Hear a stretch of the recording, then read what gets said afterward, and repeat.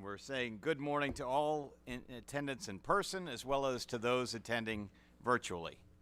The 346th meeting of the Windham School District Board of Trustees is called to order in accordance with Chapter 551 of the Texas Government Code, the Open Meetings Act. During this meeting, the board will be conducting business from the agenda posted in the Texas Register.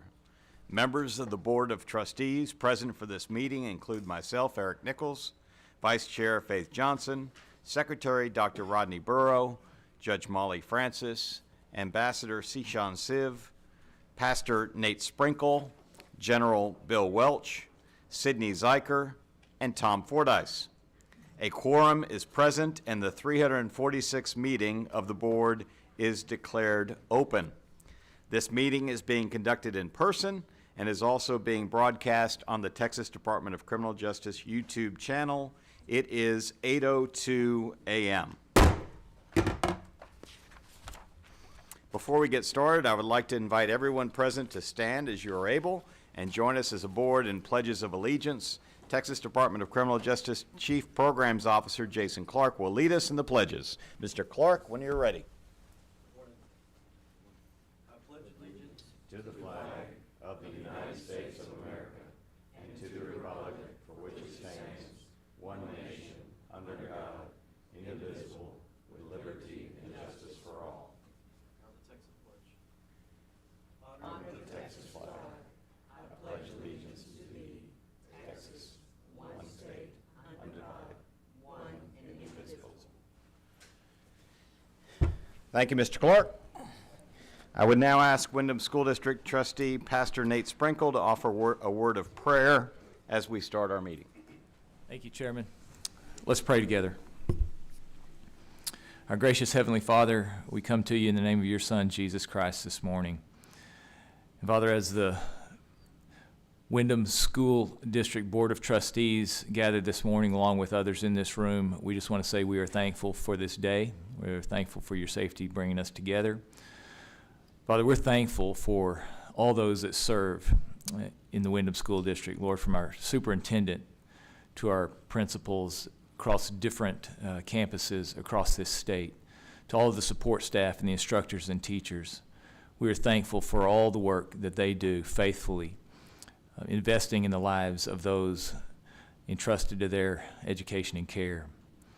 Father, your word says in the words of Jesus that the greatest thing in life is to love the Lord your God with all your heart, with all your soul, with all your mind, and with all your strength. And we just know that the faithful work that the Windham School District employees do contributes to the development of mind and strength in the rehabilitative and restorative work that this agency is doing. So, Lord, we are thankful for all the work that they do. We're thankful for all the students that get to participate in these wonderful programs. And as the Board of Trustees this morning gather, Father, we just ask you, with thankfulness in our hearts, we just ask you for wisdom as we make any decisions before us today so that this great school system can continue to do the great work that you've designed for it to do. Father, again, we pray these things and we are grateful in the name of your Son, Jesus Christ.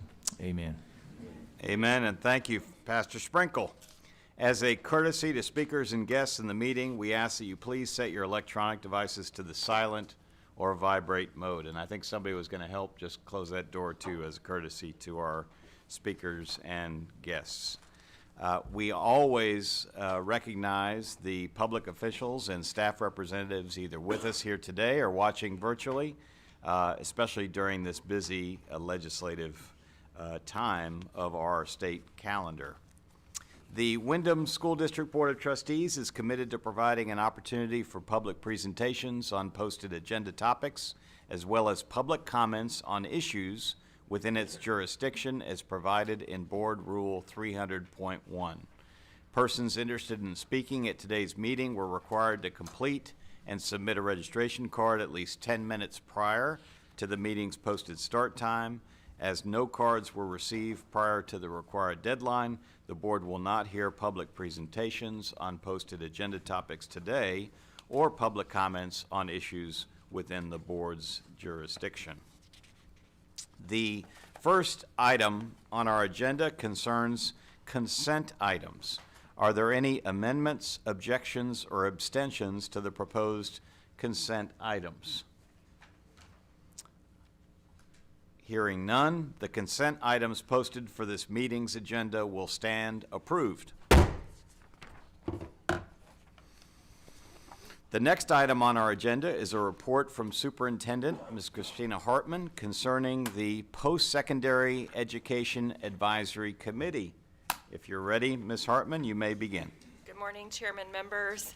I've been really looking forward to this report today because I have the honor of introducing our Post-Secondary Education Advisory Board. We have been working together for about 2 years now. The purpose of the advisory board is to provide recommendations to the Texas Department of Criminal Justice related to accredited higher education and career and technical education matters. So forming the advisory committee stemmed from the reinstatement of Pell Grants for people in the prison setting, and part of the Pell Grant federal requirements were that mandatory stakeholders review some of the actions that are taken in support of students and communities. So this group has done a great job making sure that we're dedicated to providing access to high-quality post-secondary opportunities that foster personal, academic, and professional growth. The opportunities empower students to reach their full potential, significantly improving their employment prospects and establishment of meaningful partnerships with post-secondary institutions committed to empowering learners in the corrections setting. So we'll start by introducing today our members of the Post-Secondary Education Advisory Committee. They're on the first 2 rows here, and I'll just ask them to stand and wave so we know who they are. The first is Tracy Williams. Tracy is a program graduate of the Lee College, and he's also the Director of Reentry Services with Lee College. He represents students on our advisory committee. We also have with us organizations representing the interests of students who are incarcerated, and we have Cole Meyer with Texas Appleseed with us today. Unable to join us is Sharon McKinney from the Texas Incarcerated Families Association, representing the interests of families who have students in this setting. Dr. Tina Jackson from the Texas Higher Education Coordinating Board is representing state higher education offices.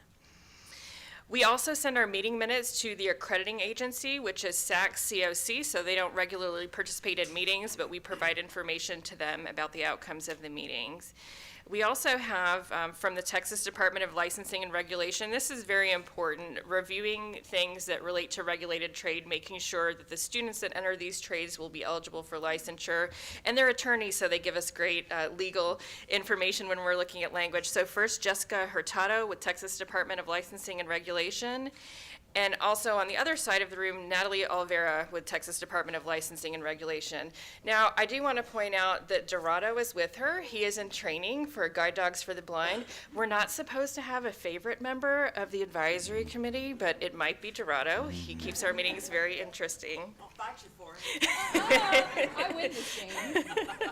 All right, and I don't usually interrupt your presentations, but could I interrupt and ask that we give a round of applause to the advisory committee members who are here and the stakeholder representatives who are here today? Yes.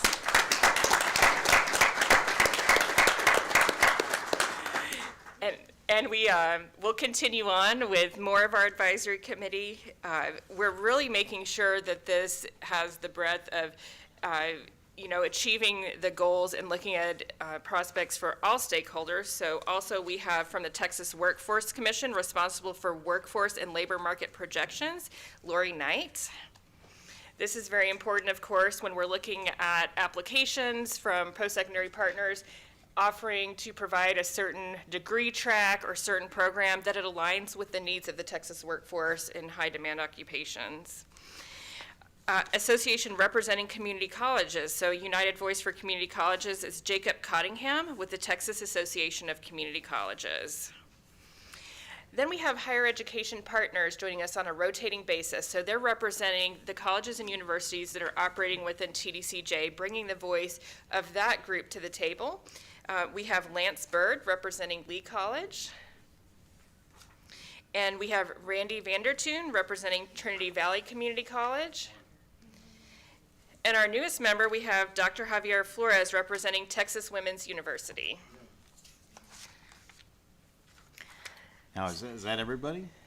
I think Well, there's one more. Okay, one more, but I want to make sure we recognize everybody, so please. Yes, and then our designee for education and corrections, and really the glue that keeps our group together, assisting with agendas and meeting minutes, is Ashley Kuntz with the Windham School District.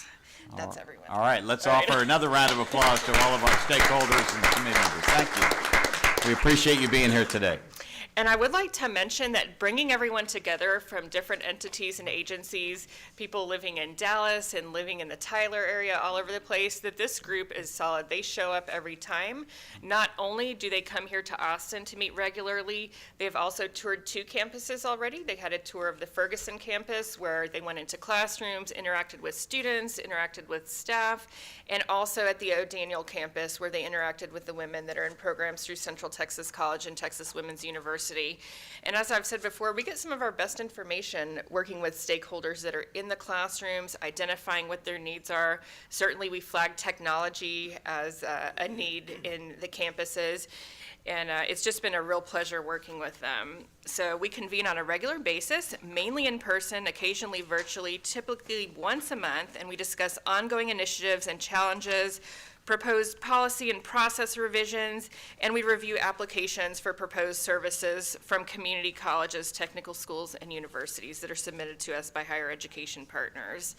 This process ensures that programs and services are not unnecessarily duplicated and resources are allocated efficiently. The group is dedicated to decisions that reflect the best interests of communities and students, with a particular emphasis on providing substantially similar services to community-based programs and credentials of value that reflect the same high standards found in public institutions. Students are encouraged and supported to pursue education to the fullest extent of their potential. The group also undertakes thorough reviews of post-secondary applications, recommending either approval, partial approval with return for additional information, or denial based on several factors. These include alignment with high-wage, high-demand fields, avoiding program duplication or oversaturation, and evaluating the institution's effort and intent when they submit their application. Additionally, this group is responsible for reviewing and updating policy recommendations, procedures, and forms related to post-secondary participation to ensure they align with best practices and current regulations. And they have spent many hours looking at the process for students to get into programs, wait lists, interest forms, student advisement processes, and a few shifts that they've recommended as well. The team collaborates closely with the Higher Education and Prison Consortium, which is a collective voice for providers of post-secondary programs within TBCJ. So there's also a group that meets monthly that consists of all of the higher education partners operating in TBCJ, and they have a separate meeting and provide us with recommendations and guidance as well. The consortium works to deliver equitable, high-quality educational opportunities that foster personal growth, economic opportunity, and successful community reentry for individuals in our setting. Federal regulations provide specific criteria for determining whether a program operates in the best interest of students. This best interest determination occurs 2 years after the post-secondary partner receives approval to offer Pell Grants in this particular setting. So some of our recent conversations have related to how are we going to make recommendations on how to measure that a post-secondary institution is operating in the best interest of students. There is already some mandatory criteria that's necessary, so that is faculty experience, credentials, turnover rates that are comparable to those in public settings. And then there's other criteria looking at verifying the transferability of credits, availability of academic and career advising during and after their time with us, and a seamless continuation of education post-reentry at locations to evaluate program effectiveness. We're also looking at, with Texas Workforce Commission, we have a data sharing agreement already, so looking at employment data. So when someone is back in the community, are they operating, are they working in a field in which they were trained, a field in which they engaged while they were there, and also looking at data sharing with Higher Education Coordinating Board, did they continue their education in the community? So we'll be able to get some really excellent data. The Post-Secondary Education Program Advisory Committee remains dedicated to advancing and expanding the educational opportunities and professional outcomes for students. By fostering collaboration with stakeholders and focusing on quality, transferability, and employment readiness, the community ensures that students have the tools and resources necessary to succeed both during incarceration and throughout their reentry journey. So I'd like to invite Dr. Jackson to the microphone to provide some words on behalf of the Postsecondary Education Advisory Committee. Welcome. Thank you. Am I on? No, I'm not. Hello. Now you can hear me. Yes, we can. Thanks for having me. So glad to be here. My name is Tina Jackson. I serve as Assistant Commissioner of Workforce Education for the Texas Higher Education Coordinating Board. And in my role, I'm responsible for career and technical education for all 54 community and technical colleges across the state of Texas. It has been a joy working with Christina Hartman. We have worked together now, I think about 5 years. I was reflecting earlier this morning, thinking about how we met virtually during the pandemic and how passionate you were about reaching out to our community and technical colleges. Another thing that I'm really proud of is that I was able to represent the state of Texas nationally as a part of the Best Interest Determination Council. And so as part of this work that we've been engaged in, we've done a lot of national convenings, and we really have focused in on how to make sure that students are successful. And if I had one thing to share with you all, colleagues, is it's been really nice having such a diverse group of members on our advisory committee. It has helped us to really make sure that as we talk about students, we're thinking about high demand fields. We're thinking about credentials of value. So as they return to their respective areas across the state, they're able to successfully transition. So I'm just grateful to be here, glad to be a part of the team, and look forward to what we are going to continue to do, which is build more opportunities for students across the state of Texas. Thank you very much. This concludes my report. Just a couple of follow-up questions, and then I'll open it up for the rest of the board. I'm really glad to hear from the Higher Education Coordinating Board Committee that that's an important part of this. But just help remind us why it's important to also have the Department of Licensing and Regulation be part of this group. Sure. So we do offer training in regulated trades within facilities in TBCJ. Think electricians, HVAC service technicians, cosmetology and barbering, and a new electrical line worker program that's coming on board. So when you're operating with a regulated trade where an occupational license is necessary, there is an application process, and it does include a conviction history screening. TDLR is very instrumental in providing us with guidance on the types of conviction histories that are most conducive to these various trades. We see that if someone brings, say, an application for a tow truck driver program, they talk through a little bit on what would the criteria be there. So it's important that we do not afford training to someone in a field in which they cannot be employed. First of all, when it's through a community college or through a technical school, the students are paying for that. And secondly, when it's through us as well, they feel that they are going to be employed in that area. It's something they're very interested in. And for many students, they are eligible. But for those that aren't, we need to guide them in another direction so that their return on investment is reasonable. And just, if you would, just say, I know you've said it before, but it's worth repeating, just say a few words about our higher education institutional partners as part of this effort as well. Yes, our institutional partners are fantastic. I'm so pleased to see them convening as a consortium, bringing ideas to the table. They're extremely energetic. They're very passionate about meeting the best interests of students. They're bringing ideas to the table consistently. Most recently, we are talking and solidifying prior learning agreements, which means that if the credential of value that's awarded through Windham School District aligns with the credential of value for entry-level courses for the post-secondary institution, they are awarding credit to the learners that completed programs for Windham. That means that the learners do not have to repeat what they've already completed with the Windham School District. And we also know that the colleges are getting folks that are interested in this trade. They've already engaged in some training. We know that they're motivated. We know that they're ready to get to work. Board members, other questions? Yes, Ms. Zeiker. Does our data agreement with the Texas Workforce Commission allow us to see employment data of employers who are not only hiring our students, but keeping them employed long-term?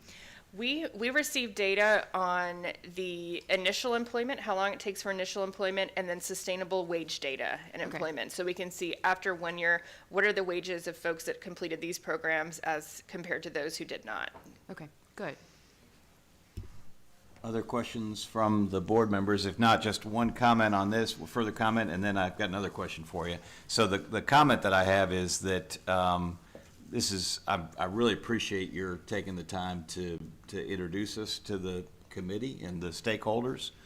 This is a vitally important part of Windham, and for you to bring everyone forward and let us hear about the good work that's going on, we very much appreciate it. And for me personally, you know, there's a lot of things that are said about the prison system. There's a lot of things that are a lot of perceptions of the prison system, and of course we welcome everyone's right to advocate and to speak their mind with respect to criminal justice issues and the prison system. But to me, this is an example of how various stakeholder groups across the spectrum can come together and actually contribute, not just talk about things, but actually contribute in a very concrete, positive way.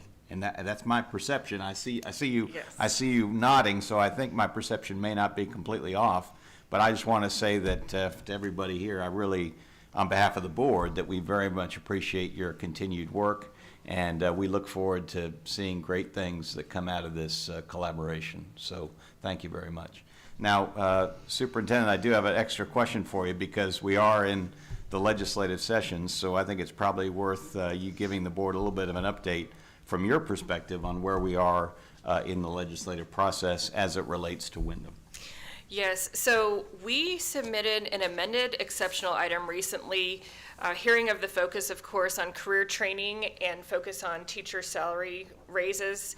So we have submitted an amended exceptional item, $2.8 million per year, that would provide secure connectivity in the classrooms to support post-secondary education and Windham programs. This includes the sustainable funds for the technology. So the board has already committed funds for initial technology. This would allow us to sustain that connectivity, and the information technology staff necessary to support the increase in technology. We are already probably over 2,000 help desk tickets higher than we have been in the past due to an increase in technology, and we do not have the staff that's necessary to support that. So when you think about a public school setting, the principal has their dedicated IT support staff. So that's what we're looking forward to, hopefully working with this session. And again, that would support the post-secondary education programs and the Windham programs. And you'll hear in a bit from our automotive instructor, who can probably provide some additional detail on what connectivity would mean in that particular program. And we could tell you stories all day about that. So it really is, we believe, an emergency item, not only for the state, but for the Windham School District as it relates to connectivity and career training. And then finally, we are absolutely advocating for our teachers. 100% of them are certified in our classrooms to have the pay raise applied, whatever happens with public school teachers, to afford that to Windham teachers as well. And we're funded a bit differently, so there are some additional steps that are necessary to make that happen. I can tell you on behalf of the board that we support both of these initiatives very, very strongly. I mean, we all know that when some of us were kids, we learned about the pyramid of human needs and the fact that water and shelter and food were on the top. I think a lot of people say that internet and broadband connectivity have kind of replaced one of those at the top, but it's true. I mean, you can't get what you need to get done without having that connectivity, reliable connectivity.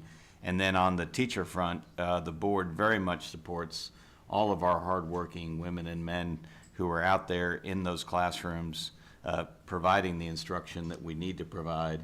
And so whatever we can do to help support the effort to make sure that all of the great recognition, both in terms of non-monetary but also monetary recognition that our teachers across the state are receiving and will receive through legislative consideration, also apply to our teachers within Windham.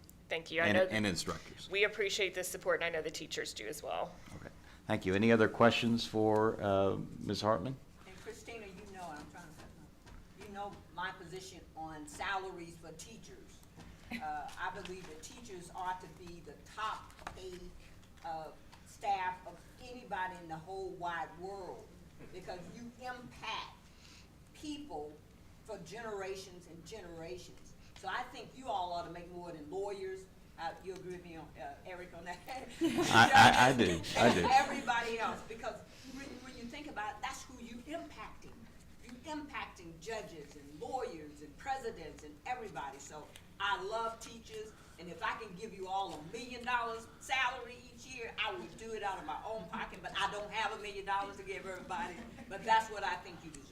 Thank you. I think we may need to take you with us to some of these hearings. Yes, I don't mind. And Vice Chair, your comments are very appropriate, and they're also a great segue into the next portion of our agenda, which is because in terms of the chairman's report for this meeting, we are going to spotlight, as the superintendent indicated, one of those programs that not only we have great instructors and teachers involved in, but that do provide that bridge that we're talking about from the institutions to the free world.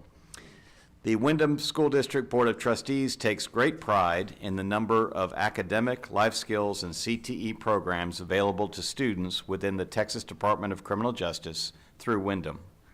On top of the array of academic and life skill courses available to Windham students, CTE programming provides Windham students, as we've been discussing, with tangible and marketable workplace skills that have a demonstrated ability to help graduates as they make their transition to the free world.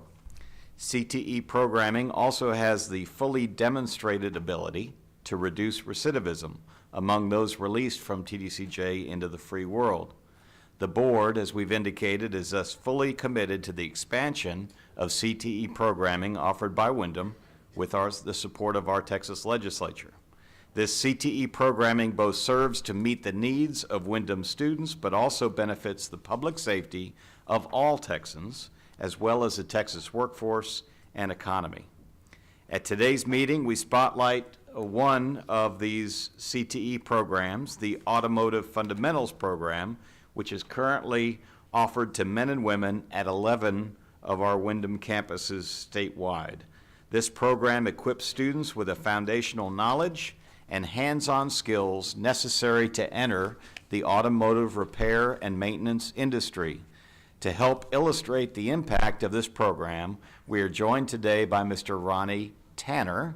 He's going to join us. We had a chance to visit a little bit earlier, and so, but to introduce him to all of you, Mr. Tanner is an automotive fundamentals instructor with Windham at the campus of the Boyd Unit in Freestone County. Now, Mr. Tanner, we understand that you currently serve as the Boyd campus's Master Automotive Technician and have been teaching the Automotive Fundamentals program within Windham since 2018. We also know that you have extensive experience in automotive education, and we understand that you are dedicated to shaping the next generation of professional automotive technicians. You are a proud graduate of Dawson High School in Dawson, Texas. Did I get that right? That is correct. And you bring decades of life experience to your classroom. Beyond teaching, we understand that you enjoy spending time with your wife and life partner for over 45 years. Yes. And you share your passion for the automotive field by building performance engines. I need to talk to you about that separately, by the way. Love to. And producing instructional videos through a live videocast channel to offer automotive guidance. On behalf of the Windham Board of Trustees, we extend our gratitude that you have applied your talents to help the portion of the TBCJ population who have qualified and who have stepped up to take advantage of an opportunity to advance themselves in the way that you help them do. We would enjoy getting your perspective on the Automotive Fundamentals program and also your views generally on the honor and dignity of work as an automotive professional. Thank you, sir. Go ahead. Well, Mr. Nichols and board, I cannot express with words what a great honor it is to be here today, because it is. It is a momentum and pinnacle point in my life and in my career. So thank you so much for have me here today. I have a prepared speech that I would like to give to you now. And I strongly encourage, I'm going to go paragraph by paragraph with a slight pause between each paragraph in case you have a question about that. But I strongly encourage you to ask me anything you'd like to know about an automotive fundamentals program in Windham or a CTE program of any type or anything with Windham. See, Superintendent, this is exactly what I'm talking about, good teachers, right? Introducing and then pausing to see if you to get feedback, to keep people engaged. I love it. Please proceed. Thank you. Windham's Automotive Fundamentals program lays the groundwork for understanding automotive systems and components, enabling students to identify various vehicle types and their key parts. Through the explanation of the basic principles of automotive technology, students gain valuable insights into how these systems work together to ensure proper vehicle functionality. A deep dive into engine components, Mr. Nichols, such as pistons, cylinders, crankshafts, and any modifications that we could do to improve those, allows students to grasp the fundamental operation of internal combustion engines. The program emphasizes the importance of routine vehicle maintenance, equipping students with practical skills like checking oil levels, changing oil filters, and rotating tires. These essential tasks not only extend a vehicle's lifespan, but also enhance its safety and performance. Program participants study automotive electrical systems and computer control systems, which we have a 2023 model automobile at our disposal in our classroom, thanks to Mr. Robert O'Banion and the Windham school system. That one vehicle has 38 onboard computers we call ECMs. I'll pick up where I left off. These essential tasks not only extend a vehicle's lifespan, but also enhance its safety and performance. Program participants study automotive electrical, gaining knowledge about components such as the battery, alternator, starter motor, and how these power essential functions like the lighting, ignition, and charging mechanisms all work in conjunction for the automobile that you enjoy today. And I'll tell you that I'm not the only one on this board is interested in engines and performance. So, Dr. Burr, I'm sure you're going to have a question at some point on this issue. I don't have computers, though. Okay. All right. All right. You got me at computer. Well, I'm fortunate enough that I have experience in both. I have lived the history of non-electronic vehicles and electronic vehicles, so I can help anybody with anything. All right, students become knowledgeable in braking, suspension, and steering systems, which, by the way, I'd like to point out that your brakes are computer controlled, your anti-lock brake system is computer controlled, your power steering on your car is no longer hydraulic, it is electric. That's right. Examining their crucial roles in vehicle stability, control, and safety. They learn to inspect, maintain, and replace key braking components, including brake pads, rotors, brake fluid, ensuring optimal performance. Similarly, the suspension and steering segments focus on identifying system components and understanding their roles in providing a smooth and safe driving experience. All students are taught to do a computer-controlled front-end alignment. All students. Mm-hmm. Now, I start them out by teaching them the basics of front-end alignment, which started in the Stone Age with nothing more than a level, a string to measure with. Yes, wagon wheels had to be straight up and down. That was when alignment started, and I teach them from that perspective. And I move them up to a computer alignment machine, which we have. It's a really good piece of equipment, the same piece of equipment that's used in all automotive service centers and dealerships. That piece of equipment, to be updated, needs internet. It needs internet connectivity. It's 20 years old, functions perfectly, but the vehicles and the vehicle specifications inside its brain are 2015. And were it to have internet access, everything in there could be all the way up to 2025. The Automotive Fundamentals program also prioritizes diagnostic skills and workplace safety. Learners use tools like OBD2 scanners to troubleshoot engine, electrical, and mechanical problems. Honing their problem-solving abilities, safety is emphasized throughout the curriculum, with students being trained on the use of personal protective equipment, handling hazardous materials, and adhering to safety protocols. Additionally, they perform basic performance tests such as checking tire pressure, fluid levels, emissions, and become proficient in the use of maintenance and safe handling of hand tools, power tools, specialized automotive equipment, which, thank you, Windham School System, I have an abundance of specialized modern automotive equipment in my classroom. Preparing them for success in the automotive industry upon completion of the program, students have the opportunity to earn an industry-based certification with the National Institute of Automotive Service Excellence. Actually, that's 2 certifications. All automotive programs in Windham have the ability to certify students in 2 programs. ASEG 1, light truck and pickup and car maintenance, which is important. And then we also have the ability to train them in automotive air conditioning repair and receive a certification so that they can work on air conditioning in the state of Texas.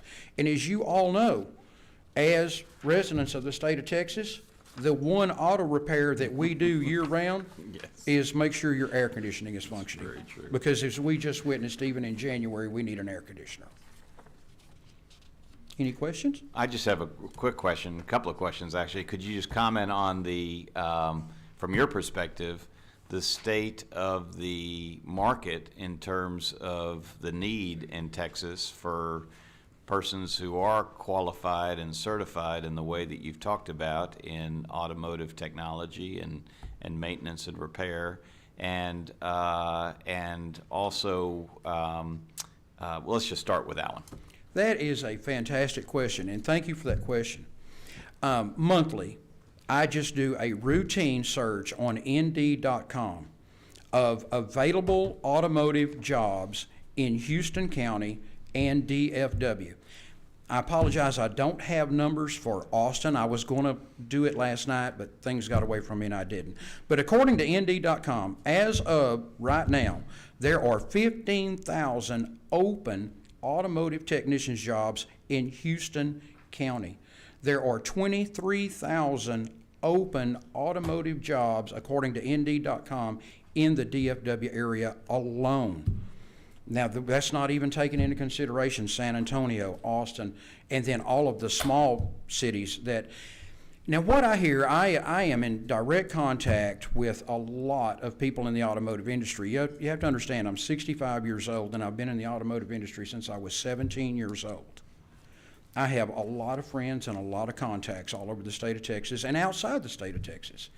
And every single one of them confirms to me all the time, we need mechanics. High schools no longer, or very, very few, I've got 2 friends that teach an automotive program in the state of Texas in high schools. But in general, high schools don't teach anything mechanical or automotive anymore. The Windham school system is filling the gap in auto repair. We are filling the gap. We're the ones doing it. Well, I've heard some things around the legislature that there may be some increased focus on programs within high schools, so we're certainly hopeful that those efforts make progress. But let me ask you this question. Are you inviting some of your friends and contacts to come in and see the caliber and quality of the students and the who are going on the road to graduation and reentry into the free world? Thank you so much for that question. That question is so appropriate right now. Absolutely, yes. We have a career day at all of our CTE classes throughout the Windham system, all of them. We have a set career day each year, at least one. We currently are doing 2 at the Boyd unit. And my Fridays, some of the time I spend on Friday is making direct communication with the people that you're asking me about. Recently, I had the president of operations for one of the largest trucking companies in the state of Texas come in during our career day. I had 2 gentlemen from automotive dealerships. I'll just throw a name out, the Mike Terry Auto Group, which are personal friends of mine. They sent a representative on our career day to speak. Buckaloo Chevrolet, some of you may be familiar with the Conroe area. Mr. Buckaloo, he was always a proponent of the Windham school system vocational programs. He sent a representative. So yes, to answer your questions, yes. This July, we're going to have our next, and I already have a automotive instructor from Ennis High School is going to attend to parallel the 2 programs, along with, again, Mr. Moore coming from Ryder Truck Company. I'll have some automotive dealership personnel there. It's going to be a great. I'd invite you to come. It's going to be it's going to be a very good. I will be there as long as you can give me a little lesson in the performance engine aspect of it. I'll be with you. Well, we are the people to see for that. But I appreciate you giving the call outs to some members of the community, because on behalf of the board, we express our appreciation to them. We can't, just like we talked about with the superintendent's presentation, we know you can't get all this work done without great community partners out there. So thank you for doing those shout outs, and thank you to those community partners that you've mentioned and those other ones that are helping with this program. Go ahead, sir. Thank you for that. Thank you for that question. That was a great question. But also, just what's the typical hourly rate for those students coming out of your program? Do you have any idea? Oh yes, ma'am. I can talk to you about that as long as you'd like to talk about that. Because that's what they're looking for. They want to make some money. If our goal was set low, if what we wanted to achieve was down here, it's $15 an hour. That's what a lubrication technician starts at a Jiffy Lube or a Quick Lube, or goes into a car dealership. First job, $15 an hour. But that's not where we set our sights. We don't set our goals there. Our goals for our automotive students are up here. We train them with this modern, high-tech equipment. We train them at a level that once they are hired, once they're given a chance, they walk in to that dealership or that automotive repair shop, and it has been programmed into their heads that they are going to be the best pair of boots on the concrete in that place. And to answer your question, those jobs start at $28 an hour.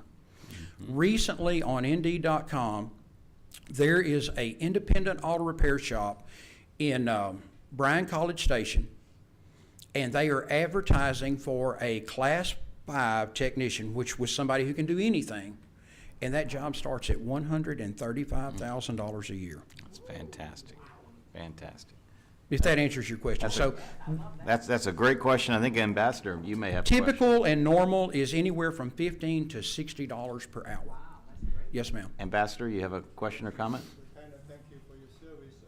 For somebody who has no knowledge of mechanical knowledge, like me, how long does it take from the beginning to certification, depending how many hours a day that is needed? How long would it take? To get them to the level that we're talking about, where they can walk in for a $28 to $60 an hour? That is a fantastic question. The second question is that what kind of car do you drive? I have to be careful speaking in public about my automobiles. Tell me secretly. I own 3 Pontiac Trans Ams. Yeah. And 10 Mustangs. Okay. Wonderful. That's yes. I think Dr. Burrow may. But to answer your question on the amount of time, yeah. My program is 600 hours. Okay.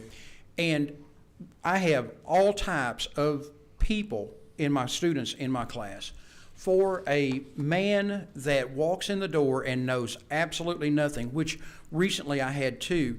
They did not even know which way to turn a bolt. They were Like me, young yeah. men in their 20s. They had never did anything with their hands. From taking a man like that to a man who can get a $15 an hour job, about 600 hours competently. But for this higher level, a man that came in the door and really desires, he not only spends his 6 hours a day with me, but he spends his other remaining time outside my classroom studying and going over and learning as much as he possibly can. If I had 1,000 hours with that man, I can turn him out as a level 5 technician. Well, Judge Francis and I talk about coming to one of your classes, but we won't have 1,000 hours. Maybe we can start with a few hours and just see a different part of your program. And then I join the chairman also when we want to see how the program is going along at the particular stage. You won't be able to spend the time from beginning to certification. But for somebody like me who cannot turn a screwdriver, it probably takes longer, but I am ready to. If you could come spend 2 days. Okay. If you could come spend 2 days. That we can do. Yeah. Yeah, if you could do that, if you could come spend 2 days, because the structure of the program, we have 29 chapters in our program from all the different aspects of the automobile. But because 90% of everything on your car is electronic or electrical, you can imagine that no matter whether we're talking about air conditioning or steering, there's a lot of electrical and electronic that we go back over and over and over. So in 2 days, you could leave there and feel satisfied. Wonderful. Can it change phone numbers, okay? Secretly. Yes, sir. Absolutely. And Mr. Thank Tanner, I understand that you also, as part of your presentation, have a little bit to say with us about the simulator technology, and I think we actually have a little show and tell. Is that Yes, right? and yes, if we would like to show that video, I actually have a paragraph here specifically about that. And if you'll indulge me, instead of reading that paragraph, let me just tell you. Sure. Recently introduced to my classroom is a new electronic laptop system. I have 3. And I set up a small computer lab in my classroom, and I trained 2 teacher's aides on how to use this. It's called Z-Space.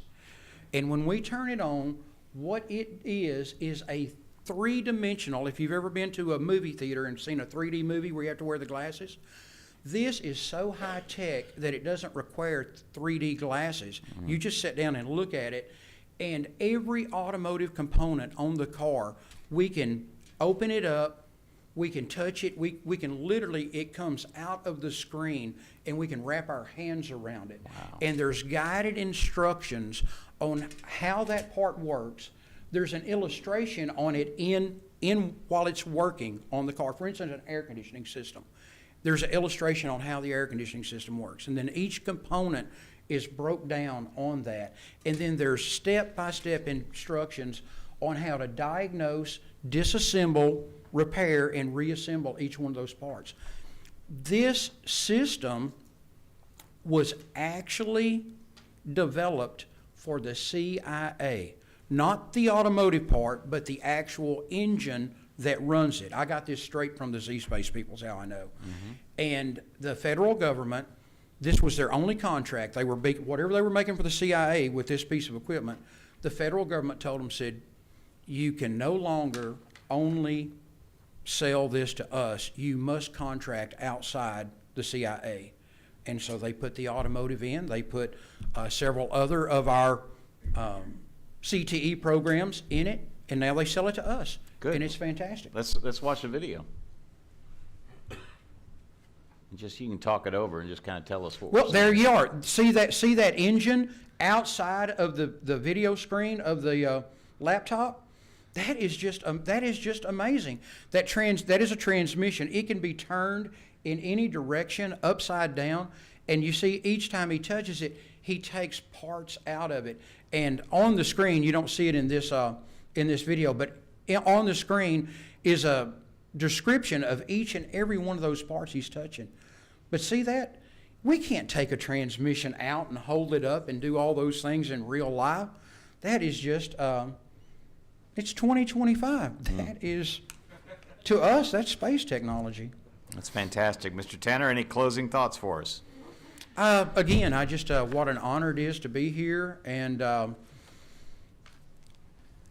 if any of you have ever been fortunate enough to have a job, it's called a job, that you enjoyed doing, and so it wasn't actually a job. I never wake up in the morning and have the thought, oh, I got to go to work. It's never like that.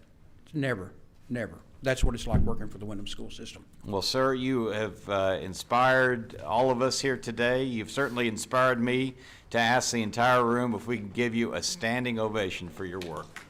Thank you. Thank you. I'll close with one comment. If I ever get internet access in my classroom, I will do great things.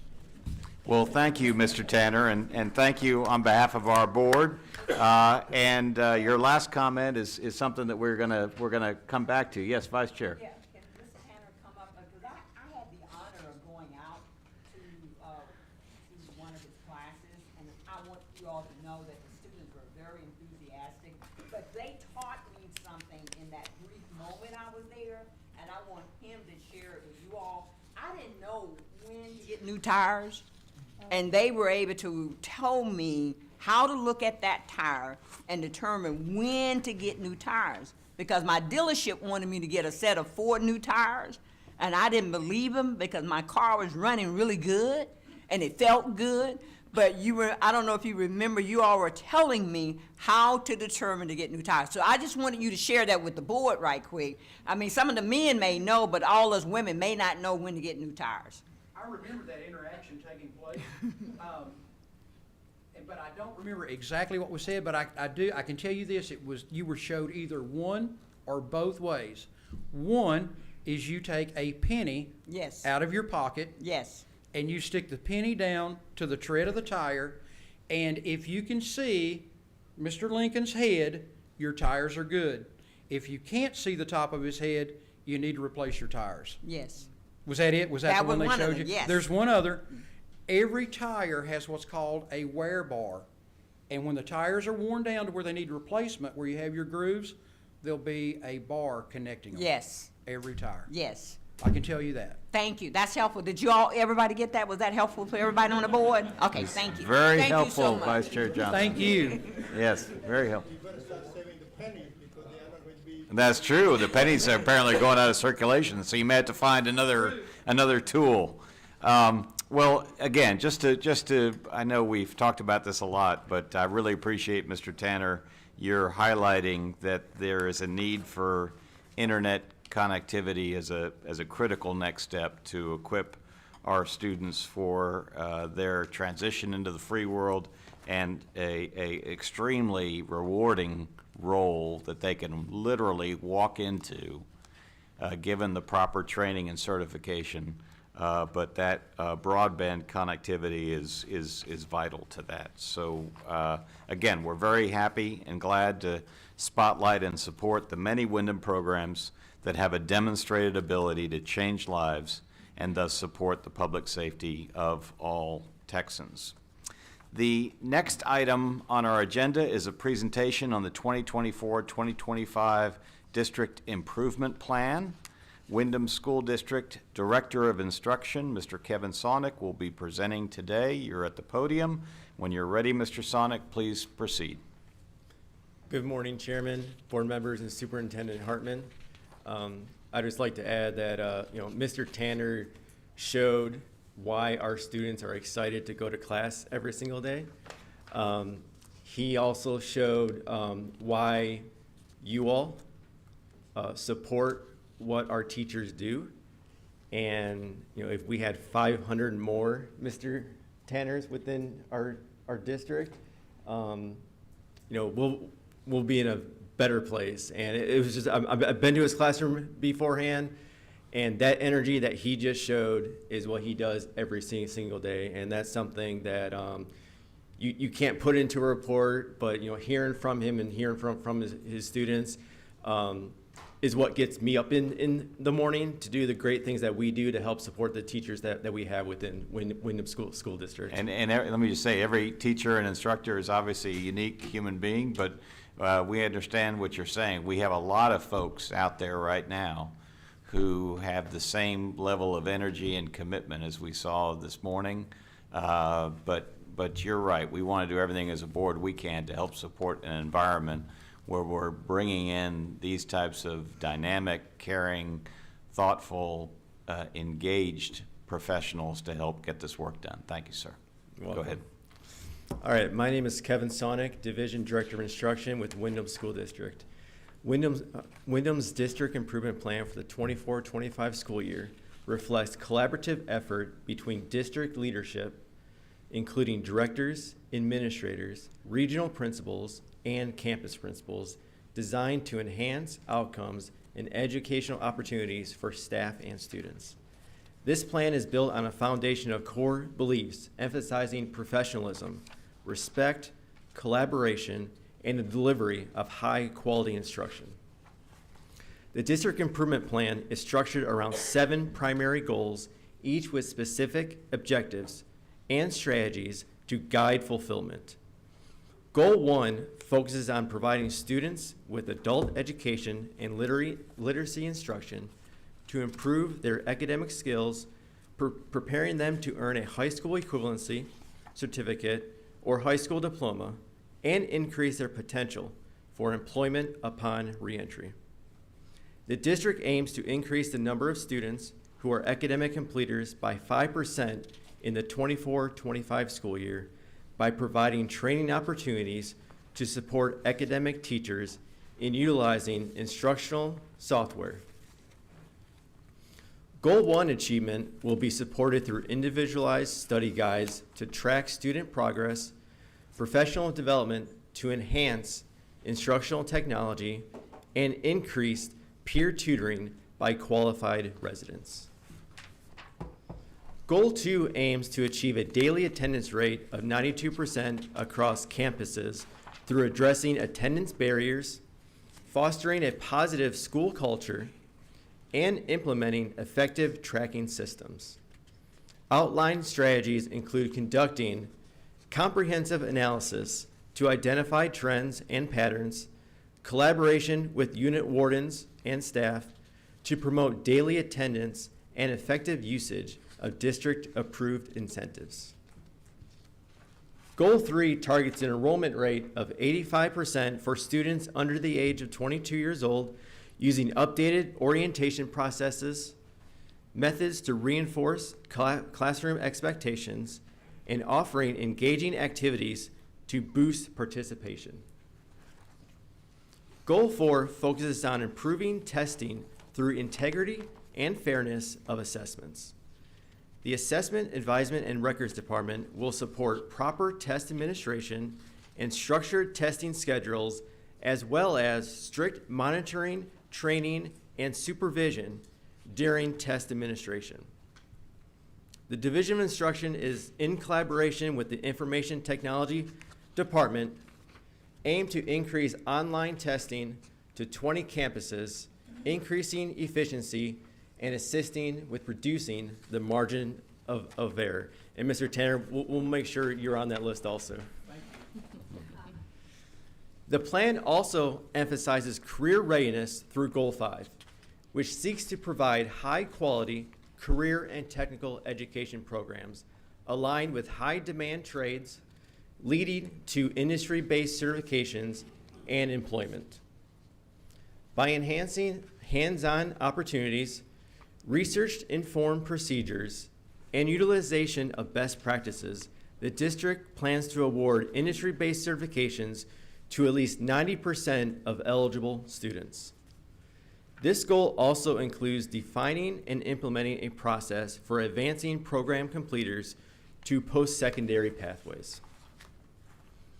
Goal 6 ensures that eligible students that have access to high school courses that comply with Texas Education Agency guidelines and align with the Texas Essential Knowledge and Skills, TEKS, Windham's high school program will strive to award 50 high school diplomas in 24-25 school year through completing a combination of in-person and online courses, maximizing the use of approved textbooks and supplemental resources. Finally, Goal 7 aims to achieve an end-of-course pass rate of 80% for enrolled high school students through alignment with TEKS for required courses and software. To support this goal, teachers will receive State of Texas Assessments of Academic Readiness, STAR, test training, implement effective instructional techniques, and develop a plan to attain an 80% pass rate in each subtest area. The goals outlined in the 2024-2025 District Improvement Plan are supported by the clearly defined strategies, responsibilities, and progress monitoring schedules. This robust and targeted approach positions Windham to improve student success, strengthen workforce readiness, and promote a culture of continuous improvement. This concludes my report, and I will now pause for any questions you may have. Thank you very much, Mr. Sonic. Any additional questions from the board? Yes, Vice Chair Johnson. I just had one question. I don't know why I thought we were awarding more than 50 high school diplomas. Does that seem low, or is that pretty much on par? So the 15 high school diplomas are for our high school diploma programs at Matthew Gaines High School and Morales High School. Our first year of 22-23, we obtained 36 high school diplomas. Last year was 41, and our goal for this year is 50 high school diplomas, which is on track with our enrollment numbers and the successes that we've seen with our students. Okay, what's our enrollment numbers? I was thinking it was pretty high. For a high school diploma program, we are about 100 students enrolled in the program between the two programs. Okay. Does Okay, this not that sounds include good. high school equivalency? Yeah, This is okay. It does not. Okay. The high Okay. school equivalency numbers are in the thousands. Right, And okay. You're thinking of, so these are, This particular program is for our younger students that can work still under the age of 26 to earn a standard high school diploma. And then, of course, we have a partnership with the Goodwill Excel Center for an accelerated adult diploma, and that is a very new partnership that we have with them. So we have a much higher number with that. With the equivalency, Yes. correct, yes.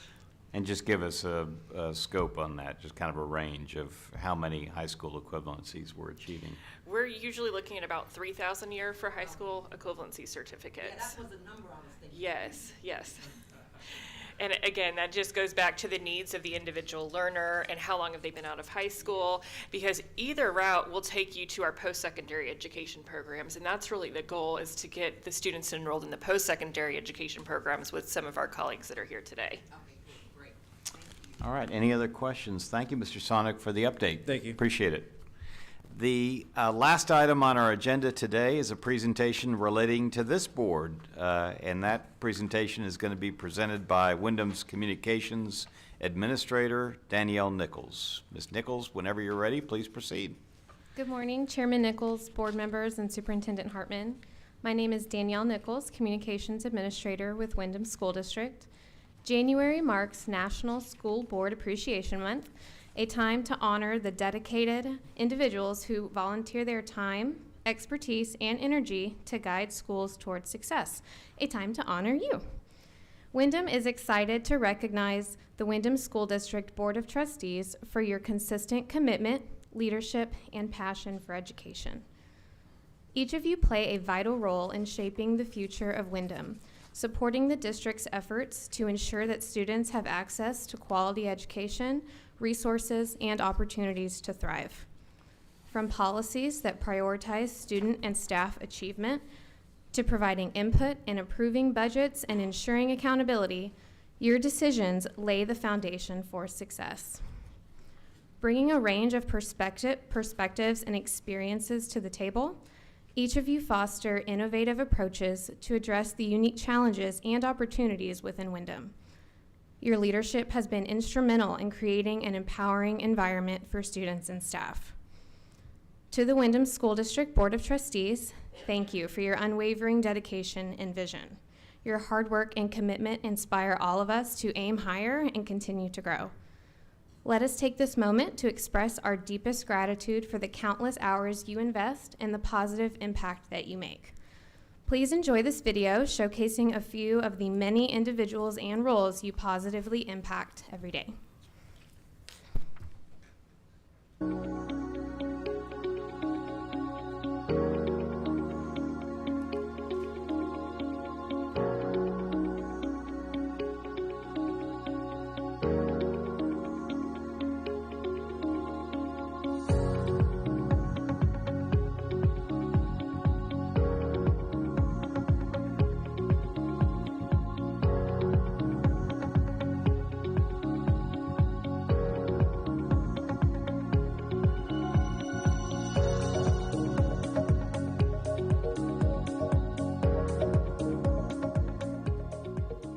Serving on the board isn't just about policies and budgets, it's about transforming lives.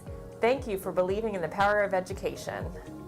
Your support provides us with the tools we need to meet students where they are. You remind us that every student deserves a quality education. To our board members, your decisions directly impact lives in ways you may never fully see. On behalf of the students, staff, families, and communities we serve, thank you for your compassion and steadfast support. Your dedication ensures a balance of structure and opportunity. You create an environment where safety and learning go hand in hand. Thank you for your guidance. Your leadership supports programs that address the whole person, academically, emotionally, and socially. We couldn't do this vital work without you. Your service has given me the opportunity to learn, improve, and build a better future. Thank you for believing in me and lighting the way forward. Because of your leadership, I have the chance to learn, grow, and rewrite my story. Thank you for seeing my potential and giving me a path forward. Thank you for your encouragement and your belief in my potential. Thank you for supporting me and turning my dream career into a reality.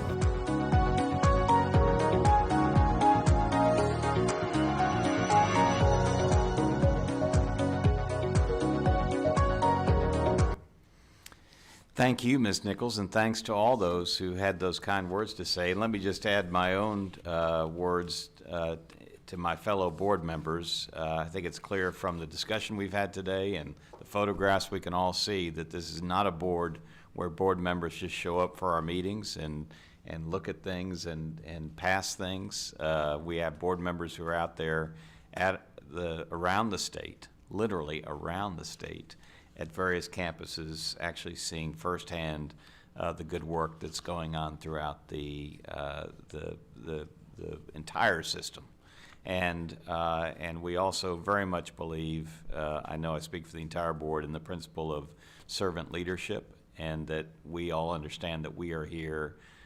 We appreciate the acknowledgement, but we're really here to serve those who are directly receiving the benefits of the great programming going on through Windham. So, Superintendent?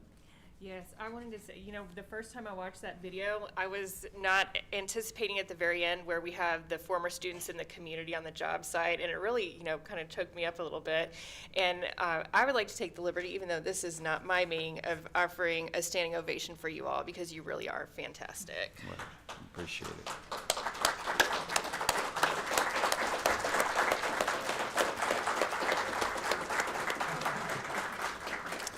Thank you very much. We appreciate all the kind words. We again thank all of you for coming here today or attending our meeting virtually. The next meeting of the Windham School District Board of Trustees will take place on Friday, April 25th, 2025 here in Austin. The board will now go into recess to conduct an executive session which is closed to the public in accordance with the Texas Government Code Section 551.074. Executive session will be conducted in the ATX boardroom. The 346th meeting of the Windham School District Board of Trustees is now in recess. It is 9:10 a.m. And we'll be back in session on our Board of Criminal Justice meeting at 10:20 a.m. Thank you.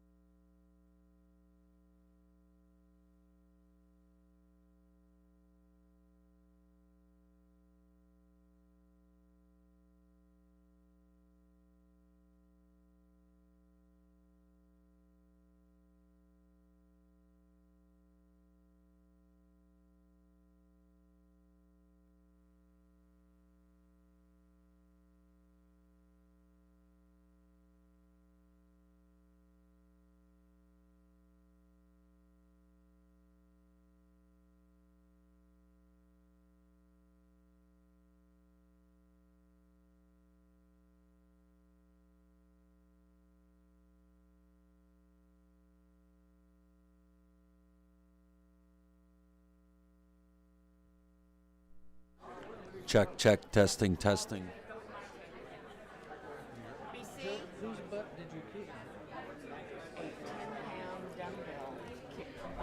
Check, check, test, test. Yeah.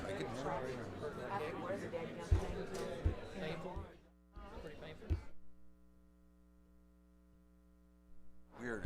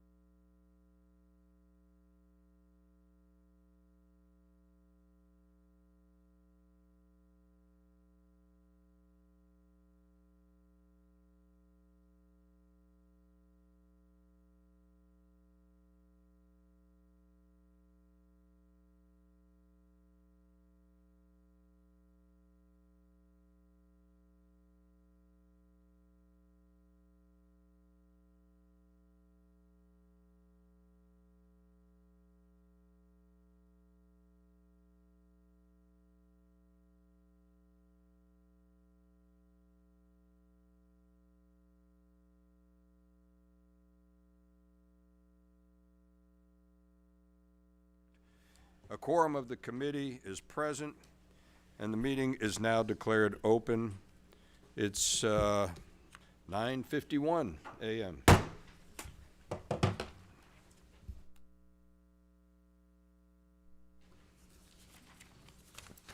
And so the first item on the agenda is the approval of the minutes. Are there any amendments or objections to the proposed minutes as presented? Hearing none, the minutes as presented on the agenda will stand as approved. Our next item on the agenda is a report from the Facilities Division Director, Mr. Ryan Hudson, on the status of board-approved projects. Mr. Hudson, could you please join us at the podium? And if you're ready, please begin. All right, good morning. Good morning, Mr. Welch, Chairman Nichols, Vice Chair Johnson, Mr. Collier, members. I would like to provide an update on status of board-approved projects. Item number 1 is the Michael Unit Roofing Project. This project is 60%. Contractor is working on 4-building roof as well as detail work on 7 and 8. Item number 2 is the Jester 3 Unit Roofing Project. This project is 98%. Contractor continues to work on punch list items and preparing closeout documents. Item number 3 is the Stringfellow Unit Replace Roofs, multiple locations. This project is 4%. Roofing material is scheduled to be delivered in February. Once received, contractor will begin work, and I did follow up on that, and the material has begun to arrive in February, and the contractor is beginning to mobilize. Item number 4 is the Holiday Unit Design Only Construct New Training Facility Project. The design only project is 99%. Item number 5 is the Holiday Unit Construct New Training Facility. This project is 3%. Contractor has mobilized and began site preparation work. A groundbreaking ceremony was held on January 23rd, and I appreciate everyone's support and attendance that day. It was a great day. Item number 6 is the Lionel Unit Design Only Project, Structural Repairs, Inmate Housing, J1 through 4 dorms. This design only project is 81%. The third technical review has been completed. Item number 7 is the Ferguson Unit Construct Water Treatment Plant. This project is 12%. Site preparation dirt work has been completed previously. Site preparation dirt work that has been completed previously is in the process of being reworked due to the adverse weather we've had the last few months. Item number 8 is the Terrell Unit Project Refurbished Water Tower Treatment Plant. This project is 20%. Contractor has mobilized and began work, which includes removing the manway on top of the water tower, replace interior vents, overflow piping, and installed containment tarps around the water tower for preparation to sandblast and paint. Item number 9 and 10, both of the Conley Unit Project to replace plumbing and controls. Both of these are at 3%. The contractor has mobilized and began work. Item number 11 is the Ellis Unit Install Fire Alarm Systems Project. This project is 13%. Contractor continues to work in the BOQ and the trustee camp areas.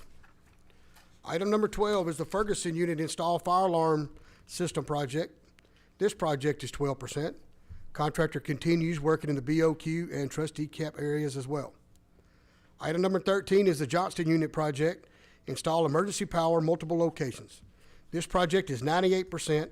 Final engineering inspection is pending and currently working on closeout documents. Item number 14 is the Beto Unit Design Only Project, Install HVAC A, B, C, and D housing. This design only project is 50%. The second technical review is ongoing. Item number 15 is the McConnell Unit Design Only Project to install HVAC inmate housing. This design only project is 1%.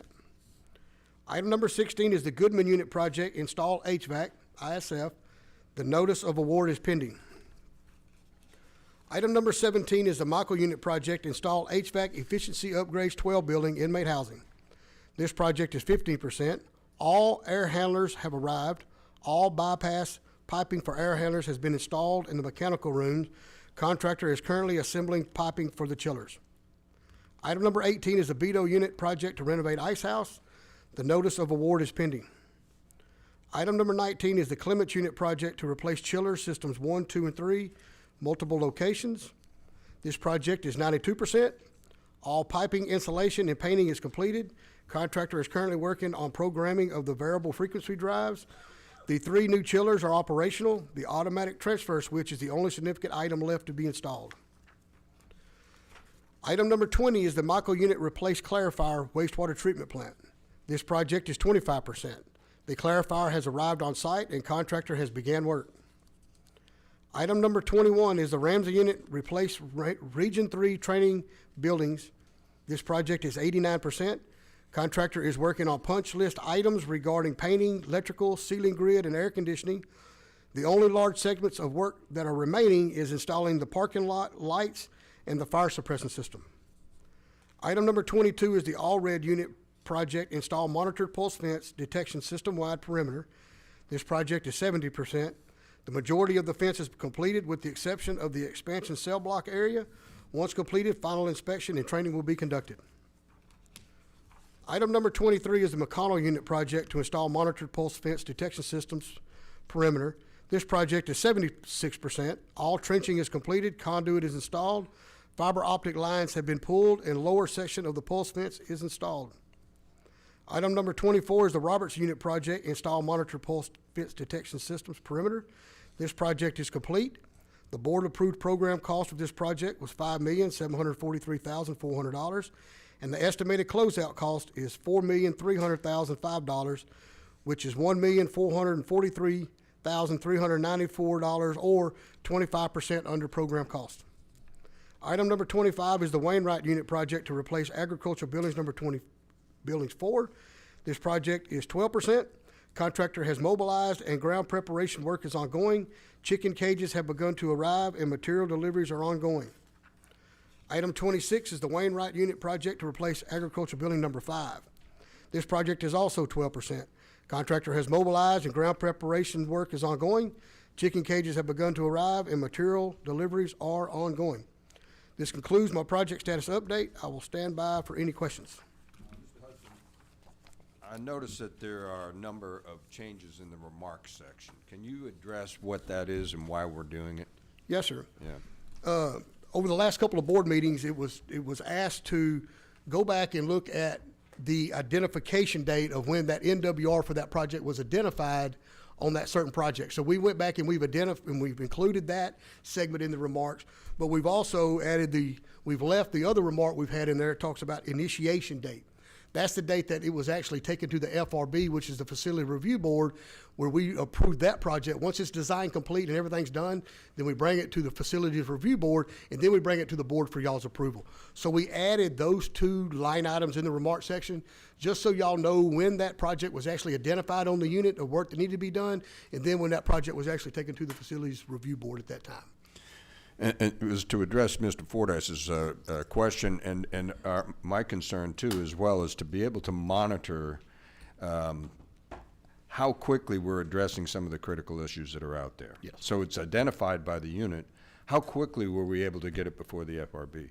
Once it got there, how quickly were we able to get it to the board for approval? And then now we can understand how did we do in terms of delivering on that. And I think it's going to be good for us to review this on occasion when we're working together. Thank you, sir.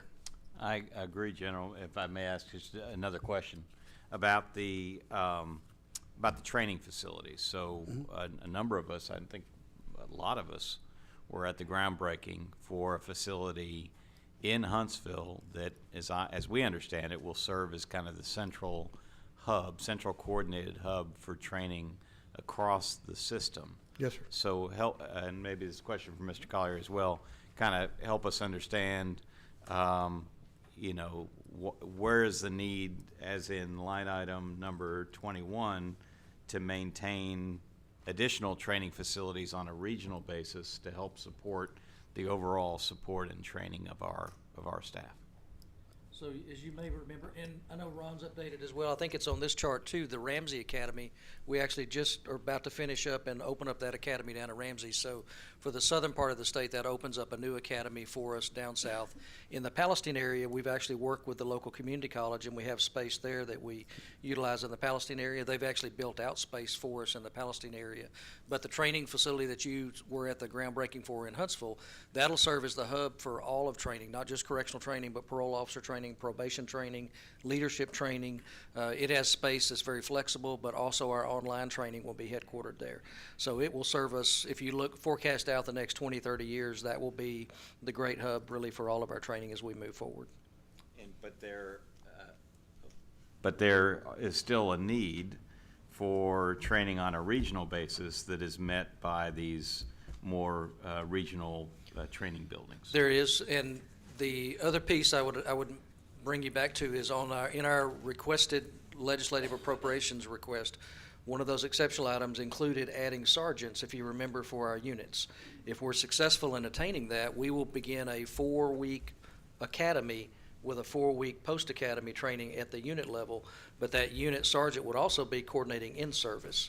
So today, as we send officers off to an academy to do in-service every year for their 40 hours of in-service, we would be able to continue them at the unit and do that in-service throughout the year. The one thing they would need to do off-site would be the shooting and qualification, but that can be done at many of our locations locally. Thank you. Yes, sir. All right, thank y'all.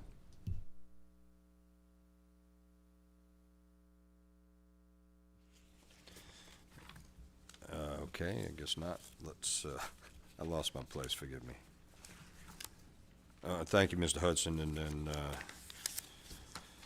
the last item in the agenda is the Manufacturing, Agribusiness, and Logistics MAL Division Report, which will be presented by MAL Division Director Bill Lewis. Mr. Lewis, you're at the podium, so if you're ready, please begin. Good morning, Chairman Nichols, Mr. Collier. Today we've got one item on the agenda. During the regular session of the Texas Board of Criminal Justice meeting, we will recommend that the board approve this item. The City of Austin requests a wastewater easement at the Travis County State Jail. Wastewater easement consists of 0.1 acres. Compensation is offered in the amount of $13,218. In addition, the request includes 379 square feet for a temporary workspace, and compensation is provided of $788. Total compensation package will be $14,000, right over $14,006 dollars. The new easement will benefit TBCJ, and the term will be in perpetuity. If you'll direct your attention to the screen, as noted by the red marker on the map, the requested acreage is located in the northeastern portion of the property, actually right at the entrance of the road coming into Travis County State Jail.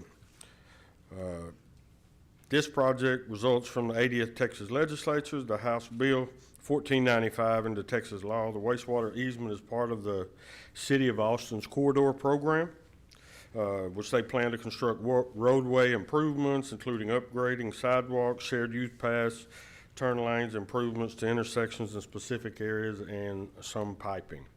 The easement includes language requiring indemnification as a grantor's responsibility and the most favored nations clause. Compensation was negotiated at a current geographical appraisal value, and this project will not affect unit operations at the Travis State Jail. I stand available for question. Mr. Lewis, I think I mentioned on the break or asked how our chickens were doing during the current times of crisis. Can you give us a report on that? Yes, ma'am. We've got our hen population right now is at 175,000. We just received 40,000 pullets, 16-week-old birds, babies that we've got at Ellis and Eastham, and we order those a year out. I've actually bumped that to order them 2 years out simply because of the scare of the avian influenza. Right now, we haven't had any problems. There was a small flock down in Manville, Texas, in Brazoria County that experienced some. But the way the animal health looks at it, 1 to 3 miles of that incident is a euthanized zone. 3 to 6 miles, we test everything, and 6 to 10 miles from that area, we monitor. So we actually, on our facilities, if we have 5 to 6 chicken houses, anyway, every month we test for that. and we randomly do those chicken houses. So right now, our producer and supplier doesn't seem to be concerned about being able to get us birds that we need. If we can just get Ron Hudson to hurry up and get those chicken houses built, that will help me, you know, even more. So, yes, ma'am. Yes, ma'am. So we're producing 106,000 eggs daily right now. We're at about close to 80%, but a lot of that has to do with the weather. But we're rolling strong, keeping our fingers crossed. So. You know, Judge, I think I heard Mr. Hudson say that if any board members want to volunteer to pick up a hammer and start working down there, they'd be happy to have it done. But just to be clear, the indication of bird flu in Texas, that wasn't part of our flock. It was a flock in a area that you had to be considered for purposes of its proximity to our facility. Most of that, and we continue to monitor that. Most of that's in the Midwest where you see the large numbers. Okay.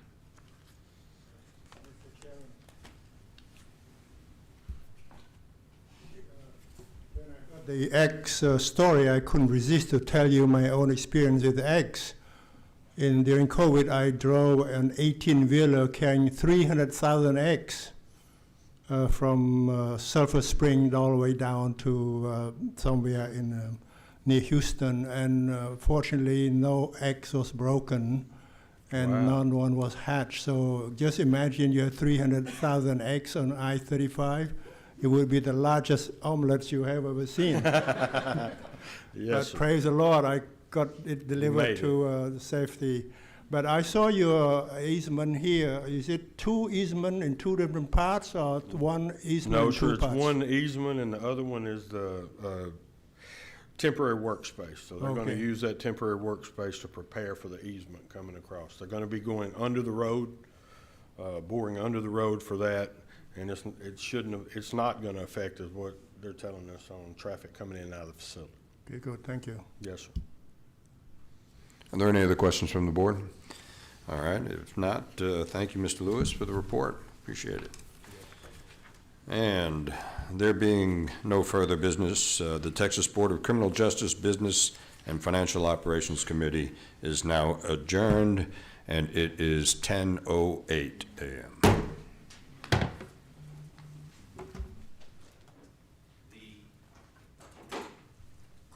The meeting of the Texas Board of Criminal Justice Audit and Review Committee is called to order in accordance with Chapter 551 of the Texas Government Code, the Open Meetings Act. A quorum of the committee is present, and the meeting is now declared open.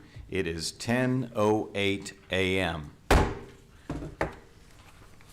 The first item on the agenda is the approval of minutes. Are there any amendments or objections to the proposed minutes as presented? Hearing none, the minutes as presented on the agenda will stand approved. Next, Internal Audit Manager Cheryl Foreman will be providing a presentation on auditor certifications. Ms. Foreman, please join us at the podium, and when you're ready, please proceed. Sir. Good morning, Chairman, members of the board, Mr. Collier. My name is Cheryl Foreman, and I'm an audit manager for the Office of the Independent Auditor. And today I'm going to give you an overview on professional certifications for internal auditors. Certifications are important to bring credibility and expertise, ensure clients receive high-quality, reliable evaluations of risk management, control, and governance processes, and they demonstrate the auditor's commitment to professional standards, ethical practices, continuous learning, and fostering client confidence. Certified auditors are better equipped to identify risks, recommend tailored solutions, provide actionable insights that align with client strategic goals. Currently, the Office of the Independent Auditor has 6 individuals that have a single certification, 5 that are double certified, and 1 that has 3 certifications. Our certifications are required in our career ladder to advance beyond a certain point, and we currently have 4 auditors working towards their first certification and 1 working towards their second. Here we have our management team, and it's also everyone who has 2 or more certifications. You'll notice we have a lot of letters behind our names, and I'll get to what those mean in just a moment. This next slide is our staff members who all currently have one certification. We support our staff through our certification program. It's important, like I said, in our career path in order to move beyond the Auditor 3 position. But we also purchase the study materials for our staff and give work time allowance for study time and also for taking the tests. We reimburse for testing fees. Everyone gets reimbursed for one attempt per exam. And also the fees associated with reporting continuing professional education hours, which are important to maintain our certifications. The first certification that I'm going to go into a little bit more in depth, and I'll cover quite a bit about the CIA, it's the Certified Internal Auditor. It's the designation that's globally accepted for internal auditors. It's the standard by which it demonstrates competency and professionalism in the internal auditing field. In order to become a CIA, you have to apply and be accepted into the program. There are requirements established by the Institute of Internal Auditors, or the IIA, and it's their professional certification board that lines out those requirements. It's a combination of education and experience, understanding and agreement to abide by the IIA Code of Ethics, and you have to have a character reference form from either a direct supervisor or another certified member, and you have to complete 3 parts to this exam within a required time frame. The CIA, it consists of 3 parts, and it has to be completed in a 3-year period. And as you can see, we've included some passage rates for the exams. They're not exactly easy to pass. If you look at 41% for Part 1, 44% for Part 2, and 50% for Part 3. This information is published by the IIA, and I think it's very telling on how difficult these exams actually are. Part 1 of the CIA is the essentials of internal auditing, and it tests the candidate's knowledge, skills, and abilities related to the global auditing standards. And it includes the foundation of internal auditing, independence and objectivity, proficiency and due professional care, quality assurance and improvement programs, governance, risk management control, and fraud risk. Part 2 of the exam is the practice of internal auditing, and evaluates the candidate's knowledge over 4 domains: managing the internal audit activity, planning the engagement, performing the engagement, and communicating engagement results and monitoring progress. The third part and the final part of the CIA exam is business knowledge for internal auditing. It also has 4 domains, and it covers business acumen, information security, information technology, and financial management. The next certification I'm going to cover is the Certified Government Auditing Professional, or the CGAP, and it demonstrates skills necessary for auditors working in the public sector for both state and federal government.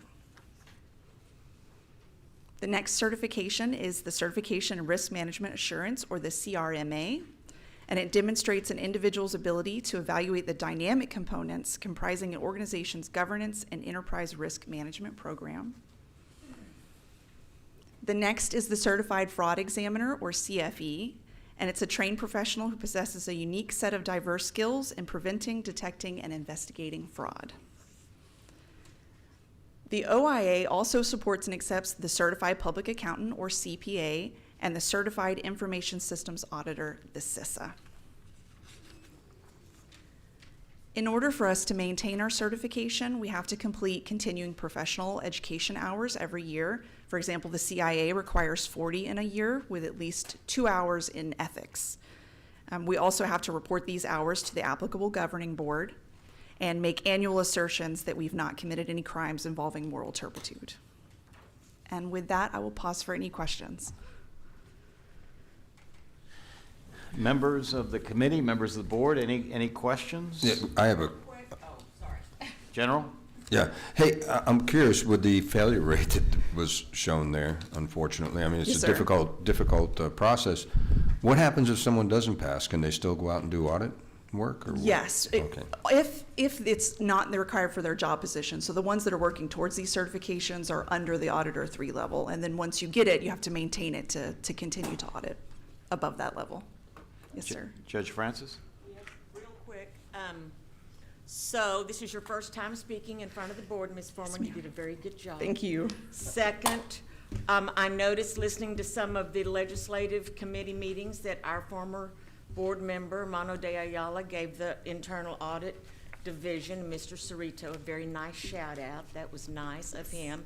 And then also, I wanted to recognize another internal auditing fantastic employee, and that's Stacy Gay, who went through the Farmers Branch mail area with me one fine day, not in the not too distant past, but we got to know each other, and she's very dedicated to our internal audit division. But anyway, excellent job. Yes, ma'am, thank you. Ms. Zeiker? Is there a cap for how many times you can take or attempt each certification? No, I don't believe so. You have to wait 90 days after you failed if you need to retake it. And then you have only the 3 years can be extended by 1 year. And after that, you have to start over from the beginning. So the time does actually kind of cut off on that. Okay. Thank you for your presentation. You did great. Thank you.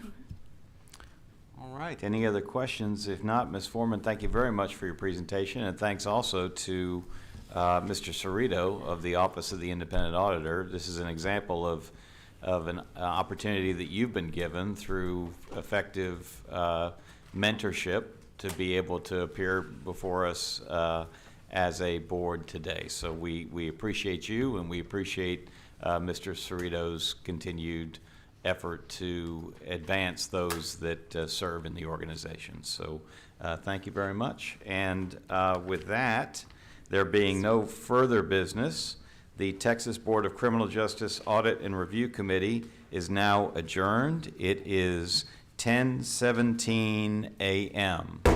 and we are running slightly ahead of time.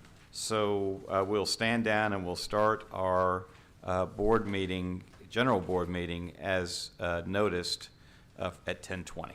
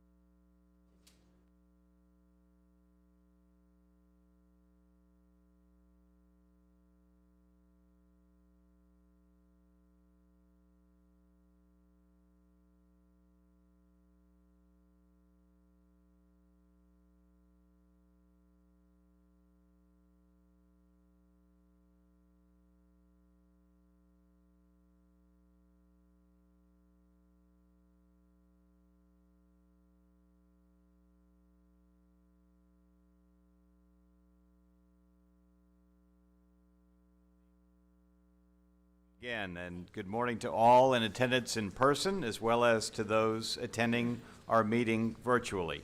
The 239th meeting of the Texas Board of Criminal Justice is called to order in accordance with Chapter 551 of the Texas Government Code, the Open Meetings Act. During this meeting, the board will be conducting business from the agenda posted in the Texas Register. Members of the board present for the meeting include myself, Eric Nichols, Vice Chair Faith Johnson, Secretary Dr. Rodney Burrow, Judge Molly Francis, Ambassador Sishan Siv, Nate Sprinkle, Bill Welch, Sidney Zeiker, and Tom Fordyce. A quorum of the board is present, and the meeting is now declared open. This meeting is being conducted in person and is also being broadcast on the Texas Department of Criminal Justice YouTube channel. It is 10:21 a.m. I now ask our board member, Pastor Nate Sprinkle, to introduce Chaplain Adam Ward, who joins us today from the Woodman State Jail to offer a word of prayer as we start our meeting. Thank you, Chairman Nichols. Before we begin with a word of prayer, I'd like to introduce Chaplain Adam Ward. Chaplain Ward has been with the Texas Department of Criminal Justice for 2 years and currently serves at the Woodman State Jail in Gatesville, Texas. He previously served as the Hughes Unit Maintenance Administrator, and previously, while in the U.S. Army Chaplain Corps, Chaplain Ward devoted 21 years supporting soldiers and their families by providing comprehensive religious support for the entire Army community. Through numerous deployments and diverse assignments, he maintained the core values of nurturing the living, caring for the wounded, and honoring the fallen. Thank you for being here, Chaplain Ward, and would you please do us the honor of opening our meeting with a word of prayer? Yes, let us pray. Almighty God, our Heavenly Father, as we gather for this sacred meeting of the Texas Board of Criminal Justice, we seek your wisdom and guidance. We humbly come before you today, asking for your insight and guidance into our decisions. Allow us to make the right choices that benefit the inmates in our care in a way that will help their rehabilitation and prevent recidivism. Be with us as we strive to make authentic, positive change in offenders' behaviors. We ask for your presence in this place right now. Help us make choices that successfully reintegrate our inmates into society so that we can provide that public safety. Lord, I ask that you be with our elected officials as they make decisions that directly affect our institutions. Be with this board today. Guide them, give them wisdom. Lord, be with our inmates right now. Open their eyes to your glory and renew their spirits to allow them to rehabilitate and give you the glory and the honor and the praise. Be with our families of our inmates right now. Help them through this time. Draw them close to you and comfort them. Allow them to see your work in their loved ones' eyes. Lord, may your love shine through us, through the Windham School District, through the maintenance departments, through the wardens, through the chaplains, but most of all, through the officers that are in those pickets and those rovers that go from place to place, guiding our inmates. Lord, I ask you right now to cleanse my thoughts and prepare me to be an instrument for you. If it's your will, send revival to this place right now, but start with me. Thank you for being who you are, Lord. I come to you today because of your sacrifice and the shedding of your blood that cleanses all my sins. Come quickly, Lord. Amen. Amen. Thank you so much, Chaplain Ward. Thank you, Pastor Sprinkle, and thank you, Chaplain Ward, for your words to open our meeting this morning and for your service.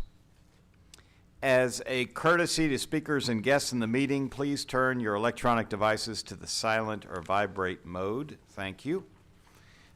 As always, we very much appreciate public officials and or members of their staff who are either with us here today in person or with us online, and especially during a very, very busy legislative season here in Texas. We also appreciate the attendance of everyone at this meeting, whether in person or online. The Texas Board of Criminal Justice is committed to providing an opportunity for public presentations on posted agenda topics, as well as for public comments on issues within its jurisdiction as provided in Board Rule 151.4. Persons interested in speaking at today's meeting were required to complete and submit a registration card at least 10 minutes prior to the meeting's posted start time. As no cards were received prior to the required deadline, the board will not hear public presentations on posted agenda topics today or public comments on issues within the board's jurisdiction. The next item on our agenda is recognitions. And we'll begin with recognizing those TDCJ employees who have dedicated 25, 30, 35, 40, and yes, even 45 years of service to the state of Texas. We actually have heard from a longtime employee and public servant with Windham, so we're just kind of continuing that theme today. These individuals represent the strong commitment of this agency's staff system-wide. Our board and Executive Director Brian Collier express our deepest gratitude for their continued service. During the months of January and February of 2025, 58 employees attained 25 years of service. 47 employees attained 30 years of service. 11 employees attained 35 years of service. 10 employees attained 40 years of service, and 1 employee attained 45 years of service. We are displaying that list of these valued employees now for those in attendance to read, and the names of these valued employees will also be submitted for inclusion in the official minutes of this board meeting.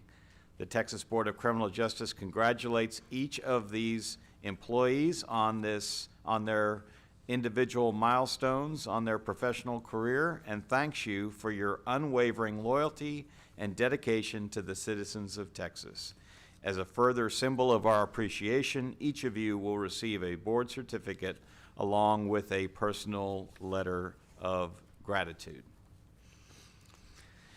Next, TDCJ Executive Director Brian Collier will be recognizing the new Correctional Institutions Division Director, Mr. Eric Guerrero. Mr. Collier, if you're ready, please proceed. Thank you, Chairman Nichols. Good morning. I'd like to ask, and Eric's here at the podium, so today I'd like to recognize Eric Guerrero on his recent promotion to the Director of the Correctional Institutions Division. Eric began his career with the Texas Department of Criminal Justice in 1994 as a correctional officer at the McConnell Unit in Beeville, Texas. He promoted through the correctional ranks and became the senior warden of the Glossbrenner Unit in 2009. He then held the position of senior warden at the Segovia Lopez Complex and at the Wallace Ware Complex. In 2013, Eric was promoted to Region 6 Director, where he was responsible for the oversight of 18 facilities in Central Texas. In 2020, he was selected to serve as the Deputy Division Director of the Correctional Institutions Division. Since that time, he has provided oversight to over 100 prisons and jail facilities. He's been responsible for the management of several support functions, such as the Classification and Records Office, Disciplinary Coordination, Mail System Coordination, Intake Operations, Laundry and Food Supply, and Plans and Operations. Eric holds a bachelor's degree in criminal justice from Columbia Southern University. Eric's a strong leader and has a solid track record of working well with other division directors to help them and their division staff be successful. These attributes, combined with his significant operational experience, will serve this agency very well in his new position as the Director of the Correctional Institutions Division. Please join me this morning in congratulating Eric on his promotion to the Director of the Correctional Institution Division.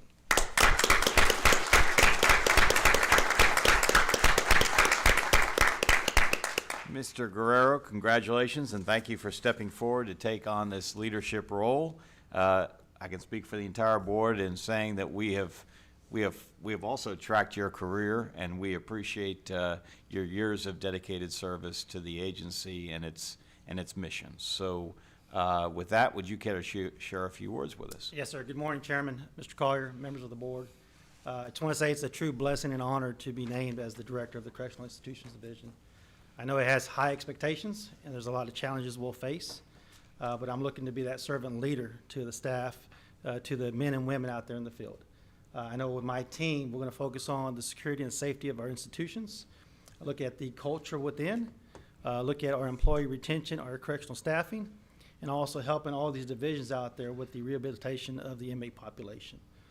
Just looking forward to it. Thank you, Mr. Collier and everyone. To all my brothers and sisters in the divisions out there behind me, looking forward to working with you and seeing what I can do to help you meet your goals and missions, and then also helping Mr. Collier meet the mission of our agency. So thank you. Thank you. Excellent. And Mr. Guerrero, I understand that one of your duties we're going to see right now, because if you're ready, I understand you have two deputies that you would like to recognize today. And so if you're ready with that, please proceed. Yes, sir. Daniel, Ellie. I'd like to first recognize Daniel Dickerson. He began his career in 1997 as a correctional officer at the Charles T. Terrell Unit, known now as the Allen B. Polunsky. He has progressively advanced through the correctional ranks. He was a senior warden at the Johnston, Holiday, Estelle, and the Polunsky Unit. In June of 2023, Mr. Dickerson was promoted to Region 1 Director, where he was responsible for overseeing operations at 15 assigned facilities. In February 2025, just recently, he was further promoted to Deputy Division Director of the Correctional Institutions Division. Mr. Dickerson holds a Bachelor of Science degree in Administration of Criminal Justice from Mountain State University and a Master of Science degree in Criminal Justice and Leadership Management from Sam Houston State University. I'd like to introduce and glad to have Daniel as part of my team.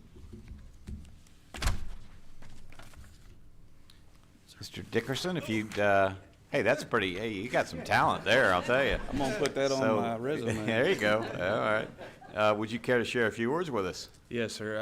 I've always been very uncomfortable in recognition, so I just want to, first of all, thank God for the opportunity, for everything I've been blessed with. And number two, my family, who I don't think they've ever had recognition, my mom and dad, Donnie and Pam Dickerson of Burkeville, Texas, to make sure they get that. Of course, my wife, and we've moved to several places, and she's held the family together like glue. My daughter, Shelby, and son, Dylan, who now serves Polk County as a deputy. Very proud of them, and for all the things that they've gone through and followed me, that's what's made me successful so far. Obviously, the men and women at TBCJ, the board, the wardens, the division, every division that's out there has played a part in where I'm at. It's been a big family since '97, and I look forward in my new role in leadership and cultural management is what I'm going to really strive for in my office, visiting all the units throughout the state, trying to figure out how we can do better. Not that it's bad at all, I don't believe. I think we have really great people working. We have some things that happen as the world turns, I guess you could say. But I think that we're going to figure out a way to do things better, more efficient, and we're going to look toward that 2030 vision plan that Mr. Collier and that we have set for. So I just want to thank everybody for the opportunity, Mr. Collier, the board, Mr. Guerrero for this great opportunity to just stand here and then get ready to go to work. Well, Mr. Dickerson, you are another person that this board has tracked in terms of your professional development, and it's to great credit to you that you are called out often by name, not only among members of staff but members of the population in terms of your contributions to the missions of the agency. So let's all give Mr. Dickerson a hearty round of applause.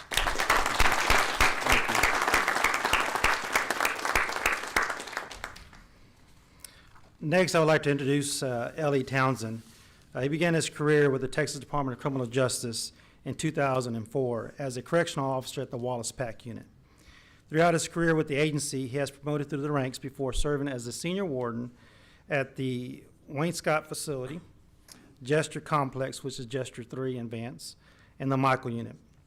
In March of 2023, Mr. Townsend was promoted to the Regional Director of Region 5, overseeing 14 prisons before he was promoted to Deputy Division Director of the Correctional Institutions Division in February 1st of 2025. He holds a bachelor's degree in criminal justice from Wayland Baptist University. He's going to be a great leader for our division, and he'll be responsible for just the prison and jail operations within the Correctional Institutions Division. So definitely want to thank him for taking on this challenge and the opportunities he'll provide to not only this division but the agency, and congratulations. Mr. Townsend, please join us and share some words with us, if you would. Yes, sir. Chairman Nichols, Vice Chair Johnson, Mr. Collier, members of the board. Not going to sit here and speak as much as Daniel. Always telling me he talks way more than I do, but and I talk a lot too. So I'll keep it short. I want to say I'm thankful for this opportunity. I look forward to continuing to stand beside our great men and women of this agency as we continue to lead the charge in corrections and upholding our mission. Just thankful for the opportunity. Well, thank you, Mr. Johnson. And again, it's no shocker to this board, to having followed your career, to see you at the place that you're at right now. But even though it's not a shocker to us, we always want you to know that we appreciate your stepping forward and assuming this vitally important leadership role. So please join me in a hearty round of applause for Mr. Townsend.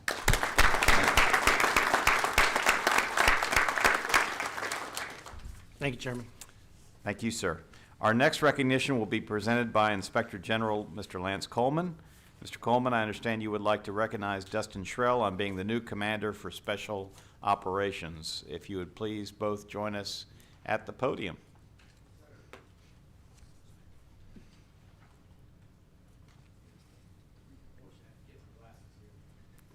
You could have borrowed my readers.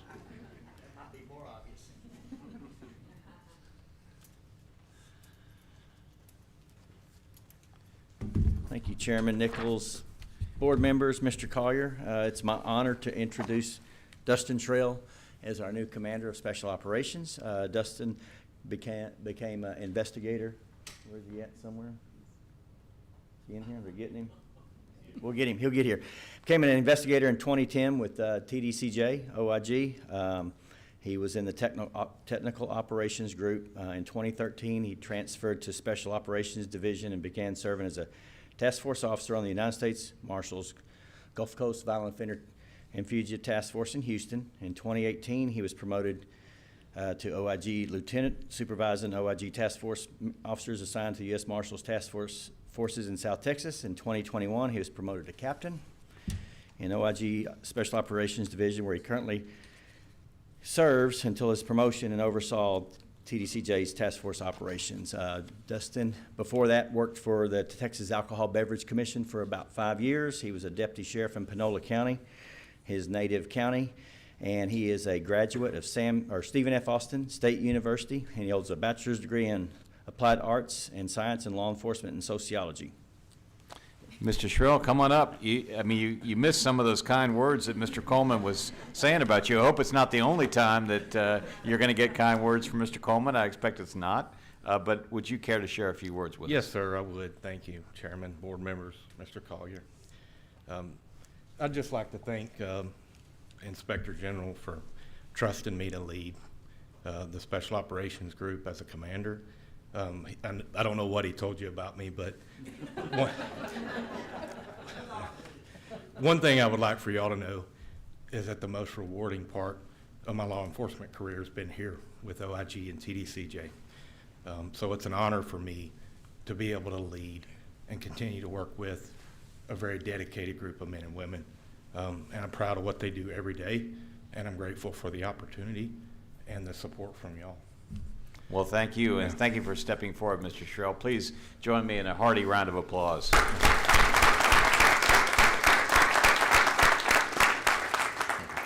Thank y'all. Yes, sir. The next recognition will be presented by the Office of the Independent Ombudsman through our Independent Ombudsman, Mr. Brian Patrick. Mr. Patrick, I understand you would like to recognize, and I am going to let you pronounce this first name because we met and we talked, but you know me, it takes a little while for me to get all the stuff organized in my brain. So, is it Swezjan? Sujan. Sujan Harrison on being selected as the Quality Control Coordinator. And Mr. Patrick, if you're ready, please begin. Thank you, and good morning, Chairman Nichols, Vice Chair Johnson, board members, and Mr. Collier.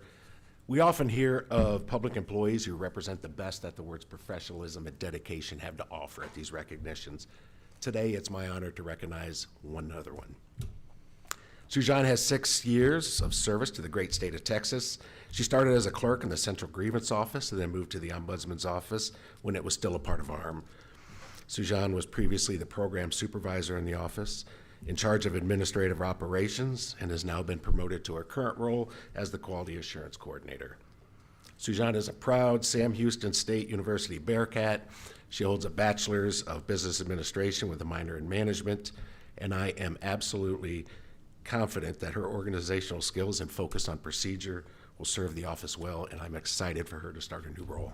Thank you, Mr. Patrick, and we share your enthusiasm. So, Ms. Harrison, would you care to share a few words with us? Yes, good morning to you all. I just would like to say thank you for this opportunity and this position, and I am excited to start my new role and further my career here in the Independent Ombudsman Office. Well, we appreciate you stepping forward, and please join me and everyone in a hearty round of applause for Ms. Harrison. Thank you. Our next recognition will be presented by TBCJ Rehabilitation and Reentry Division Director, Ms. April Zamora. Ms. Zamora, I understand you would like to recognize Michael Bates as the new Deputy Division Director. And Ms. Zamora, whenever you're ready, please proceed. Yes, sir. I have trouble with sticking to a script, so I'm going to give you the important highlights first, where I can stay scripted. Mr. Bates started with the agency in 2008, and he has 16 years with us. He has a master's of science in criminal justice, specializing in leadership and management. He started at the Ellis unit, and he has been a senior warden at 3 units, to include Havens, Terrell, and Clements. He was recently the director of the Fusion Center. So many may ask, why rehabilitation and reentry? And I will tell you that I like to expand our group at rehabilitation and reentry. And the one thing I can tell you about Mr. Bates is he has great operational experience. He can articulate it well. He has worked on units that has expanded that knowledge. He understands the correction industry. He understands how to look at numbers, how to evaluate things. And the one thing I can tell you is that his ability to engage with our employees is amazing. And so that is why I have chosen him as our Deputy of Rehabilitation and Reentry, and I will not look back, and nobody can take him. I'm keeping him. So welcome, my new deputy, and I'm very happy to have him, Mr. Michael Bates. Very good. Mr. Bates, would you like to care to share a few words with us? Yes, sir. Thank you. Chairman Nichols, Mr. Collier, members of the board, I'm honored and humbled to be selected for this position. The Rehabilitation and Reentry Division is comprised of some amazing individuals who are absolutely dedicated to achieving the mission of the agency. And so I look forward to the challenge. Coming from the Correctional Institutions Division into this world has been a bit overwhelming, and it's been in a very enlightful way. I'm excited to see a new aspect of this agency and how we perform on a daily basis, and I look forward to achieving our mission of this agency. Thank you, Mr. Bates. And just, you know, I think I'm articulating what I'm sure everyone on the board is thinking, which is obviously this is an opportunity. You've done great work on the correctional side and with the Fusion Center. And so, as you've expressed it, this is an opportunity for your professional growth as well, to go to a new area, but an area that's extremely important in terms of the rehabilitation and reentry functions that allow us to help those who are qualified and capable to make that step back into the free world. And so we appreciate you, Ms. Zamora, in terms of your leadership, and we appreciate you, Mr. Bates, in terms of your stepping forward in this new role. So join me in a round of applause, please. Thank you all. The next recognition will be presented by TBCJ Chief of Staff, Ms. Rochelle White. Ms. White, I understand you would like to recognize Mr. Michael Rutledge on being the new Deputy Chief of Staff. And whenever you're ready, ma'am, please proceed. Good morning, Chairman, members, Mr. Collier. For more than 15 years, Mr. Rutledge has taken on roles of growing scope and responsibilities. His career with the agency began in 2008 as a parole chaplain. In the agency's then Rehabilitation Programs Division, he served in various capacities, including that of Chaplain 3, Manager 4, Director of Religious Support Services, and Deputy Division Director. Thereafter, Mr. Rutledge served as the Deputy Division Director of the former Private Facility Contract Monitoring and Oversight Division. And prior to his career with the department, Mr. Rutledge was employed with GE Capital for 10 years in various management roles. He also has 38 years of experience in the field of ministry He has been the pastor of Mount Ararat Baptist Church in Houston since 2006. Mr. Rutledge holds a Bachelor of Arts in History, as well as the Master of Arts in Theology from Ashland Theological Seminary and a Doctor of Ministry from North Carolina College of Theology. I recognize our new Deputy Chief of Staff, Mr. Michael Rutledge. Mr. Rutledge, would you care to share a few words with us? Yes, sir. Thank you.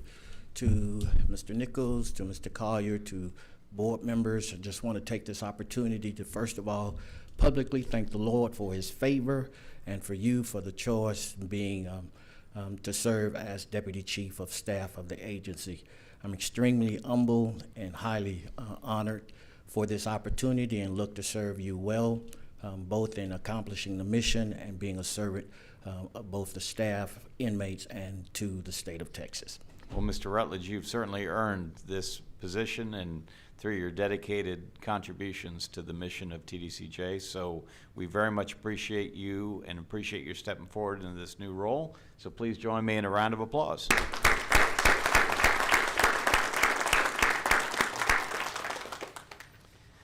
Our next recognition will be presented by TDCJ Manufacturing, Agribusiness, and Logistics Division Director, Mr. Bill Lewis. Mr. Lewis, I understand you would like to recognize Ms. Tanya Hudnall as being selected as the new Deputy Division Director.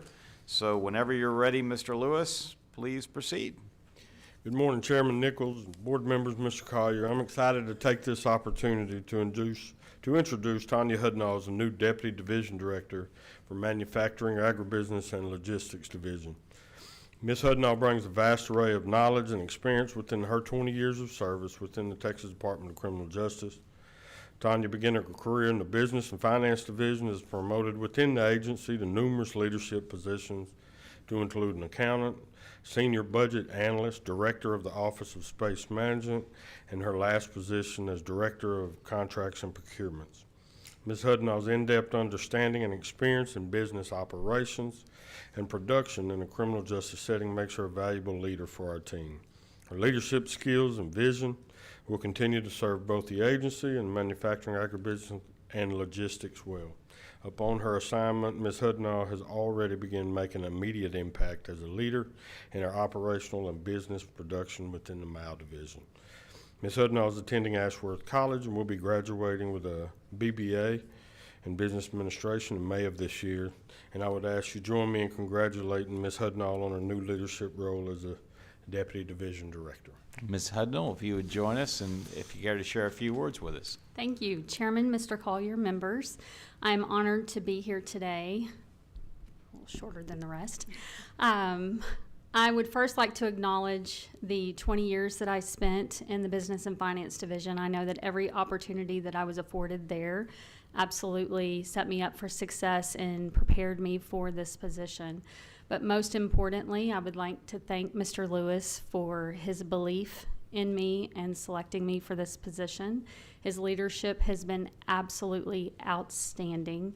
He and Mr. Givens both have been very welcoming and wonderful to work with so far, and I am honored and look forward to working alongside these gentlemen, leading the great staff of the MAL division into the future. Thank you very much, and we know that Mr. Lewis has a lot on his plate. We heard about him having to watch after the chicken flock a little earlier, so it is a tremendously important division that requires others to step up and assume very solid leadership, and we understand that you will be helping to provide that leadership. So thank you very much for that, and let's have a round of applause.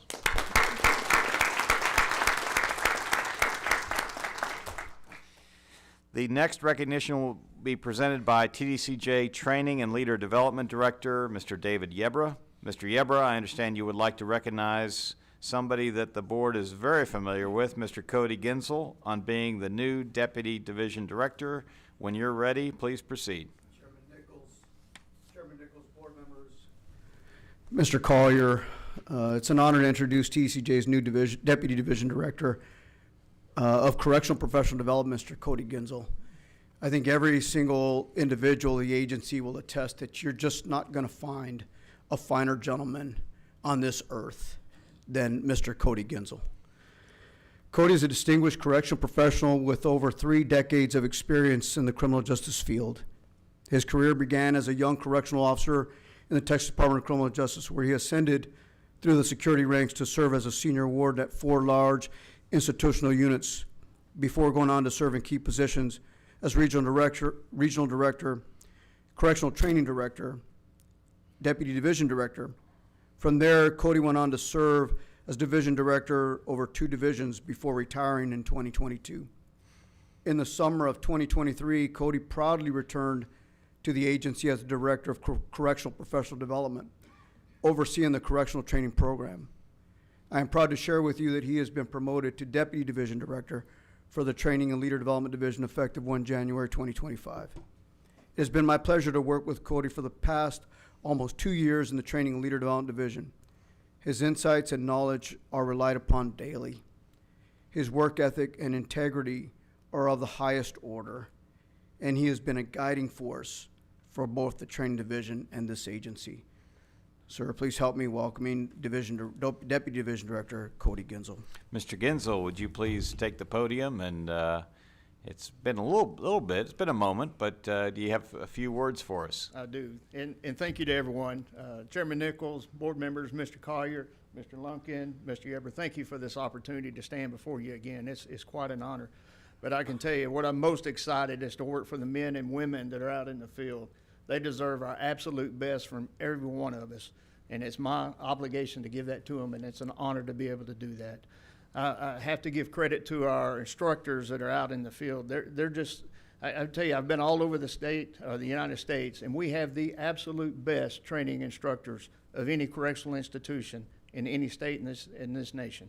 And I'm very proud of the work that they do each and every day to develop our men and women that are out in the field and to support them. And it's just an honor to be here today. It's an honor to continue this progress, and you've got my absolute word that you have my commitment to our men and women that are in the field to develop them.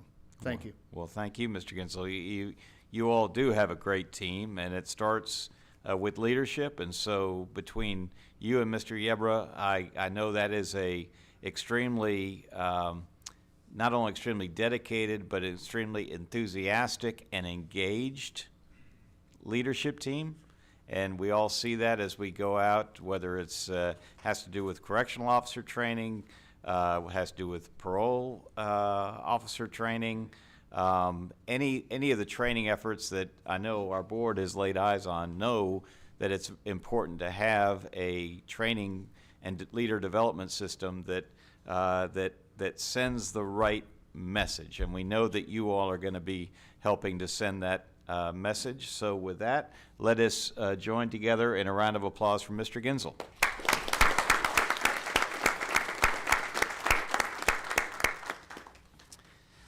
Our final recognition for today will be presented by TDCJ Human Resources Division Director, Ms. Mary Babcock. Mrs. Babcock, I understand you would like to recognize Quintana Carroll on being the new HR Deputy Division Director. If you are ready, whenever you're ready, Mrs. Babcock, please proceed.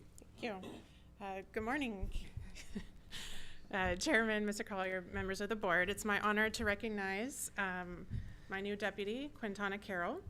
She joined the agency in 2009 as a correctional officer at the Hightower unit, and she steadily advanced through the security ranks, demonstrating remarkable leadership and character.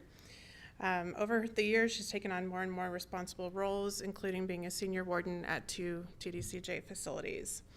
She holds a bachelor's degree from the University of Texas at San Antonio, and her understanding of the correctional system, coupled with her operational experience and strategic mindset, makes her a great asset to not only the Human Resources Division, but the agency. But what truly sets Quintana apart is her people-first mindset, a leadership style that prioritizes collaboration, empowerment, and a commitment to fostering a supportive and high-performing work environment. Her ability to build strong relationships, navigate complex environments, and inspire those around her will undoubtedly strengthen our team at HR. So, Ms. Carroll, if you care to join us and share a few words with us. Good morning, Chairman Nichols, Mr. Collier, and members of the board. Thank you for the recognition. However, I would like to recognize the people who have helped me get to this point in my career, and that is the men and women who walk the halls every day at our facilities. They shaped me into who I've become within my career. They've taught me to make impactful and thoughtful decisions. Because of that, every decision that I've made in the past and will make will be for them in mind. Although I've spent my career with CID, I intend to bring that experience to human resources and bridge the gap between the two to help meet our goals, and have people first and be people-centered. Thank you. Ms. Carroll, we really appreciate your taking, again, as we've seen before, another step in your personal and professional development that is going to pay great dividends to our agency in your new role. So thank you very much, and join me in a round of applause. Thank you.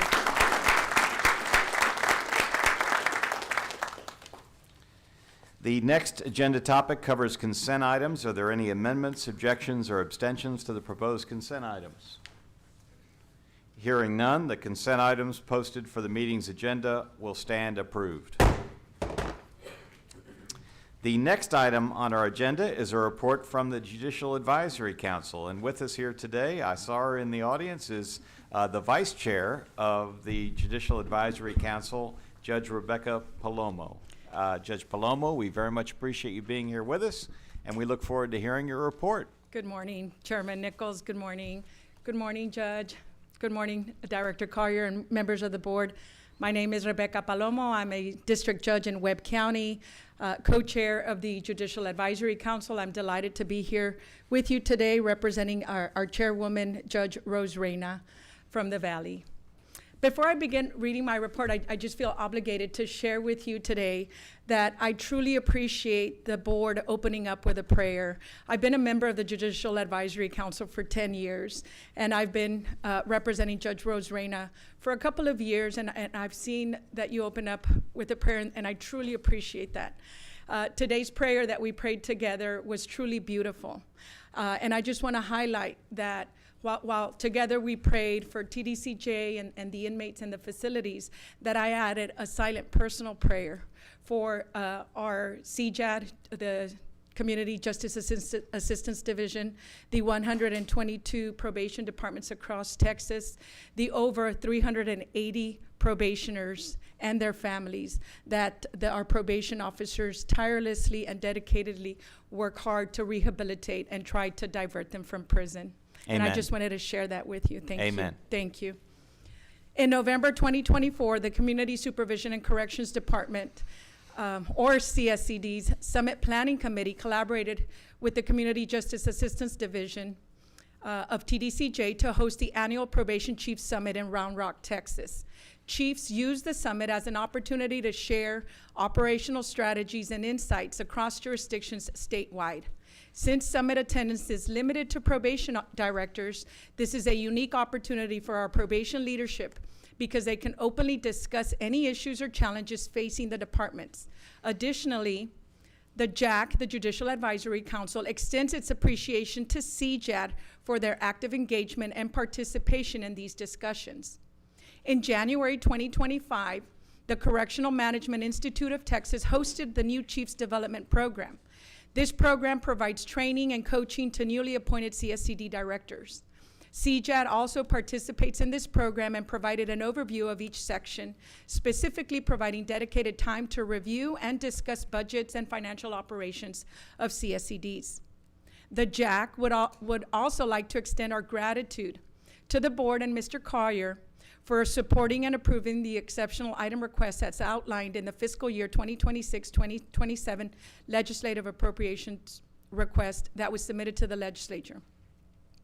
The JAC is pleased with the initial budget proposals for the state's General Appropriations Act in the form of House Bill 1 and Senate Bill 1, in which both bills include an additional $25 million for pretrial diversion programs and an increase of $32.8 million to fund basic supervision at population levels projected by the Legislative Budget Board in July 2024. Although probation still has approximately $114.6 million in remaining exceptional item requests, the JAC has full confidence these items are at the top of the agency's priority list as the agency works through the legislative process. The $114.6 million includes salary increases for probation officers and residential officers, misdemeanor funding, and residential and non-residential grant funding. Our JAC members will assist this board and Mr. Collier in any way necessary to obtain this funding. Please do not hesitate to reach out to me, to Judge Rose Reyna, or any members of the Judicial Advisory Council for any questions or for us to highlight any concerns you may have.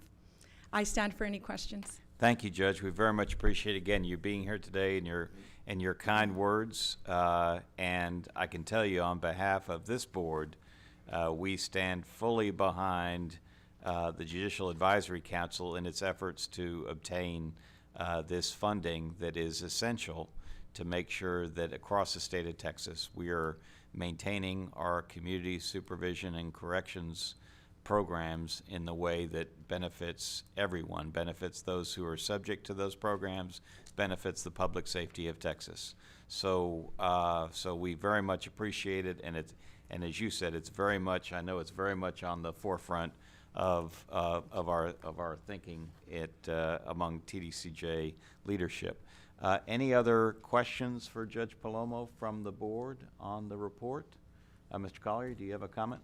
I just would like to say thank you, Judge, and it is our #1 priority item and something that we've been discussing as we meet with members on both sides of the aisle. So thank you for your support, and we're working hard to try to help you get that funding. Thank you, Director. Yes, ma'am. Thank you, Chairman Nichols. And we do understand that I've been attending some meetings in the Pink Building, and I know that there's a lot of recognition among not only leadership on the House and Senate side, but also among members and their staffs about the importance of these programs. But again, Judge Palomo, we really appreciate you. We thank you for being here today to give us your report. Thank you, sir. Thank you, members of the board. Have a good day.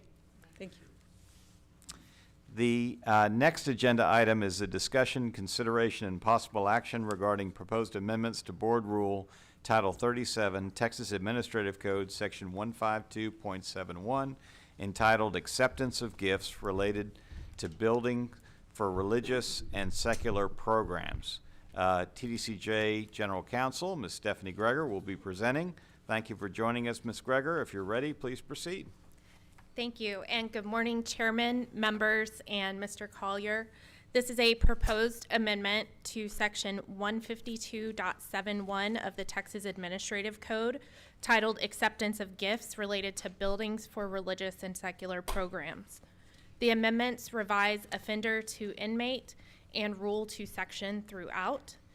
They revise the policy statement for clarity, and as such, they remove language specifying a building related to the provision of religious and secular programs in sections B1 and section B3. The amendments add language to state that the TDCJ shall meet with donor groups to evaluate rather than just accept a prospective donated building. And the amendments revise language to state that a donor or designee will be qualified instead of shall be qualified. Finally, the amendments add language to specify certain building enhancements. These amendments will be posted in the Texas Register and available for public comment. Thank you, Ms. Greger. This is an important, all of our policies are important, but this one I know strikes a chord deep in many of our hearts because this relates to those groups, the donor groups that are out there in our Texas communities who are literally dedicating their time and also raising money to be able to build chapels and other religious facilities at various units. And I know there are a number out there, but the one that I think we're board members were getting ready to dedicate their chapel is the Jacob's Hammer group that has at the Halbert unit in up in the hill country. And so just want to make sure that as we make these changes to our rules, we recognize why they're there. Any other questions for Ms. Greger on this particular item? If not, do I have a motion? Yes, Mr. Chairman, we do. I move that the Texas Board of Criminal Justice approve for publication in the Texas Register the proposed amendments to the Board Rule Title 37, Texas Administrative Code, Section 152.71, acceptance of gifts related to buildings for religious and secular programs, to receive public comment as presented. I have a motion from Vice Chair Johnson. Do I have a second? Second. I have a motion from Vice Chair Johnson. I have a second from Judge Francis. All those in favor say aye. Aye. Any opposed? Motion passes. The next agenda item is a discussion, consideration, and possible action regarding proposed amendments to Board Rule Title 37, Texas Administrative Code, Section 163.42, entitled Substantial Noncompliance. Ms. Greger, please proceed. Thank you. As mentioned, this is a proposed amendment to Section 163.42 of the Texas Administrative Code titled Substantial Noncompliance. This is a minor amendment with a big impact. The amendment revises the name of the Internal Audit Division to the Office of the Independent Auditor as previously adopted by this board, and reflects that that office is in fact an independent status. This proposal will be posted in the Texas Register and available for public comment. Thank you, Ms. Greger. Have you and your staff made an effort to look at other rules to make sure that other rules don't include this language that does not accurately reflect the status of our Office of Independent Audit? Yes, sir. In terms of the title, we are in the process of reviewing that, and at this time, this is, I believe we actually have already amended one rule, and I believe this is the second one so far. Okay. Any other questions on this item? If not, do I have a motion? Yes, Mr. Chairman. I move that the Texas Board of Criminal Justice approve for publication in the Texas Register the proposed amendments to Board Rule Title 37, Texas Administrative Code, Section 163.42, substantial noncompliance, to receive public comment as presented. A motion has been made by Dr. Burrow. Do I have a second? Second. A motion by Dr. Burrow, a second from Ms. Zeiker. All those in favor say aye. Aye. Any opposed? Motion passes. The next agenda item is a discussion, consideration, and possible action regarding proposed adoption of amendments to Board Rule Title 37, Texas Administrative Code, Section 159.1, entitled Substance Abuse Felony Punishment Facilities Eligibility Criteria. Ms. Greger, please proceed. Thank you. This item is the adoption of proposed amendments to Section 159.1 concerning substance abuse felony punishment facilities eligibility criteria. These amendments were presented at the December board meeting and have been posted to the Texas Register. The adopted amendments remove reference to an outdated document, update the title of a reference document, and revise language to align with current verbiage and clarify eligibility requirements. No public comments were received in relation to the posting. Thank you, Ms. Greger. Any questions from the board on this item? If not, do I have a motion? Yes, sir. I move that the Texas Board of Criminal Justice adopt amendment to Board Rule Title 37, Texas Administrative Code, Section 159.1, Substance Abuse Felony Punishment Facilities Eligibility Criteria, as published in the Texas Register, and that the chairman sign the order to this effect. Thank you, Judge Francis. I have a motion. Is there a second? Second. I have a motion from Judge Francis. I have a second from Vice Chair Johnson. All those in favor say aye. Aye. Any opposed? Motion passes. The next agenda item is a discussion, consideration, and possible action regarding proposed adoption of amendments to Board Rule Title 37, Texas Administrative Code, Section 163.21, entitled Administration. Ms. Greger, please proceed. Amendments to Section 163.21 of the Administrative Code titled Administration were presented to this board in December and have been posted in the Texas Register. The changes include revising continuum of sanctions to progressive sanctions throughout, removing the human resources category from the policies and procedures that shall be included in the administrative manual maintained by a community supervisions and corrections department, revising the standards category of the administrative manual, revising language referencing an application process to specify a proposal, adding language to state documentation of training hours shall be maintained at the CSCD and available on request, and making grammatical and formatting updates. No comments were received. Thank you, Ms. Greger. Any questions on this item from the board? If not, do I have a motion? Yes, Mr. Chairman, I move that the Texas Board of Criminal Justice adopt Amendment to Board Rule Title 37, Texas Administrative Code, Section 163.21, Administration as published in the Texas Register, and that the chairman sign the order to this effect. I have a motion from Ambassador Siv. Do I have a second? Second. I have a motion from Ambassador Siv. I have a second from Dr. Burrow. All those in favor say aye. Any opposed? Motion passes. The next agenda item is a discussion, consideration, and possible action regarding proposed adoption of amendments to Board Rule Title 37, Texas Administrative Code, Section 163.33, entitled Community Supervision Staff. Please proceed. This item is the adoption of amendments to Texas Administrative Code, Section 163.33, concerning community supervision staff. These amendments were presented at the December board meeting and published in the Texas Register. This rule will be republished to reflect a minor change related to comma placement. There were no public comments received, and the previous posted amendments revise rule to section throughout, revise the definition of direct supervision, and make grammatical and formatting updates. All right. Do you expect any public comments on comma placement? I do not. It is one comma. Okay. No. All right. So with that, any other questions from any members of the board? If not, do I have a motion?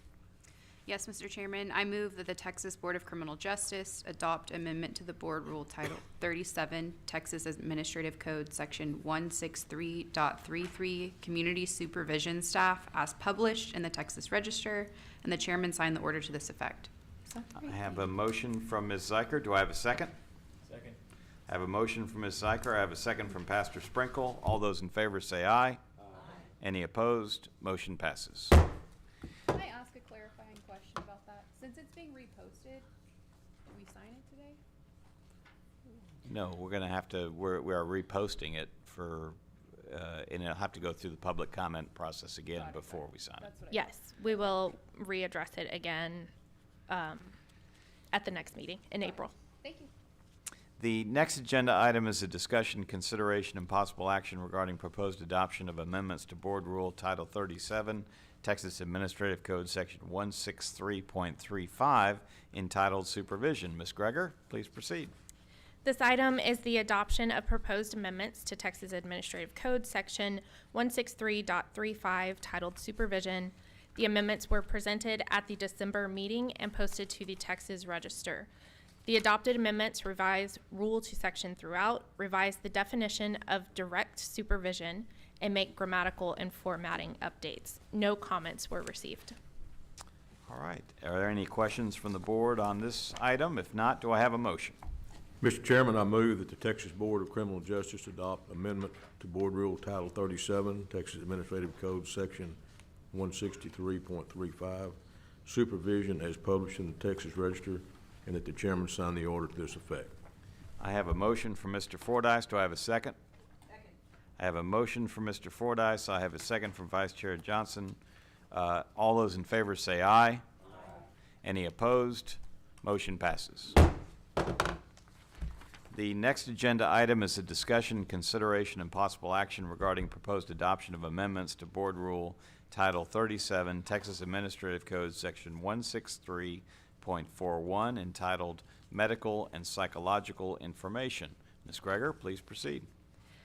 Amendments to Section 163.41 of the Texas Administrative Code concerning medical and psychological information were presented to the board in December, and they were posted to the Texas Register. The adopted amendments update the reference to model policy guidelines with the corresponding Texas Health and Safety Code provision, and they remove the website address from the rule. No public comments were received. All right. Any questions from the board on this item? If not, do I have a motion? Yes, Chairman Nichols, I move that the Texas Board of Criminal Justice adopt amendment to Board Rule Title 37, Texas Administrative Code, Section 163.41, medical and psychological information as published in the Texas Register, and that the chairman sign the order to this effect. I have a motion on this item from Pastor Sprinkle. Do I have a second? Second. I have a motion from Pastor Sprinkle. I have a second from General Welch. All those in favor say aye. Aye. Any opposed? Motion passes. Thank you, Ms. Greger. Thank you, Board. It is now time for the Chairman's Report. As many of you know, I enjoy using my time at these meetings to highlight programs within TDCJ that are implemented in the area of the state where we are holding our board meeting. Today, I would like to spotlight the Bartlett Innovation Unit in Williamson County. The Bartlett Innovation Unit is a facility that was idle until recently, but is now being reopened as a pilot innovation unit that emphasizes positive change and successful reintegration through some older programming, but also some new programming as well. The Bartlett Innovation Unit is in the process of being fully opened within the premises of the former Bartlett State Jail in Bartlett, Texas. The Bartlett facility was originally operated as a private facility, but then closed in 2017 due to the declining state jail inmate population. As the agency's population began to increase post-COVID overall, TDCJ leadership, including Executive Director Collier, conceived the idea of opening Bartlett as a facility with a population drawn from TDCJ of inmates who are on the path to successful reentry into the free world. This concept included fostering within Bartlett an environment that was structured to this particular segment of the population by putting increased focus on rehabilitation and personal growth. Through comprehensive academic, career and technical education and life skills programs, the Bartlett unit empowers these inmates who have chosen to step forward in their rehabilitative journeys to give them a platform to transform their lives even further, including by providing training and support towards meaningful employment and a positive return to their communities. In October of 2024, the unit began the process of reopening, and that process has come to the point where we will soon celebrate the rededication of that unit. And as I and many of our board members have seen with our own eyes, it has taken and is taking a great team at the unit level under the leadership of Warden Lori Larson to get the Bartlett facility out of mothballs and ready for the mission of being an innovation unit. And we are very honored to have two of the outstanding team members who are part of that Bartlett team and who are working to lead the charge at that unit. And here with us today, we have Major LaShonda Stafford, and we also have Correctional Officer 5, Jamaica White. So Ms. Stafford and Ms. White, we are very much looking forward to hearing from you today. And first, I would like to introduce everyone here present, if you don't already know her, and all those watching online, to LaShonda Stafford. Ms. Stafford, we understand that you are a native of Jacksonville, Florida, that you began your career with the Texas Department of Criminal Justice in 2006 and have served in various capacities, including in security leadership, as you do today. We understand that you describe your leadership style as empowering those around you and collaborative, focusing on fostering teamwork, encouraging individual ideas, and guiding your staff to reach their full potential.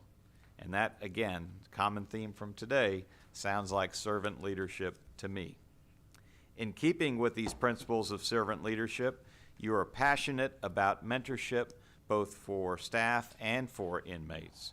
You find joy in helping to shape this new aspect of the future of the agency.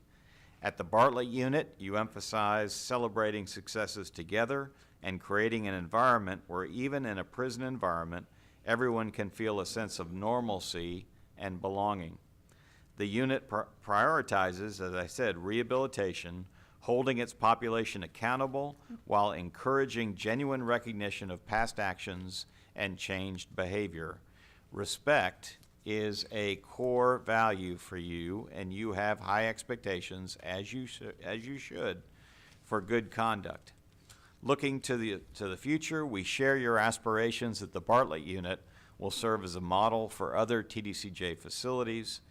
You yourself envision it flourishing and producing whole individuals prepared to make positive contributions to society, and you hope that the rewarding experience you have found at Bartlett will be replicated throughout the system.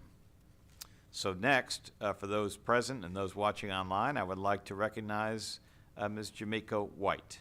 Officer White, you are a correctional officer dedicated to positive change within TDCJ. We understand that you're originally from Sacramento, California, but you have called Killeen, Texas home since 1996. And we also know that since March of 2009, you have been making a difference in the lives of both your colleagues and the inmate population.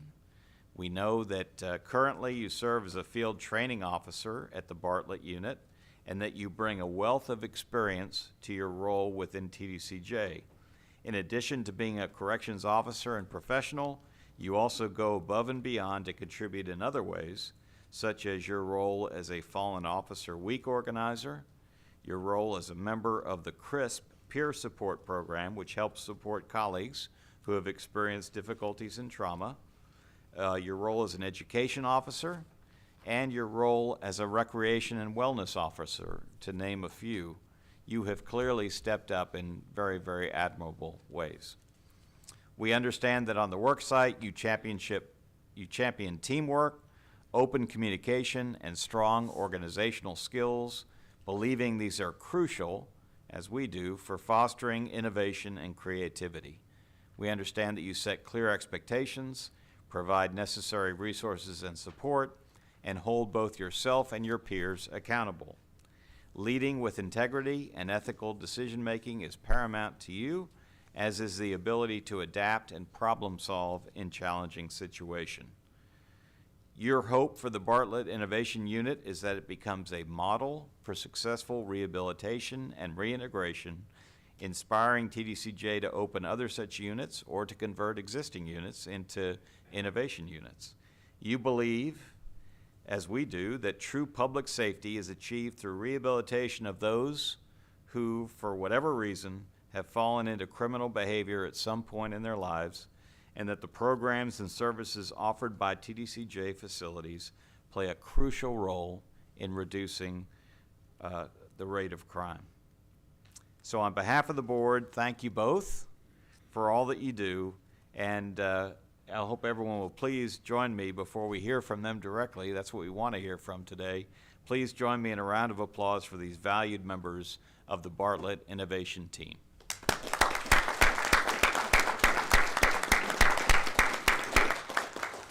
All right, I believe that we are going to start with Major. Are you going to start us off? Yes, sir. Hello, good morning, and thank you to Chairman Nichols, Mr. Collier, and members of the board for having us this morning. The Bartlett unit is the state's first full innovation unit and is part of the TDCJ's reentry pillar of the 2030 plan. The Bartlett Innovation Unit is a new approach to incarceration with groundbreaking programs and initiatives designed to stop the cycle of recidivism. The facility can house 1,049 male inmates.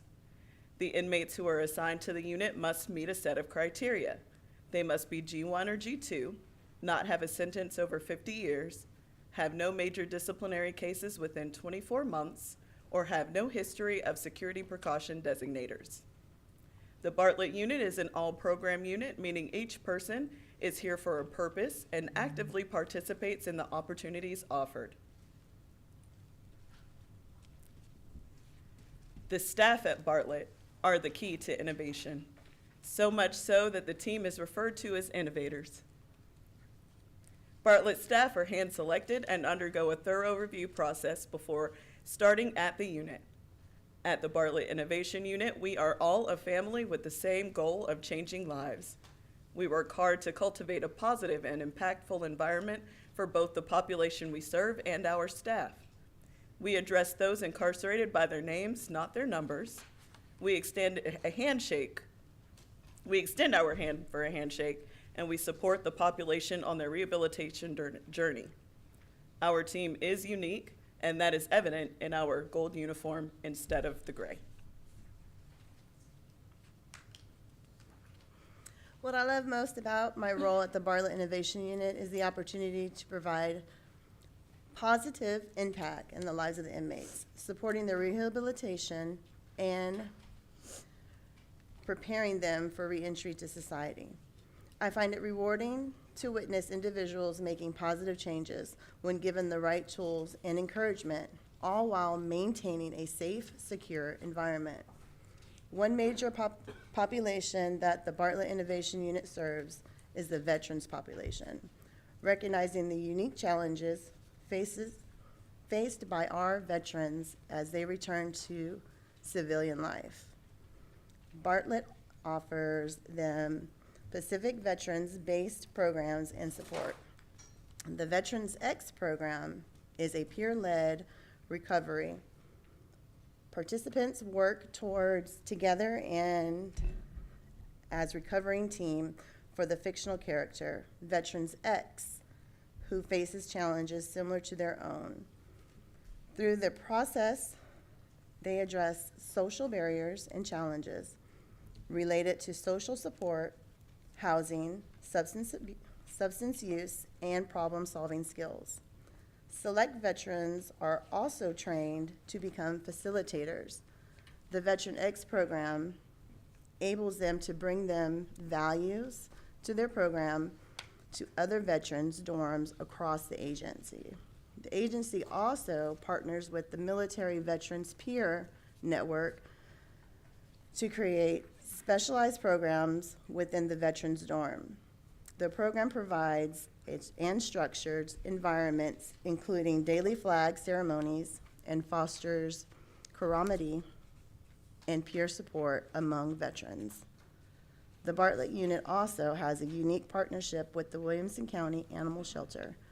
Our Dog Handlers program offers a second chance to rescue dogs while providing companionship and purpose to our veteran population. 20 selected veterans serve as dog handlers, providing 24-hour cares to these animals. After completing the training, the dogs are available for adoption in our community. As an added benefit, families who adopt the program dog receive the free boarding if needed.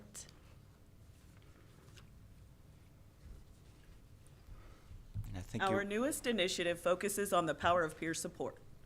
The agency selects individuals from our population to become certified reentry peer support specialists. These individuals, having lived a similar experience to their peers, can offer unique and holistic support to participants in reentry dorms. The agency partnered with VIA Hope to provide the necessary training, and upon completion, these specialists will earn their 250 credit hours toward certification. This provides them with valuable employable job skills for post-release.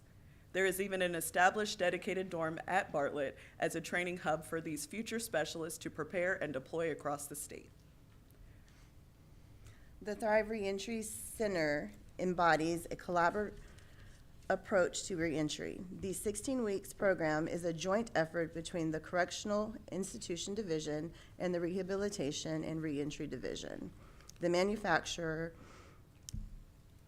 Arbor Business and Logistic Division in the Windham School District, Thrive, is designed to prepare males individuals with FI2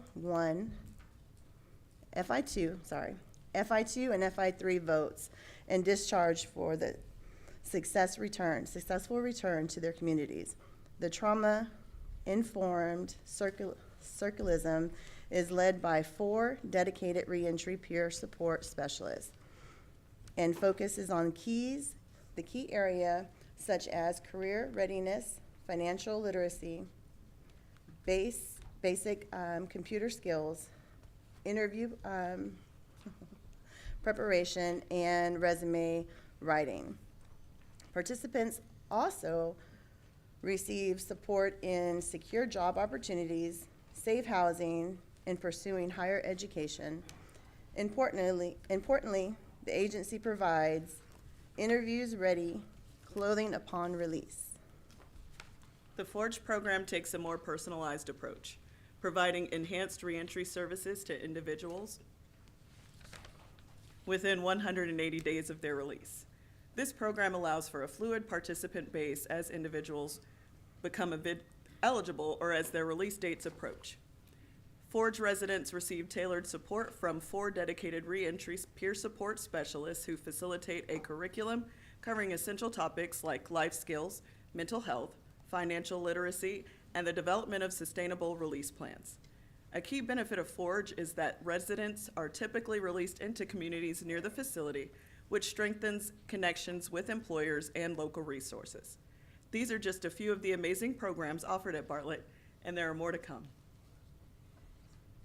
Finally, one of the most impactful things that Bartlett Innovation Unit is when the inmates are released from our custody. On the day of their release, inmates will don a suit to mark the beginning of their new chapters in their lives.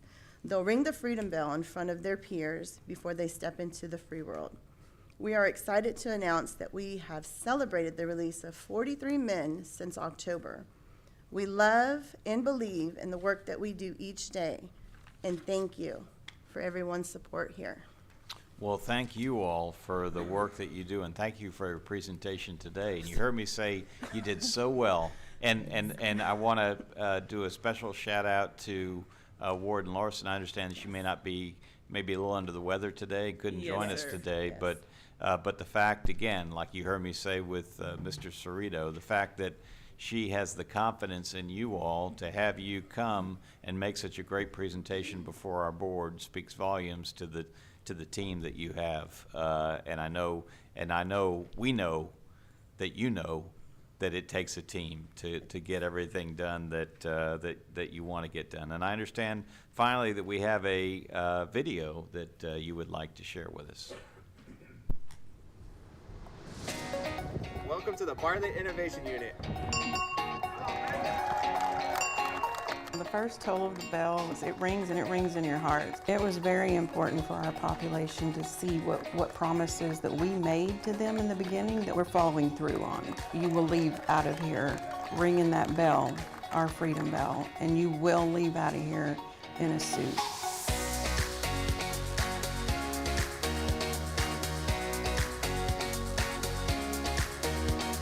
Here at the Bartlett unit, we have 3 goats with Daisy right here, 3 chickens, 1 duck, 2 rabbits, and what they do here is boost up the morale, help with the social anxieties, and give a good feeling here at the unit.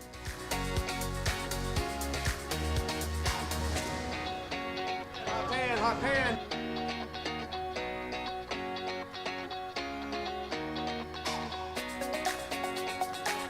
The culinary program here at the Bartlett unit is helping me with the necessary skills that I need upon my release so I can open and manage my own restaurant. Ready? Go!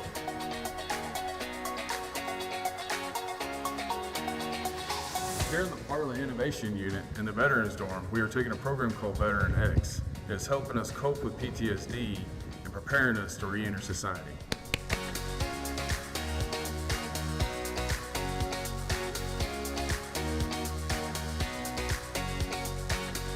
Art is my passion. It means a lot to me.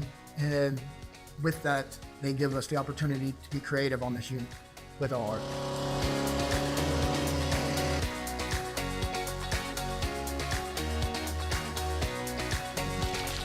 Here at the Bartlett Garden, we grow vegetables and fruits for the unit. Once released, I will explore a career as a horticultural technician. Here on Bartlett, we have a program called Forward that helps individuals being released with housing, employment, and documents.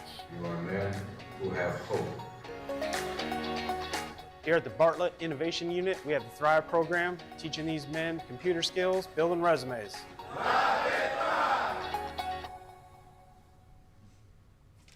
That is fantastic. We're glad we could get all the public to get some eyes on the great things that are going on at the unit. Members of the board, any questions or comments? Ms. Zeiker? Thank you so much for your presentation. And going along with what you said, Chairman, getting some eyes from the public on this unit. I know that your unit has had some really great media exposure over the past couple of months, and that's exactly what we like to see. We like to see opportunities where we can highlight the great things that are being done, and Bartlett is such an important unit, and the work that you guys do every day.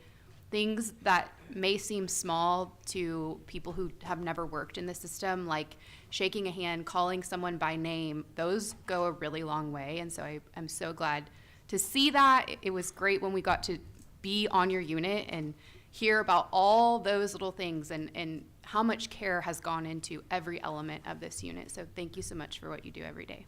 Thank you. And any other questions? I know, Mr. Collier, you probably have a comment on this as well. Thank you, Chairman. I want to thank you first for highlighting that as your comments today, but I also want to thank you for all you've done to help make the Bartlett unit what it is. And Warden Larson, no, she couldn't be here, but she's done a phenomenal job of taking an idea. And I know Andy Barbie's probably in the audience. If Andy can stand up, the seed that started was Andy. So Andy shared the idea or the concept of an innovation unit to me about 2 years ago. And we had the opportunity, and here we go. And look what you've done with it. So I'm proud of you and proud of all the work that you've done. Thank you. Can we have a hearty round of applause for these two individuals and our entire Bartlett team?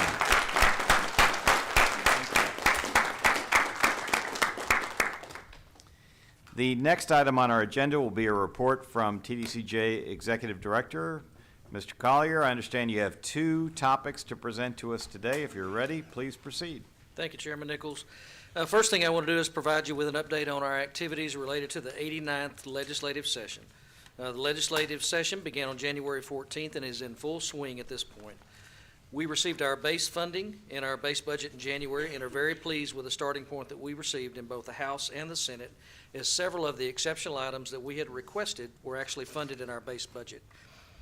Some of the items funded in the base bills included the requested pay increases for parole and correctional officers, major repair funding, which included our request for $118 million for additional air conditioning. We also received funding for vehicle replacement and funding to construct 5,600 expansion dorm beds around the state per our request. Following our review of the bills as introduced, we modified our requested exceptional items to reflect the remaining items based on the Senate and House-based budgets. As committees have been named, we've been meeting with individual senators and House committee members to discuss our exceptional item request. We presented our budget to the Senate Finance Committee on January 28th, and we'll present to the House Appropriations Subcommittee on Wednesday of next week. I would say that our former board member, Mano de Ayala, is our vice chair of the work group that we have in the House, so looking forward to working with them. I want to thank Chairman Nichols and Pastor Sprinkle for attending the Senate Finance meeting and welcome any of you to join us next Wednesday for our House Appropriations presentation. We've also been meeting with members of the committees that we interact with most frequently, the Senate Criminal Justice Committee, chaired by Senator Pete Flores, and the House Corrections Committee, chaired by Representative Sam Harless. These committees will begin holding weekly hearings soon. Kate Blifford will continue to send out weekly updates to keep you apprised of our activities, and I'll continue to provide updates as we make progress. Overall, I'd say the session has started out extremely well for our agency, but as you know, there's a lot of time between now and the end of session on June the 2nd. I also wanted to provide you with an update on our progress implementing the body camera program on our maximum security units. I know we talked about that several months ago as we began the program, but I wanted to let you know where we are. As you're aware, during the 88th legislative session, we received funding to equip officers at our 23 maximum security facilities with body cameras to enhance officer safety. Following our bid process, the contract was awarded to Axon Enterprises in April of last year. Axon identified an 18-month implementation schedule to allow for the infrastructure wiring to be done at our units, as well as the training and rollout to staff. The first unit that came online was the Polunsky unit last June, and we currently have 14 units that are fully operational. The remaining 9 units will be completed by July of this year. Staff from the Information Technology Division, Facilities Division, Correctional Institution Division, and the Training and Leader Development Division have been working with Axon on the implementation, which entailed equipping our unit infrastructure to actually operate the system, as well as the training and distribution of the actual cameras. This new tool has already proven to be a great asset for staff and wardens and has been used countless times to aid investigations, verify compliance, and has also helped de-escalate situations. We're also piloting the use of the body camera system as a method to report use of force incidents by interviewing on camera those involved instead of completing written statements. This concept came from our Lieutenant's Retention Work Group back in 2023 and is being tested at the Ferguson and Wainwright units. Early response from supervisors is very promising. I have a short video I wanted to show you that'll show you how the system records daily events as we watch an officer just doing daily security checks.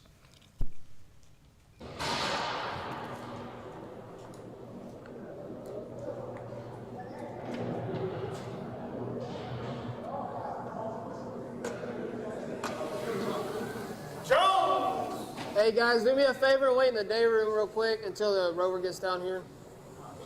Just get off the runs and wait in the day room until the rover gets down here to let y'all in. Yeah, that's fine. You can take a shower. That's fine.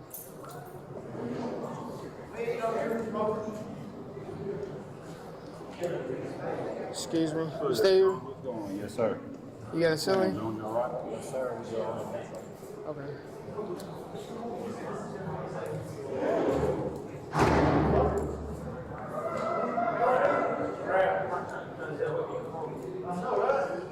Get over here, bud. What's up? You're good. I'm doing a security check. You're fine.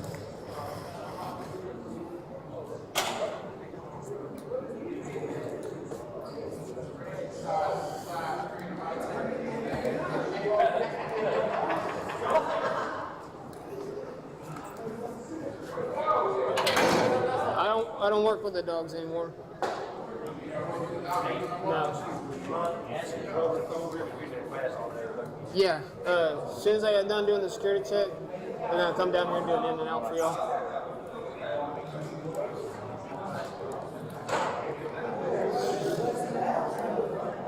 Yeah. As soon as I get done with the security check, she's gonna come down here and do an in and out. I just got done talking to him.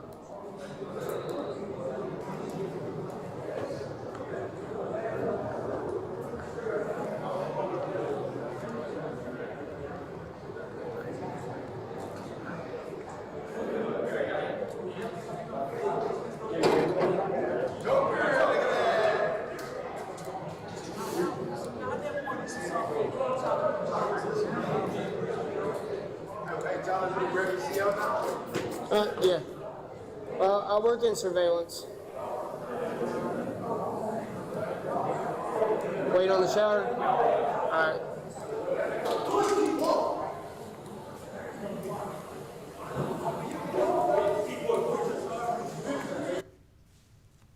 Thank you. As you can see, the value in the tool, whether or not it's activated or not, that data can be pulled up for, any data can be pulled up for 90 days. And then as we have events or incidents, we have it frozen where it's indefinite, so that we'll keep that footage for an indefinite period of time. I want to really thank our staff for all their hard work to implement the new tool for our security staff, and really look forward to expanding the program to additional units as funding becomes available. Chairman, this concludes my remarks. Thank you, Mr. Collier. And again, we thank the members of the legislature and leadership on the appropriation side, both the Senate side and the House side, for all the careful consideration they're giving to the budget requests that have been put forward, as well as the thoughtful questions that I know we're answering to members of the legislature and their staffs as we go through this process. Any other questions or comments from any member of the board with respect to Mr. Collier's report? If not, thank you very much, Mr. Collier. The next item on our agenda is an update on our virtual court program presented by board member Judge Molly Francis. So Judge Francis, handing the mic over to you. Okay, thank you very much. We've got nothing but good things to say about what's going on at the virtual. Thank you, Ambassador. The virtual court program, it continues to plug along. The more public support, the more notice we get to judges out in the state of Texas, prosecutors out in the state of Texas, the more interest we get in trying to conduct some of our non-jury, non-witness proceedings done virtually without having to bench warrant defendants, bench warrant inmates back to court for proceedings, and saving all kinds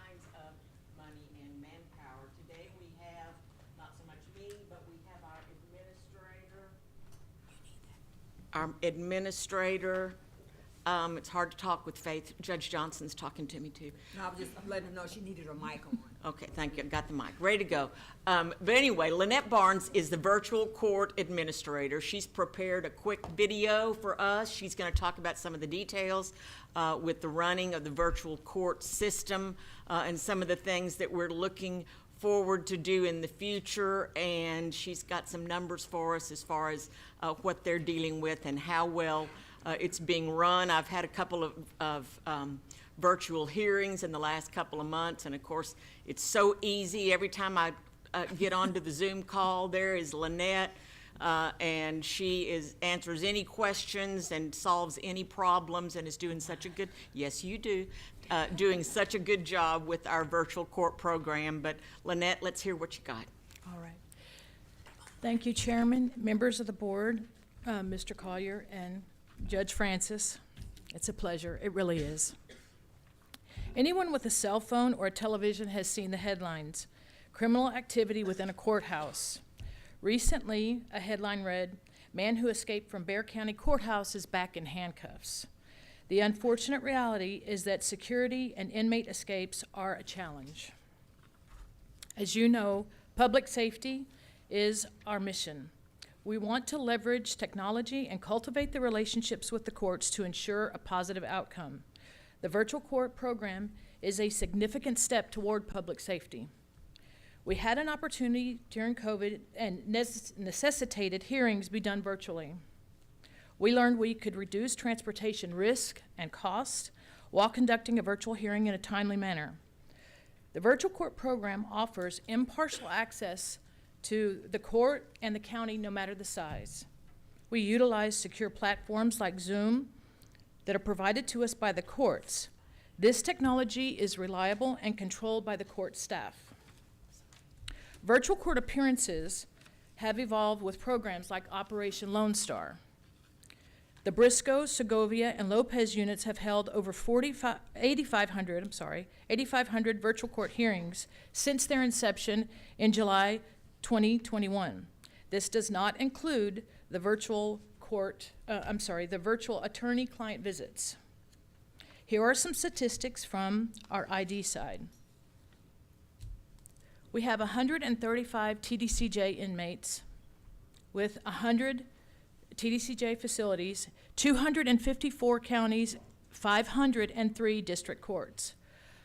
Before virtual court in fiscal year 2024, there were 5,003 processed bench warrants. Counties like Bexar County, Dallas, and Harris were a few. There were 343 Harris County inmates transported in fiscal year 2024. Tarrant County had 252, Dallas County 215. The duration can range from 1 day to 1 year. In December, we held 127 virtual court hearings. In January 2025, we had 130 virtual court hearings. With numbers like these, there are two things that are evident. The virtual court program reduces the need for a physical bench warrant and extradition, and it also reduces transportation costs and housing on the county side. Also, the inmate remains in custody and continues to receive those personal services such as medical appointments, educational programs, and religious services. This is an alternative to the in-person appearance. Over the last year, we've developed policies and procedures to promote an efficient and secure virtual court appearance.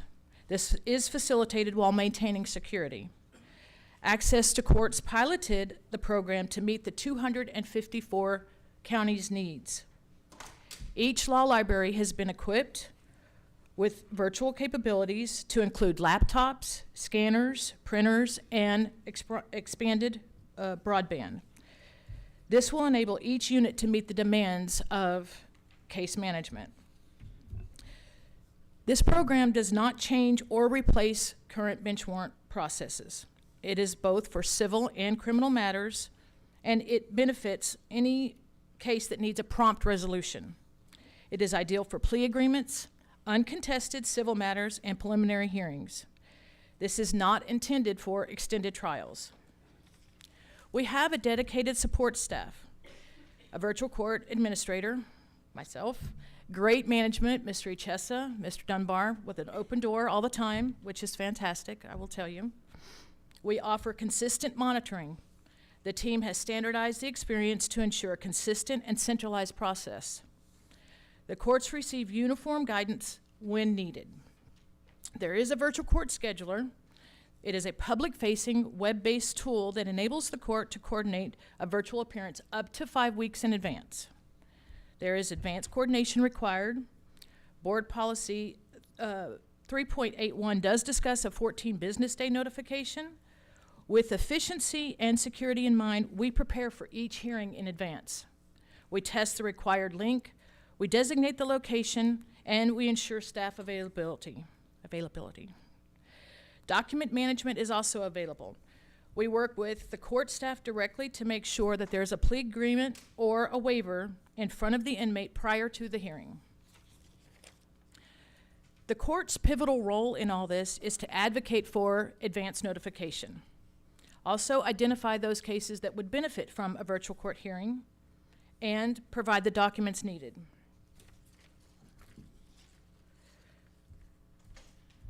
One more. This is a snapshot. There we go. This is a snapshot of the portal when the court logs in of what they see. It's very user-friendly, and now I can take your questions. So tell us, you told us what our stats are. You told us how many we're doing month to month to month. What is our capacity at this point? How many more could you handle a month? Do we need Mr. Dunbar? We do meet Mr. Dunbar. I'm current and he's future.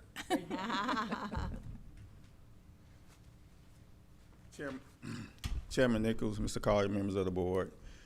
I would just like to add first, moving forward, we currently have the capability to provide online signatures which better serve the inmate populations as well as the courts and the attorneys. And we're really, really close with the capability of providing electronic thumbprint technology that would fully modernize this whole virtual process for us. In addition to serving all 254 counties, we've also served 22 states in this process. So at this point, we have 113 counties registered, and that's about nearly half.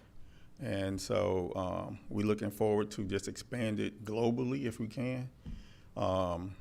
Staffing-wise, our law librarians, we have like 192 FTEs, and we hover around 95 to 100% staff. So we're ready to take on the challenge. So how many more could we handle each month, Mr. Dunbar? Well, each month at this point, I would project that we could handle anywhere from each unit doing maybe another, I'm just throwing this out. Throw it out. Okay, about another 20 more. Okay. Mm-hmm. So not huge, but we're still getting to the point where we can take more and more, because you know what my next thing is, and we've been talking about our publicity's been a big deal, trying Yes. to get judges to realize how to do this, getting the scheduling done, you get the lawyers together ahead of time, the judge sets the Zoom call date, the judge sends it along with our packet and everything to TBCJ, to the virtual court portal website, and then the date comes along and we all log on to the Zoom and everything's been signed. A lot of times the DA and the attorneys have already sent everything to y'all. You've got everything done. You're in the law library. The inmate is there. We started back where we had to fax everything back and forth, or had to scan and send, or email and send, and write and send it back. That's gotten a lot more efficient. But we've kind of come to a little bit of stabilization in the number of pleas that we've done. We're still trying to get judges to use it. You do have to, it's not like going to morning docket and everything's right in front of you and everybody just done. You have to plan ahead, and you've got to get the lawyers to either get there and get in the morning, get there and get it done in the morning, or you have to have them wait till the afternoon, and there's nothing like trying to get lawyers to wait and stay until the afternoon to get a plea done. So that's, and judges, Faith says that's true. But, okay, so we've done a whole lot that we can do as far as publicity. Judges, here's what we've got. DAs, because a lot of times inmates with pending cases that they want to plead because they're doing a whole lot of time on something else, but they know they've got some state jail sitting here, or they've got a third-degree felony and they've already got 5 years back time, or they know they're going to be there a lot longer, and they don't want to have to get the time done in TBCJ only to get hauled off to somewhere else. County has to come pick them up only to go in and plead to back time on a state jail felony. That's what we've kind of been doing. And this just allows them to wrap up as much business as they possibly can before they parole out of TBCJ, so it saves them a whole lot of hassle, and us and the counties a lot of hassle. But getting people to be comfortable using this system and not be afraid of the process has been kind of interesting. So here's my latest thought, and that is, and this involves Mr. Barbie, who's already been introduced, and that is, instead of us waiting for them to come to us and say, I've identified, my DA has identified somebody who's got 5 state jail felonies, and he's doing 20 on another case, and he's already been in 5 years, and he's gonna parole out, and all he wants to do is plead. Instead of us waiting for them to come to the court and set it up, how about if we take our stats, and Mr. Barbie's helped with that, on how many people we have in TBCJ who have pending cases, who are sitting there, who may have already done a big amount of time, or who've done enough, or who are going to do enough that it would be sufficient to cover some of the pending state jails in third degrees. And so we identified and have identified a very small number of people that it's going to take for us to and that would be 20,122 current inmates in TBCJ have pending detainers. Now, a lot of those are immigration. A lot of those are with the federal government. A lot of those are out of state, where it's harder for us to contact those kinds of those judges or authorities. But we've jumped down from 20,000 to 13,000 felonies. And then Brittany and Mr. Barbie have fine-tuned that and can fine-tune it down to counties. And I've already got Dallas County. Those Dallas County judges love to see me coming, because it always has something to do with us trying to but it's got case numbers. We've got names. We have case numbers where you can look up where the person is and all these kinds of things. We've also got the type of the offense, which should tell us, I mean, if you've got a capital murder offense, we're not gonna be able to resolve that, so you're kind of wasting your time. But it can get us into a court, it can give us a case number, it can give us an actual judge to talk to say, we have this gentleman in this unit who's got these, don't you think that's a good idea? Look. I want to give you a chance to breathe. Okay. All right. I'm sorry, once I get going. No, it's fantastic, and your passion for this. I just want. That's why your leadership on this has been tremendous. Well, you know, it came from that day in the car with you and Mr. Collier and Bobby Lumpkin and I were talking about. Well, somebody it's one thing to have ideas, it's somebody else to kind of get it implemented, and so.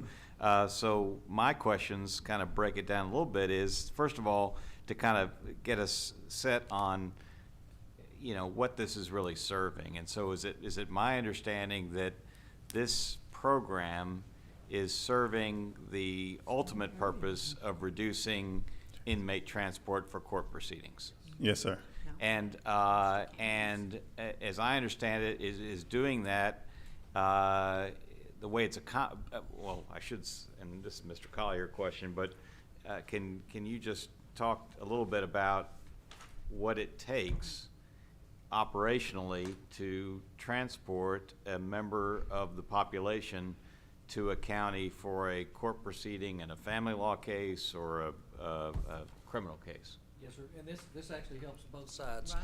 So many times counties for a bench warrant, they're gonna come out with their staff, come to the facility and have to detain, and they're gonna bring usually 2 sheriff deputies to come out and bring that individual back to the county.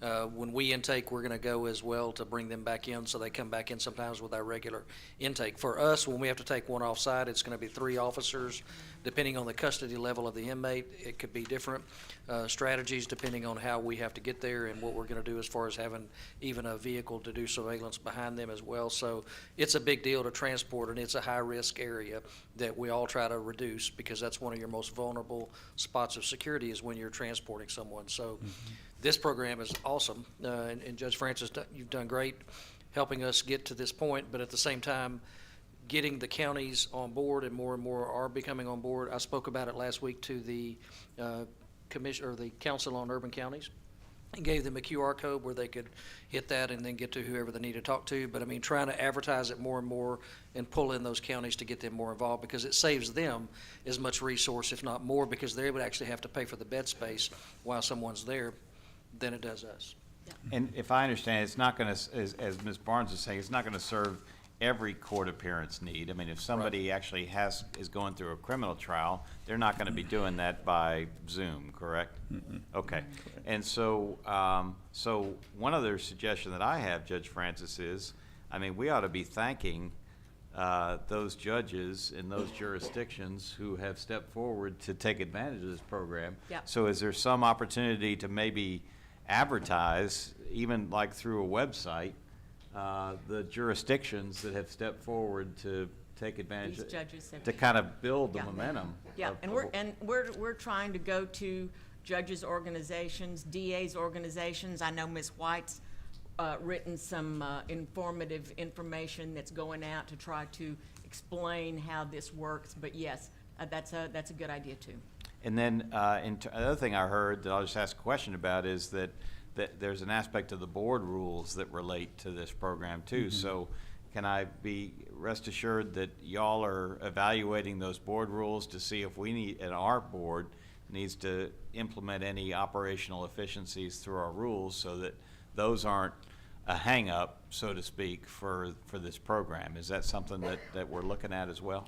Yes, sir. We've explored that as well, and there's no real operational issues. It just require us to do video hearings. Okay. And we're complying with 27, 18, and 19 Code of Criminal Procedure that really, and you know, you can almost waive, we're trying not to waive a public hearing, trying not to waive a number of things that could be waived, just because in the interest of trying to adhere to the tenets of our country and to the tenets of the state as it relates to public hearings. But a lot of these things you can waive if an individual wants to. A lot of times an attorney can go in and represent an individual in a plea, but that's kind of a default, and all attempts are made to bring the person in. But yeah, there's a lot of options out there. And so what I'm hearing, I think, is that as we all know, there are certain requirements under law for persons to be able to appear in person in court, as opposed, and that relates to criminal proceedings, but also certain types of civil proceedings, I think, as well. So in those situations where you have a legal requirement to allow someone in-person visitation, do we accomplish the mission by having an informed waiver by the individual of that right to appear personally? We can. Okay. Absolutely. Okay. All right. Plus, all you've got to do is go in a courtroom, turn on your Zoom, turn the laptop around so anybody who's there can see it, sees it, and you're sitting in the courtroom just as if the person was right there in front of the judge. Well, as Mr. Collier was saying, I mean, I'll just say it again, I mean, there are instances where we're having to transport, right, Mr. Collier? And given the security challenges associated with transport, there's a requirement that we have multiple personnel making that transport, and so along with our effort to reduce medical transport in the way that we've discussed separately, I mean, I know I'm speaking for the entire board in thanking Judge Francis and Mr. Dunbar and Ms. Barnes and everyone else involved in this effort, because it is, given the resource shortage that we already face on the security side, we have to be as aggressive as we can within the limits of the law. Yeah, absolutely. And as Ms. Barnes said, this is the future. Yeah. I think this can only increase in use as time goes on. And Mr. Dunbar, that's you, the future. Yes, ma'am. And we're going to start having to write a whole lot of letters to judges about their people that are on our short list of 13,343 felons. And Mr. Chairman, I'm just tickled pink that my fellow board member and friend came up with this idea. I mean, this is awesome, and I so appreciate her brilliance to be able to do this. And I'm thinking about the example we can be to other states throughout this country. So we are really on to something, and people are gonna start looking at us as the innovators for all kinds of things coming up. So I'm just bubbling with joy and excitement that Judge Molly Francis initiated this, ran with it, and is doing such an outstanding job. I just think we just need to give her a round of applause for what she's done. I'm tickled pink. You're killing me. And I know your round of applause extends to Mr. Dunbar. Oh, yes. And Ms. Barnes. And just real quickly before just a couple of more names. Diana Villalobos, who is fabulous and is running OLS, and that really is where this has done the pre-work, the bottom foundation work for us to expand. Also, my last two hearings were at Lindsay and Hutchins State Jails. I want to thank Brian Collins and Warden Equity, and at the Law Library, Cawley, Crane, Quarles, and then at the Law Library in Lindsay, Parmenter. They did such a great job getting all our little bells and whistles taking place so we could get that done. Awesome. Thank you, Judge Francis, and thank you all for your presentation. Really appreciate it. Okay, thank you. The next item on our agenda is the TBCJ Parole Division Spotlight. As you all know, we showcase at our meetings our parole division and parole officers who are out in our communities making Texas a safer place. So, Mr. Hinojosa, if you'll come up, join us. Our Parole Division Director, Mr. Rene Hinojosa. I understand you will be introducing Parole Officer Barbara Rodriguez. Thank you both for joining us. Mr. Hinojosa, if you're ready, please proceed. Sir, good morning, Chairman Nichols, Mr. Collier, members of the board. It's an honor for me to introduce Parole Officer Barbara Rodriguez this morning. After retiring from the U.S. Army, Ms. Rodriguez began her second career with TBCJ in 2013 as a clerk at the Hughes Unit in Gatesville, Texas, before becoming a correctional officer a few months later. She did that for 5 years, all while earning her bachelor's degree and a master's degree in criminal justice. She left the agency for a few years, then returned in 2023 to pursue her dream of becoming a parole officer, where she started at the Waco District Parole Office before transferring to the Temple office where she currently works. Ms. Rodriguez is currently assigned to supervise the administrative caseload there at the Temple office. Please help me welcome Ms. Barbara Rodriguez.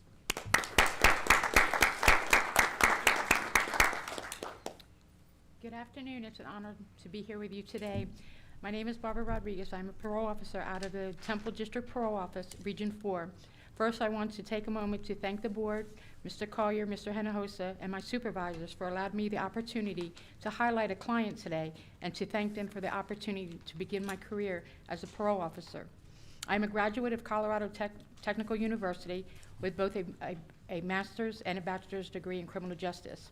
My career in parole started late in life as I enlisted in the military and spent 32 years serving both active duty and reserve status. I worked at CID with the Alfred D. Hughes unit while finishing my degree. I eventually was hired by the parole division and started my career with this rewarding agency. I currently help and guide clients through the criminal justice system in order to encourage their success rate in their personal and professional endeavors. Ms. Emily Hernandez released parole supervision in July of 2021. Ms. Hernandez's journey is a testament to resilience and determination. After spending 4.5 years within the Texas Department of Criminal Justice, Emory emerged a newfound commitment and personal and professional growth. She was certified in industrial specific areas such as OSHA compliance, serve-safe management, and relapse prevention with intense life skills. Her dedication, continuous learning, and excellence is unwavering. Upon release to supervision, Ms. Hernandez embarked on a job search and found employment with Arby's location, starting as a crew member. In less than 3 years, Emery went from shift work to general manager and eventually promoted to district manager, overseeing 9 stores and 178 employees. Ms. Hernandez also committed to help with treatment initiatives in the community. She moved on to Senecor, where she assisted in job placement, found housing for residents, and taught classes 3 days a week with relapse prevention and anger management. Her commitment and high level of responsibility allowed her to take on a daily operations of a sober living house belonging to Senecor. Beyond the realm of professional achievement, Ms. Hernandez finds fulfillment in her family life, being a devoted mother and grandmother alongside her supportive husband, Eddie. Emery's passion for re-entry incentive is profound. Having served as a mentor in Strive and inspiring others of effectiveness of the program, as a devout believer in Christ, Emery prioritizes giving back to the community, aims to dedicate herself fully to re-entry initiatives, driven by the desire to make a lasting impact. Emery says that she will forever give back to the agency that saved her life. She is currently an employee at TBCJ working as re-entry supervisor. This is a major accomplishment, and only a selected few candidates are actually approved for this type of position within the agency. When not working, Emery enjoys serving as a mentor with various programs, helping former justice-involved individuals. Emery facilitates opportunities for individuals within correctional facilities to embark on a path towards success. Emery's commitment and empowering others and driving positive change, effective and profound dedication to making a meaningful difference in the lives of those she serves. I would like to welcome and introduce Ms. Emery Hernandez to the Board of Pardons and Parole.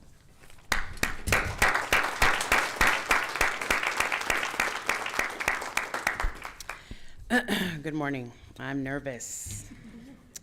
Alrighty, thank you to the board, the Parole Division, and also to everyone who is present today.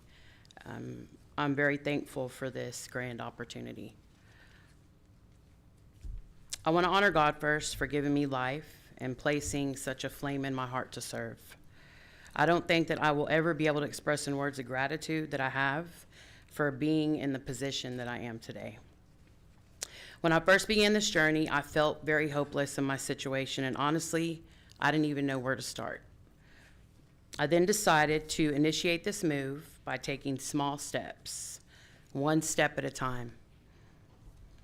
I stayed very involved in the education building and got as many resources as I could to succeed. I took advantage of this massive plate of opportunity that reentry placed in front of me. I began to see that adulting and living an honest life was not the hardest part, but it was really all about believing in myself and deciding that I could do it. I am a former alumni and a mentor of the Strive program with TBCJ. The experience with the Strive program saved my life. I can still remember many phone calls that I had with my parents, telling them about these incredible things that were happening with Strive. I discussed how we had internet in our computer class and how beneficial this was for me and for others. I remember my mom would say, "Are you even supposed to have internet?" Or "What's wrong with you?" Yes, even my family was in disbelief of the changes that were taking place before me. I could no longer use the excuse that I will take care of it when I get out, or I'll make that change later. I made a decision to go head first. I faced my obstacles, challenged my fears, and completed my goals. And in return, I will give back to as many people as I can for as long as I live. This TBCJ agency, from correctional officers to wardens to reentry, were some of the biggest cheerleaders I've ever had in my life. I've never experienced something like that while being on the other side of the fence. As I began my departure into the community and in the home of my family, I did have some fear that settled in. I wondered if parole would even understand me. Would they believe that I'm a new person?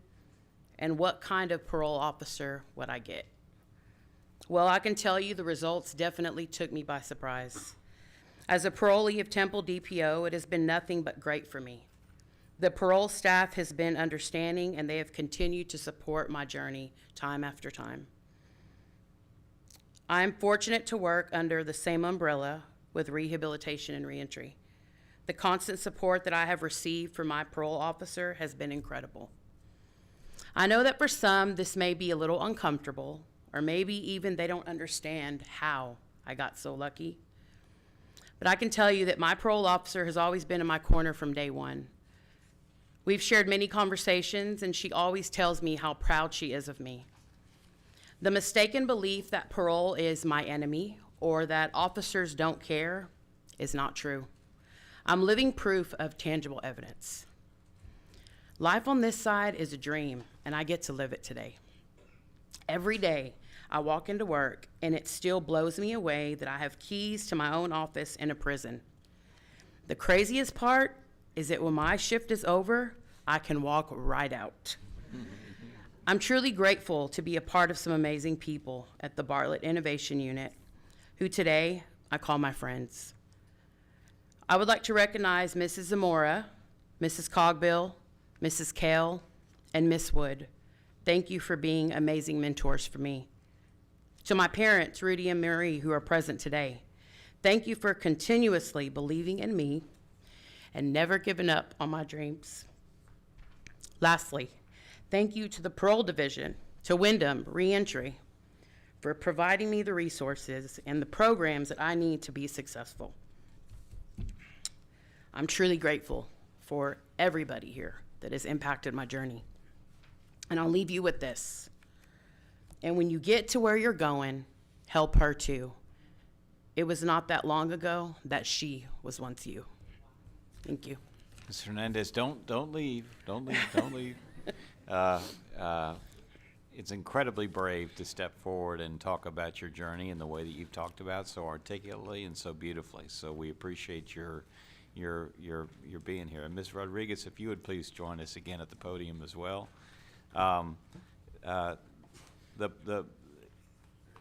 As we were talking about and shining a light, I think you were talking about, Ms. Zeiker, shining a light on certain aspects of the system.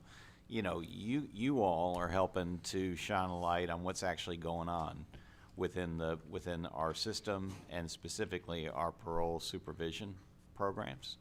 And for me to hear personally, and Mr. Collier, that TDCJ, am I hearing correctly? TDCJ is a second chance employer.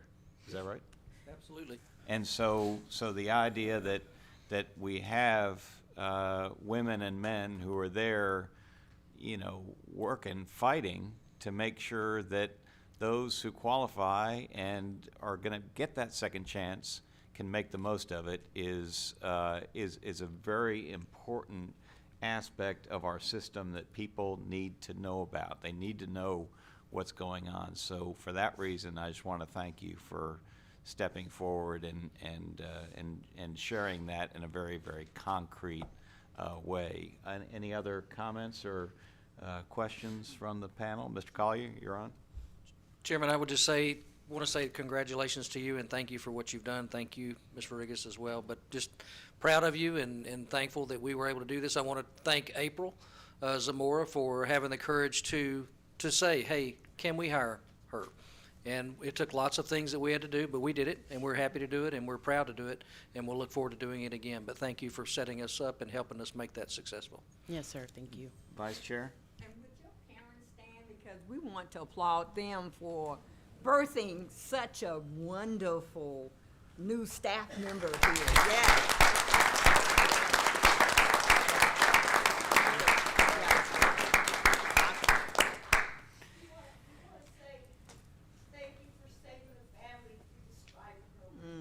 Wow. And I appreciate you saying that. We hear so many wonderful success stories coming out of the Strive program. It's one of our flagship programs to help change lives and to save lives. And so for you all to recognize that, we very much appreciate that. And so, but I think we also need to give a very strong round of applause for both Parole Officer Rodriguez. We thank you for your service not only to our agency, but also your prior service to this country. And also, Ms. Hernandez, for all the work that you have done to advance yourself, and now you're in a position of making sure that TDCJ is achieving its missions. So let's all give, I think we ought to give a standing round of applause.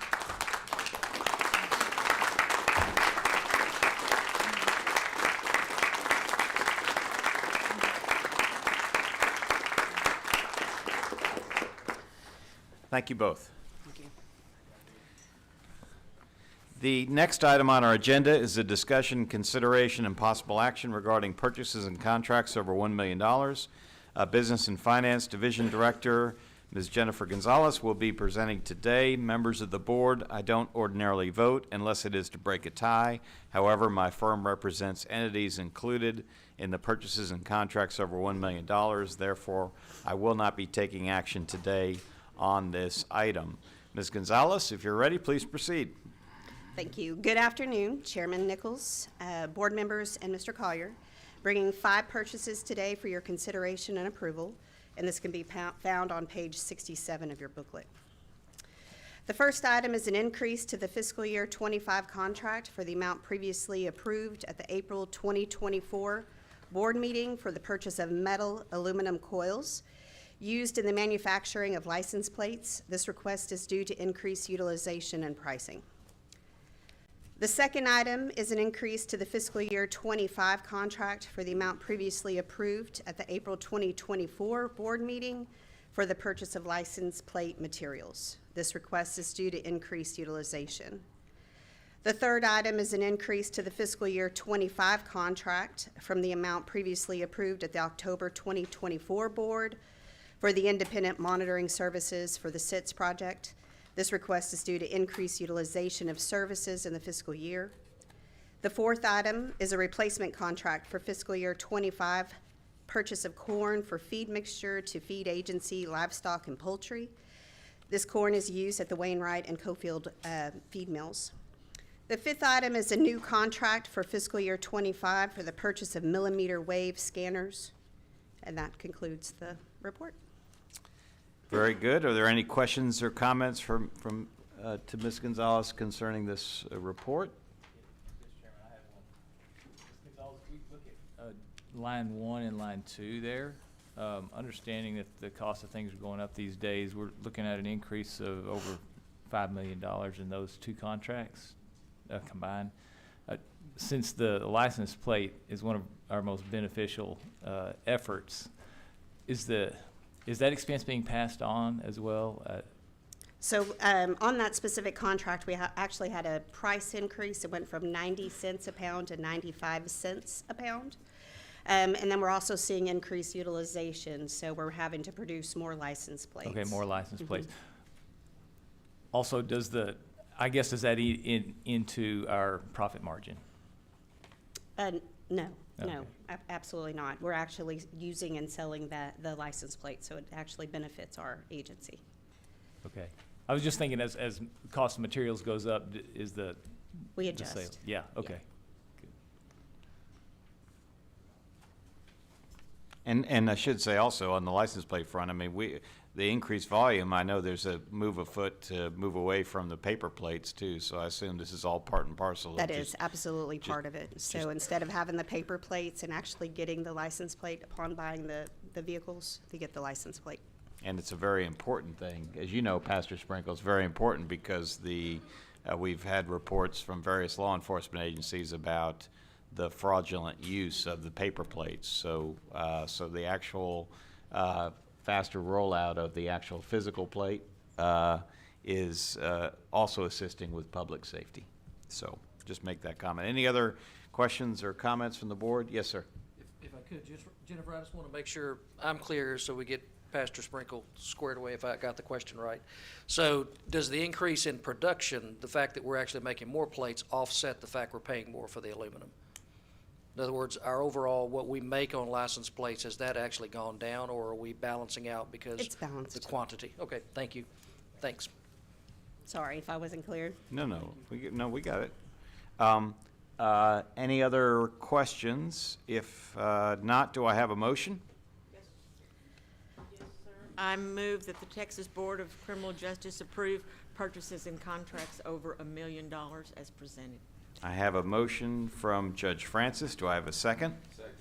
I have a motion from Judge Francis. I have a second from Dr. Burrow. All those in favor say aye. Aye. Any opposed? Motion passes.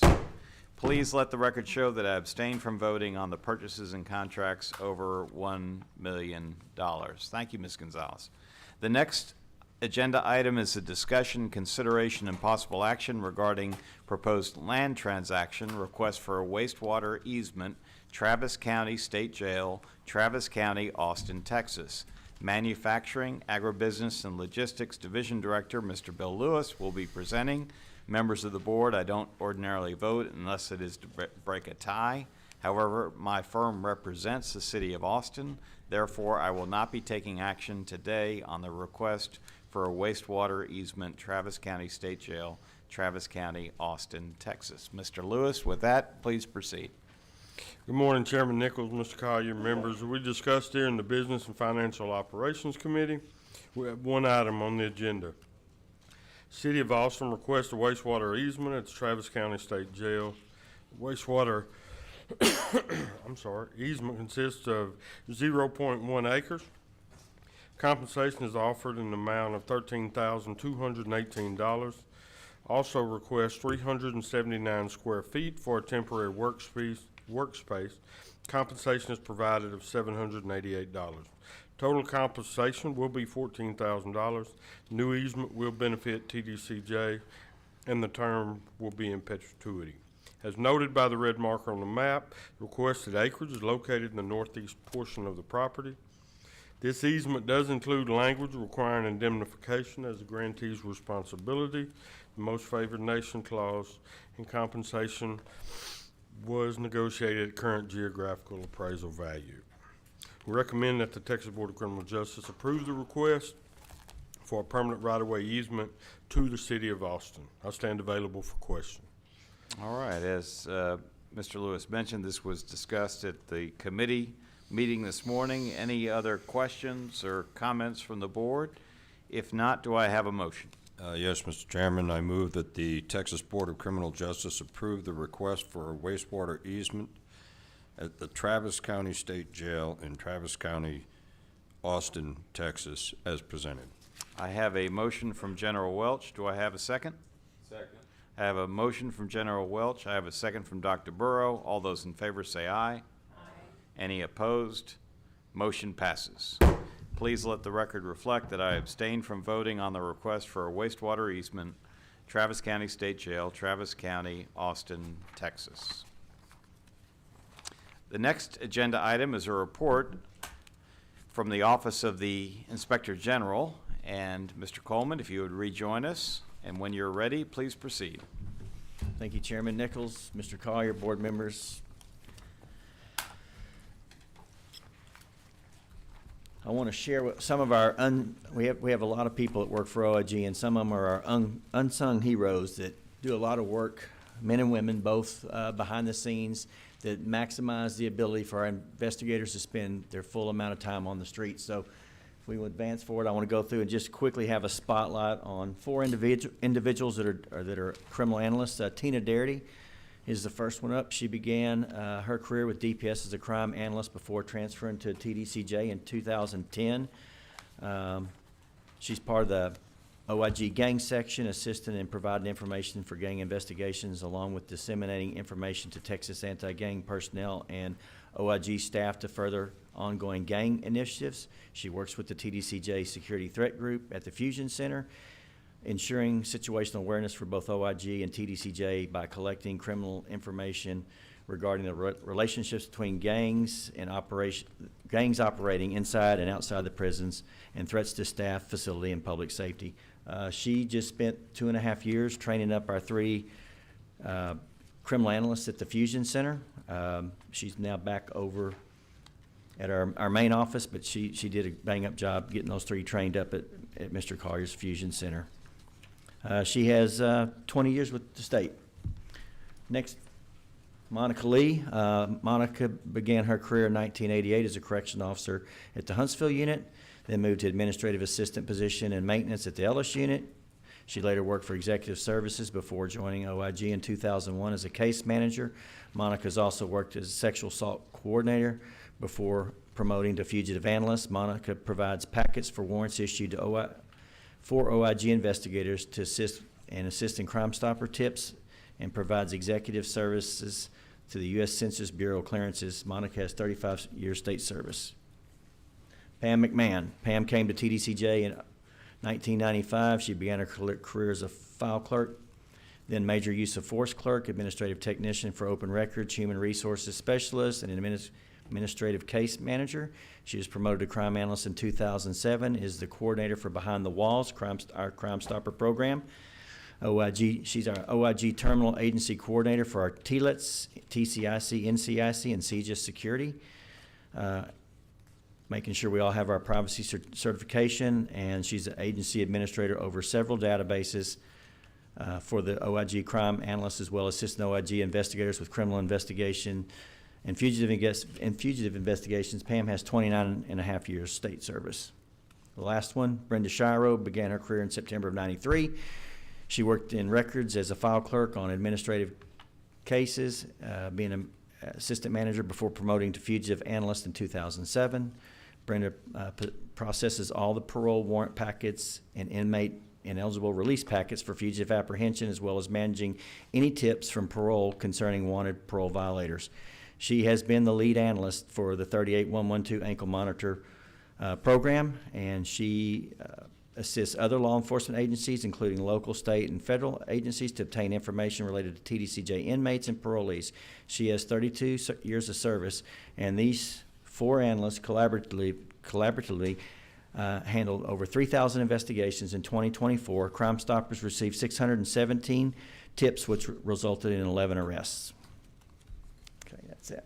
All right, we've talked a lot about Strike Force. Strike Force has become a very successful group of 8 OIG investigators and 1 captain that are making a big difference. So big that I just added 4 more yesterday from existing positions that were just repurposed, and then we're going to add 2 additional from some vacancies. They're doing a great job across the state, intercepting contraband, and I wish I had about 65 of them.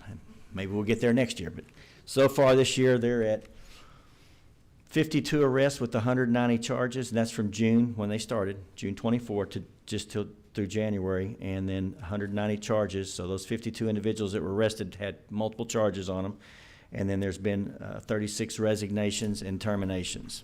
Now, I can't go any further without talking about this just a little bit. This is a collaborative effort between TDCJ. Mr. Collier, thank you for the Fusion Center. I'm here to say it's working. I can say that wholeheartedly. It's doing a good job. It's going to be 3 years old this summer. It's probably ahead of schedule. We learned a little bit from South Carolina. South Carolina is now learning from us. So I'm very happy to report that. But it takes everybody. We're working with Mr. Collier's staff, Mr. Lumpkin, Mr. Guerrero. I cannot stress how important Deputy Director Michael Bates was in getting this going at the Fusion Center, SPU. We're all working together. Something's come up over the past few days that Mr. Carr and I have discussed, that we're all working hard to make the prison community safer, but it's up to everybody, whether it's a family member or a neighbor. If you see something, say something. We have a tip line. I know this is being recorded. There's people watching me live. I'm telling them right now that this is anonymous. 100%. I don't know who's making the calls. Mr. Collier doesn't know. There's no way that anybody can figure out who's sending us these tips, but we need those tips to make our community safer. Okay. And as long Yes, as sir. you're on there, Yes, sir. let me add something too, which is that for those who are watching and for those who will watch this and those who will get the message, this contraband that's being introduced into our prisons is killing people. Yes, sir. It is killing people. It contributes directly to inmate self-harm. It contributes directly to assaults between inmates. It contributes directly to inmates assaulting staff. And so I know that this is the moment that, and you've heard me say this many times, that there are fewer higher priorities. This is at the highest priority level to do whatever we can to control the influx of this crud that is killing people, okay? I can't be any stronger than that. I know that I speak on behalf of all of our board members. Yes, sir. And sorry for the interruption. No, sir. And I appreciate that support, because it doesn't matter if you're one of Commander Shrill's 38112 ankle monitor people. You're working these contraband cases on the prisons with our unit investigators and with Strike Force. We're all in. We're all in 100% with a zero tolerance. So thank you for that support. Okay, I'm going to talk about two cases. Y'all hear a lot of numbers and totals of grams and weights of narcotics. I want to start sharing with y'all each board meeting some of the fruits of the people we're arresting. Now, these are ongoing criminal investigations, so I can't discuss all the details, but I will show you what we're looking and what we're seeing and we're arresting these people on. This is a case that happened at McConnell. A family member decided to bring in 78 grams of meth. That's a lot. This is in a latex glove. And those are all individually packed. Basically, there's 75 of those, but it's weighed out at 78 grams, so somebody's scale must have been off next. So you can see how we broke them all out of there. So those were smuggled in at visitation inside someone's pants in a latex glove. And we had information working with Mr. Collier's people, and this was on a tip, and the tips are working. And we set up on this, and we're able to intercept it before it got inside the prison. You can see one more. You can see what that looks like. Each one of those little balloons had that much. So I don't know. I'm not a drug user, but I think you could probably get this whole room high on that little bit there. So it goes a long ways. Okay. And the next one was I'm sorry, General, I miss these days. I'm a street cop at heart. I want to be out there with them. So we had another tip, same unit, McConnell unit, and the next day after that last one, that one's on Sunday, this is on a Monday, that there was going to be a drone drop. So we got with our partners at DPS, we got with TBCJ K9, because we know they're probably going to run if something happens. So we had local law enforcement. We set up, and a suspicious vehicle shows up about 2:30 in the morning. DPS initiates a traffic stop on them, and in the normal South Texas form, they think we're going to go across fences and through fields, and so they took off running from DPS. Of course, we're with them. We're going. They wreck out, and they do what we call a bailout. They bail out. Well, great. We launched a DPS drone with FLIR, which is forward-looking infrared, to get an eye in the sky. DPS had a K9. We had local K9s, and we had TDCJ tracking dogs. Ultimately, we ended up arresting both of those individuals.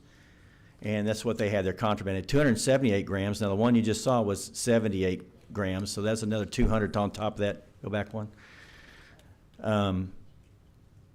10 cell phones, 48 packs of Newport cigarettes. Those are very hot commodity. We just made a case where they're worth $10 a piece. So for a carton of cigarettes, you can get $2,000. 2 vape pens and 48 sheets of paper laced with K2. So that's a good seizure. That would get a lot of people high in the McConnell unit and probably get some sick and some might die, Chairman, as you pointed out. So I hope that's beneficial. With that, I will. And I know these two incidents didn't necessarily involve the detection of this substance, this crud, but are we still having situations where fentanyl is coming into our system? We are. I don't have those totals, but we do have that, and we're watching for that. We have that, like I talked about before, the MX908 machine that helps us detect that immediately. We have 2 of those. Mr. Collier's people came to a demonstration of those a couple of weeks ago, so I hope we're going to have some more of those around the state that we can test it right away and know that we have a dangerous substance there. Do we track how many tips we receive so that we can see how lucrative those are and maybe encourage the public to continue with those tips? Yes, we're working on that. That would be yes, ma'am. lovely. Yes, ma'am. Go ahead. I'm going to yield to y'all. So whatever. Oh, okay. Your turn. I thought you had a few pictures, a few more pictures. Oh, to show. okay. I'm sorry. My bad. Okay, so they had the drone, so it was a drone, and so we did get the drone. That was involved in the crash. I got ahead of myself. We've downloaded the data on that, so we'll use that to see what else that drone was up to next. I'm sorry. And then this is the load of what I just told you about, the 278 grams, the cigarettes, the sheets of paper and cell phones packaged ready to be dropped into the unit for distribution for whoever picks it up. Any more? There's one That's more. the car wrecked in You know, not going to work. If you run from DPS in South Texas, better than average chance that you're not going to get away. They're used to that, so. Do you have an idea of the value of what you collected? I don't know if you all know that or not. Is that like worth $2 million, $5 million? Do we have any idea? I'll get you the street value. I'm not up on that, but it's substantial. Yeah, I knew, yeah. I mean, people delivering are getting paid anywhere from $2,000 to $4,000 per delivery, so there's some value in the narcotics. Well, we know the cigarettes, they're worth $10 a piece, so 44 packs of cigarettes, they're worth $200 a pack, so there's some value there. And I know. Yes, ma'am. Just like the chairman said, I'm standing here to tell you that if we catch you with contraband on our property or in our facility, you're going to go to jail. Unless there's not any circumstance that's going to get you out of that.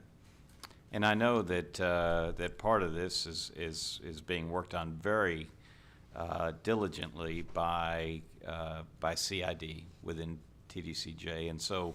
But one aspect, if you go back a couple of pictures on the drones, Mr. Collier, I assume that we're evaluating methods of trying to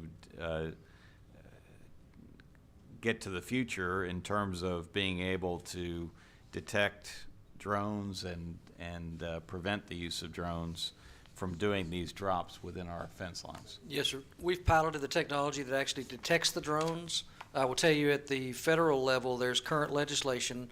In 2 weeks, I'm supposed to go to D.C. to help other directors as we talk about that with members on the ability to actually interrupt the drone over your property. Right now, that's not legal. So we don't have, the technology exists, but you can't actually knock the drone down with technology legally right now.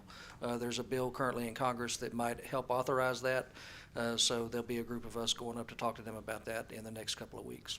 Sounds like one of those areas where the law needs to catch up with reality. Most definitely, yes, sir. All right. And Mr. Carter and I have some friends, mutual friends, they're really friends of mine. He knows them, that they're in the drone technology business and geofencing. So let me know how that works out, and we have some opportunities maybe to do something there.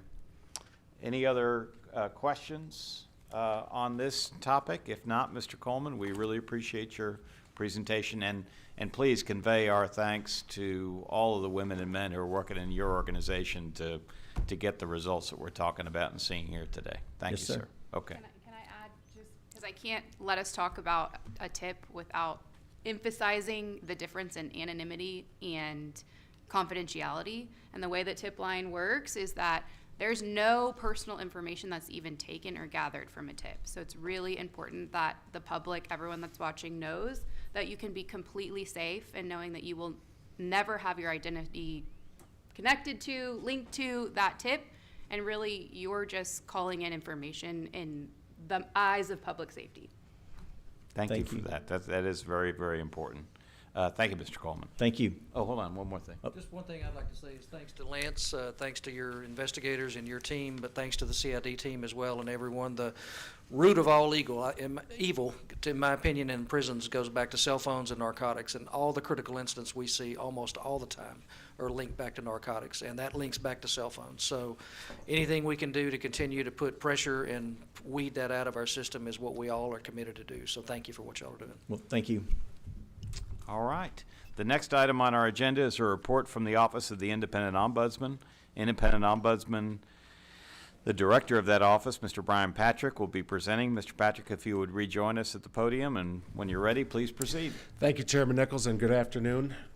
Vice Chair Johnson, board members, Mr. Collier. For the Independent Ombudsman's Office, the current reporting period is November 16th, 2024 through January 15th of 2025. The office responded to 645 inquiries. 628 were from the general public and 17 were from an elected official. And as you can see on the screen to your right, the most common inquiries that were received by the office were allegations about life and safety, being in jeopardy, allegations of medical issues or health services, and lastly, allegations against staff. And also, I guess it's worth mentioning, are you in the process now of with the board's support, getting some additional resource in terms of the personnel to make sure that your programs are running effectively? Yes, sir, we actually are. bringing some people on board who can help us with those inquiries and making sure that they get diverted to the proper ombudsman based upon specialty, as well as some others to help with, some of the communication and report writing. Thank you, sir. Yes, sir. Thank you. Any questions? Any questions for Mr. Patrick? If not, oh wait, I've got Ambassador Siv. Thank you, sir. At one of previous meetings, you mentioned there were some Mexican nationals who are A incarcerated. consulate, yes, sir. Okay. A few weeks ago, Brittany Ortega and I visited the French Consulate General in Houston, and Brittany did an excellent presentation on TBCJ. At lunch, they asked if they had any French national, and I didn't know. I didn't know the answer. Is there any French national incarcerated? That I don't know, Ambassador. I will tell you it's been the Mexican consulate on probably half a dozen occasions, which has contacted us, mostly about a Mexican national. They wanted to look and see where that person was. They know he had moved unit to unit. They hadn't heard what unit he was. Most of those, it's that time, or once or twice it was to get families in touch with the incarcerated person. So not from the French consulate. Okay, the Consulate General in Houston has a big jurisdiction over Texas, Oklahoma, Arkansas, and all the French citizens in New Orleans. But she may just thought of other state and location, but not in Texas. Otherwise, you would have known, right? No, sir. Yeah. Okay, thank you. Thank you, Mr. Thank you, Chairman. Continuing with our updates from our board's direct reports, the next item on the agenda is a report from the Director of the State Council for Offenders, Ms. Wyvonne Long. Ms. Long, if you'll please approach, you may proceed. Chairman Nichols, Vice Chair Johnson, board members. In the past 2 months, State Council opened 143 cases. We closed 191 cases. And we had about a little over 1,400 cases that are actively open throughout that time across our office. We answered or handled over 3,400 pieces of correspondence. And I wanted to update the chairman. He's asked about the amendment of Chapter 841.005. Yes. And Ms. Blifford told me today that it is in Representative I can't say his name, thank you, in his office for his review to see if he would be willing to sponsor it. So we're going forward on that. And that has to do with the, among other things, the renaming of the... It's actually going to be an amendment of Texas Health and Safety Code because it names State Council. And after that, we're hoping they'll amend it to say the board shall. And then after that, we'll be able, I think, with a motion and a vote of the board to change our name. Excellent. Update that name to reflect the good work that you all are doing. Thank you. All right. In the last month, we got a not guilty verdict, which is very rare for our criminal section, on an assault public servant case in the 156th JDC in B County. We're very excited about that. And if you will indulge me, I'd like to tell you a little bit about a gentleman. I'm going to use a pseudonym. I'm going to call him Leighton Hawkins. Mr. Hawkins, in 1995, received his second conviction for a sexually violent offense, and he went to TBCJ for 19 years. After that, in 2014, he was civilly committed. And in 22, Dr. Crespo opined that he no longer meets the legal standard of having a behavioral abnormality. We filed a motion for him to be released, and the court dismissed it out of hand. And again, in 24, another doctor said he is no longer likely to engage in a predatory act of sexual violence. Again, we filed a motion for him to be released. And at that time, the prosecutor contacted our attorney and said, we're not going to oppose the hearing, but we would like to have yet another doctor look at Mr. Hawkins. And so another doctor looked at Mr. Hawkins and concurred with Dr. Ryan that he was no longer likely to engage in any predatory acts. So at that time, State Council and the prosecutor put together a statement of facts and an order. It was filed in December of last year. In January of this year, on the 17th, judge signed the order releasing Mr. Hawkins from TICO, and on the 18th, he walked out a free man. So it was a lot of work, a lot of moving parts together, but I appreciate my office and what we did for Mr. Hawkins to be able to be free. And That's all I have for you guys. Well, thank you so much. Any questions from the board from Ms. Long? If not, we very much appreciate your report, appreciate the work of your office. Thank you. Thank you. The next item on the agenda is a report from the Prison Rape Elimination Act Ombudsman. PREA Ombudsman, Ms.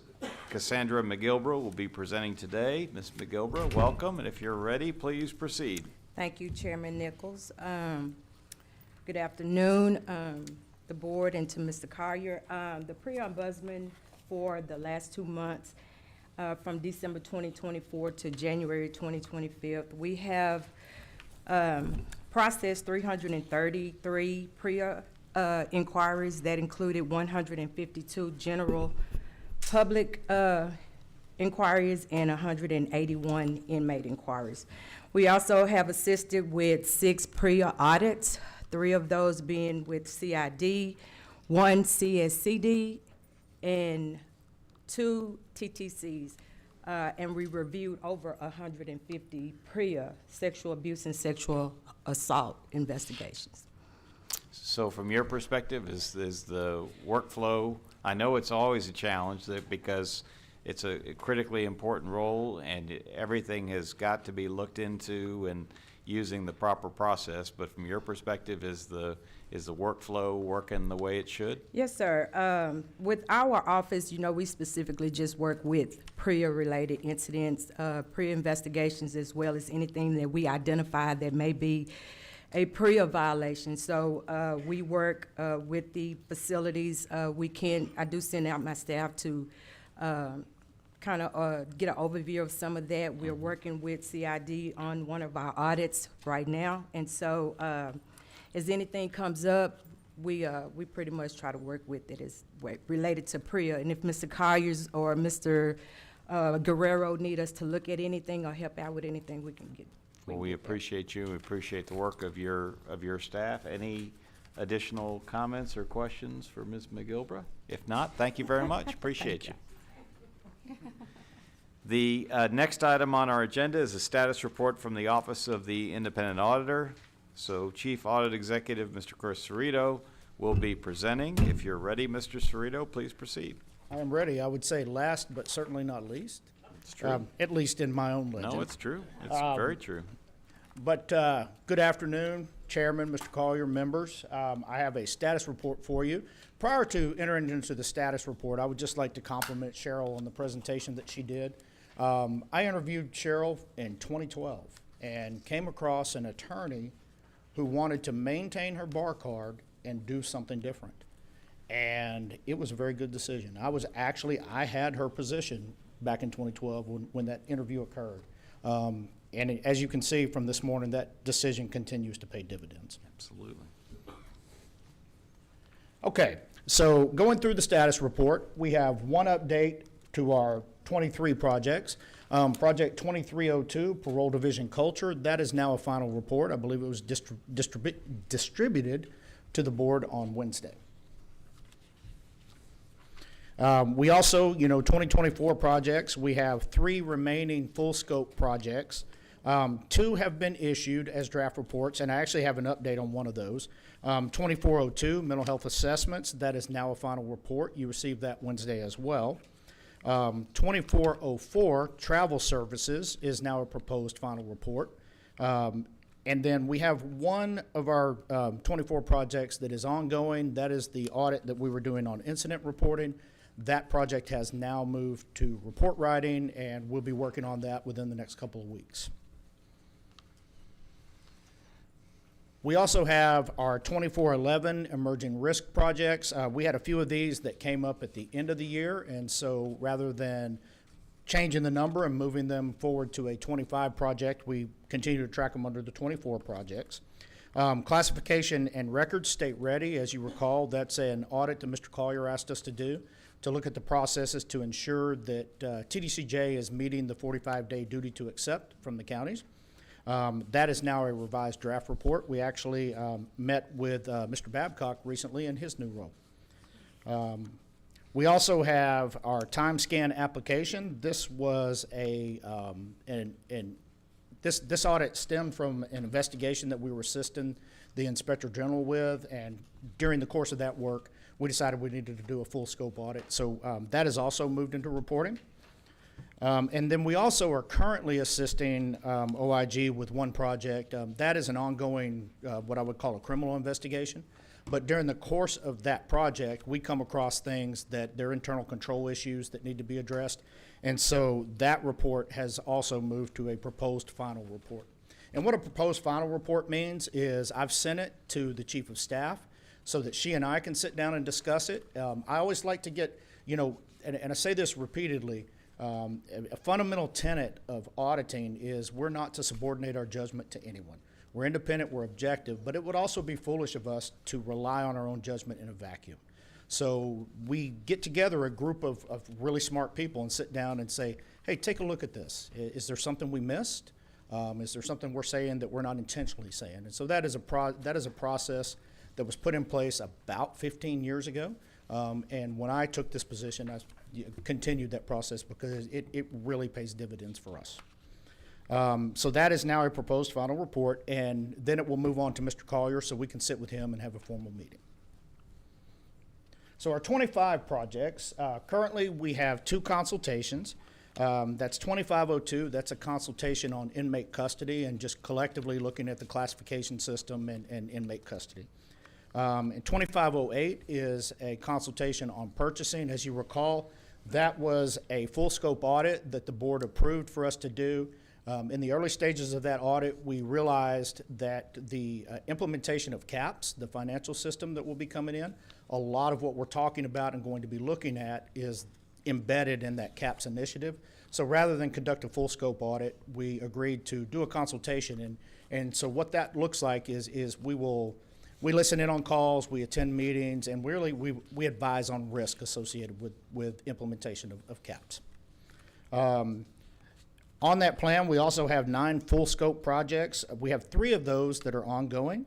2504 is an audit we're doing on inmate communication contracts. That is currently in its planning phase. 2507 is Windham School District Career and Technology Tool Control.